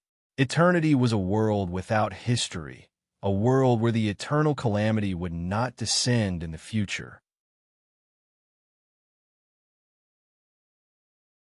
In that kind of world, any change was rejected. Even if there were signs of life moving inside, it was the same as time standing still. Nothing would change. For example, in the world of eternity, no matter what was destroyed, that kind of thing was not indestructible. Even if it was destroyed, it would return to its original state. It was the same for killing people. In the world of eternity, no matter how many people were killed, these dead people would come back to life again. Perhaps they couldn't be killed directly. This was the so-called eternity. In the past, the Eternity Pavilion was isolated from the world because Mount Punglai Huey used this ability as if it had never existed. Stay in a world where there was only eternity, stay in a world where everything had stopped. That was why it was called the Eternity Pavilion. Later, Mount Punglai Huey unlocked the Eternity ability and let the Eternity Pavilion leave its stopped state. Otherwise, the Eternity Pavilion would always be hidden in the lost bamboo forest and would never appear in human history. A moment was an instant, a flash of time. Mount Punglai Huey could gather the moment that outsiders could not perceive and use it. Using this moment, he could create multiple different histories. For example, a match could only burn for a short moment, but Mount Punglai Huey could use his ability to collect this moment and fix it. In this way, the flame that could only burn for a moment could continue to burn. Whether it was forever or a moment, it was the ability to control time. That was a very powerful ability for ordinary humans, monsters, and even deities. However, unlike Huey's ability to control time, Mount Punglai Huey could only control eternity and moment. He could make time change between eternity and moment. He could turn a long period of time into an instant, and also turn an instant into eternity. Therefore, Mount Punglai Huey's blood must contain the eternal power that Wu Yin needed. Therefore, Wu Yin wanted to obtain Mount Punglai Huey's blood. The blood that carries the power of eternity and moment can make me stronger. Wu Yin's tone was full of sincerity. Therefore, I want to obtain a drop of Princess Huey's blood to strengthen myself. Hearing this, Mount Punglai Huey and Bai Yonglin sized up Wu Yin and then looked at each other. Oh! Mount Punglai Huey dragged her long skirt and circled around Wu Yin. As she circled, she observed everything about Wu Yin. It seems like he's not lying, but we can't believe it so easily. In front of Wu Yin, Bai Yonglin said such a sentence without holding back. The matter of blood can be big or small. Princess, increasing strength might be true, but there are many ways to increase strength. Yonglin's meaningful words were very accurate. Disregarding other things, many evil curses have such methods to increase strength. For example, using a certain existence's blood as a medium to cast a curse on the existence, slowly absorbing the existence's strength until the existence's strength is completely drained. After living for so long, Bai Yonglin has seen such evil methods more than once. Among these methods, there are many that use blood as a medium. Bai Yonglin can't help but be vigilant. Mount Penglai Hui, of course, understood this point and stood in front of Wu Yin, looking at him. That's how it is. Mount Penglai Hui's beautiful eyes revealed a hint of craftiness. Although I'm grateful that you've combed my hair, you've also touched my hair. You know, my hair has never been touched by more than 3 people. Among the men, you're the only one. If you count it this way, you've really profited. Aha! Wu Yin laughed awkwardly.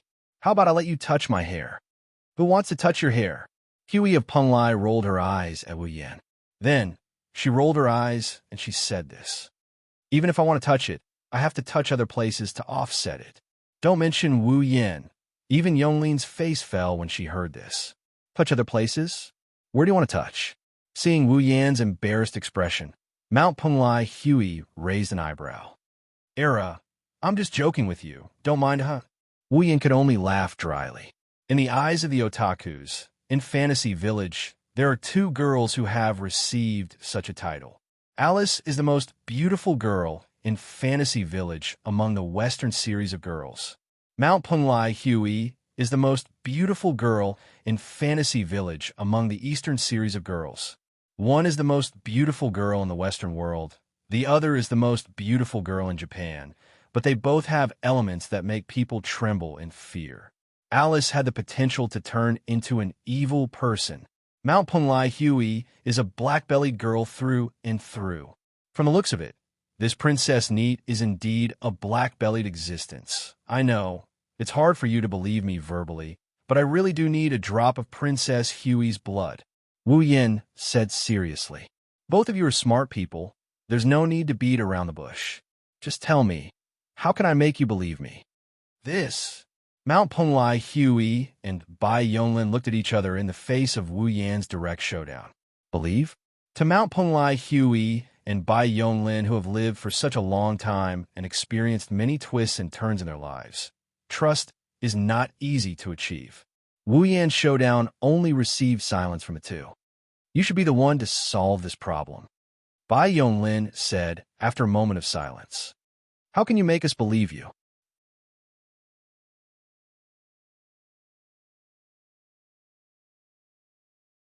Chapter 1813. How can I trust her? This problem was indeed a very troublesome one. Wu Yin could only rub his forehead and pretend to have a headache. But didn't you promise me that you will do your best to help me achieve my goal? Do you really not understand what I mean, or are you just pretending? Yonglin's expression didn't change. If it's something else, since I promised you, I will do my best to help you achieve it. But if it's related to the princess' safety, then it's a different story. Yonglin said so. Yonglin didn't know if Yonglin's words were out of love or loyalty. Penglai Mountain's Hui was also used to it. He even reminded Yonglin with bad intentions. It seems like you did something interesting with Yonglin, like making a bet or something. But do you want to consider changing your condition? Bet?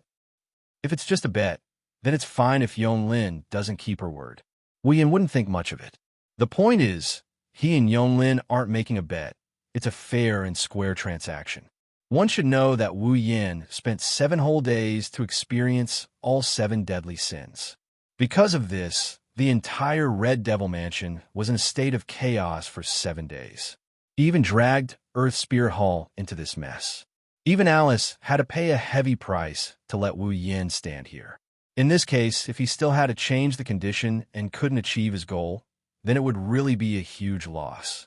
But looking at the current situation, whether it was Mount Penglai Hui or Yonglin Yagi, it was impossible for them to believe him in a short period of time, even if he told them all about his situation.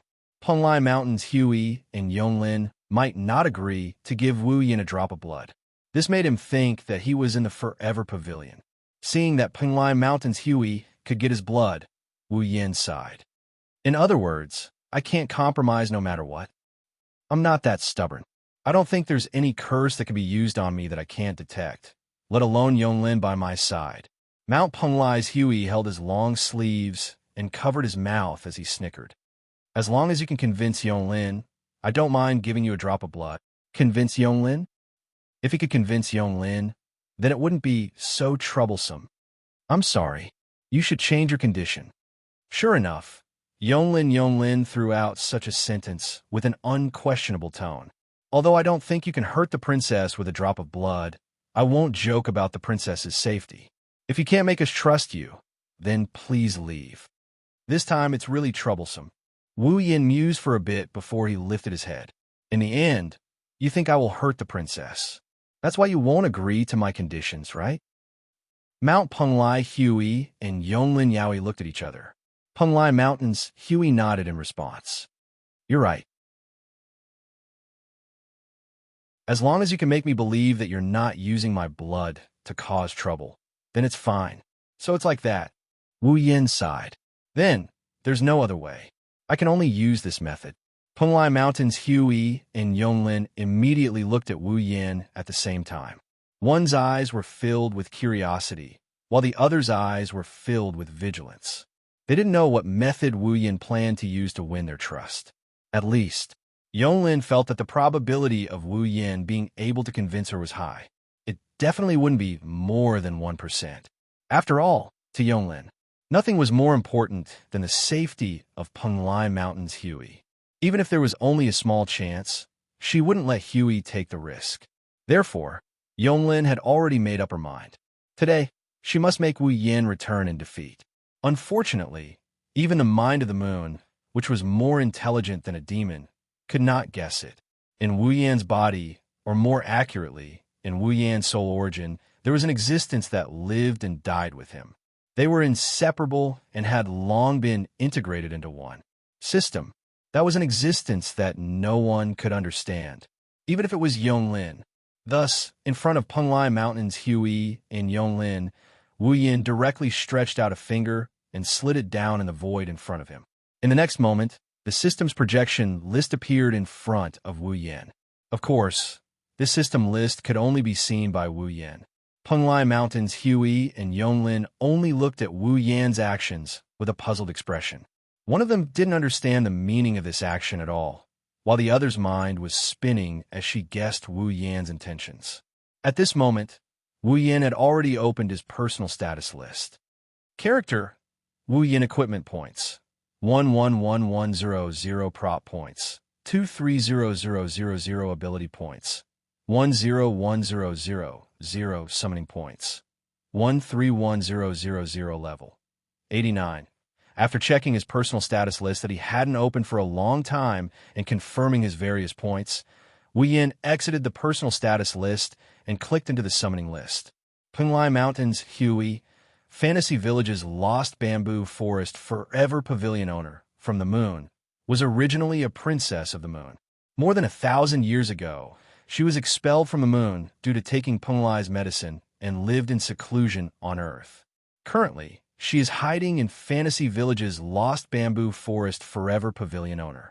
She is named after Huey G in Bamboo Tale. Summoning points, 120,000. After confirming that Penglai Mountain's Huey had 120,000 summoning points, Wu Yan's face broke into a victorious smile. Seeing this smile, Yonglin in front of him had a bad premonition in her heart. Yonglin's intuition told her that if she didn't stop Wu Yin, something would happen to Penglai Mountain's Huey. It was a change that even Yonglin of 8 wills couldn't predict, control, or change. This feeling was a little inconceivable to Yonglin of 8 will. At the level of 8 wills Yonglin, there were very few things that couldn't be predicted, controlled, or changed by the 8 wills Yonglin. There were so few that one could count them with one's fingers. Yonglin couldn't see through Wu Yan's strength completely. After all, Wu Yan had many trump cards. Therefore, Yonglin could only vaguely feel that Wu Yan was a threat. When Wu Yan didn't enter the Red Jade mode, Yonglin could only feel that Wu Yin wasn't an ordinary person. His true strength was definitely much stronger than what she felt on the surface. However, if Wu Yin is capable of doing something that even Yagi Rin can't do, Yagi Rin doesn't have the confidence to do so. But now, Yonglin indeed had such a premonition. If she doesn't stop Wu Yin now, the situation is going to get out of Yagi Rin's control.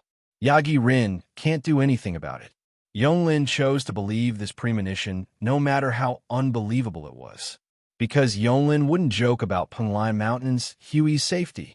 However, Wu Yin seemed to have seen through Yonglin's plan. When Yonglin was about to attack, he reached out his hand at the fastest speed and tapped on the summon option on Penglai Mountain's Huey resolutely. Buzz!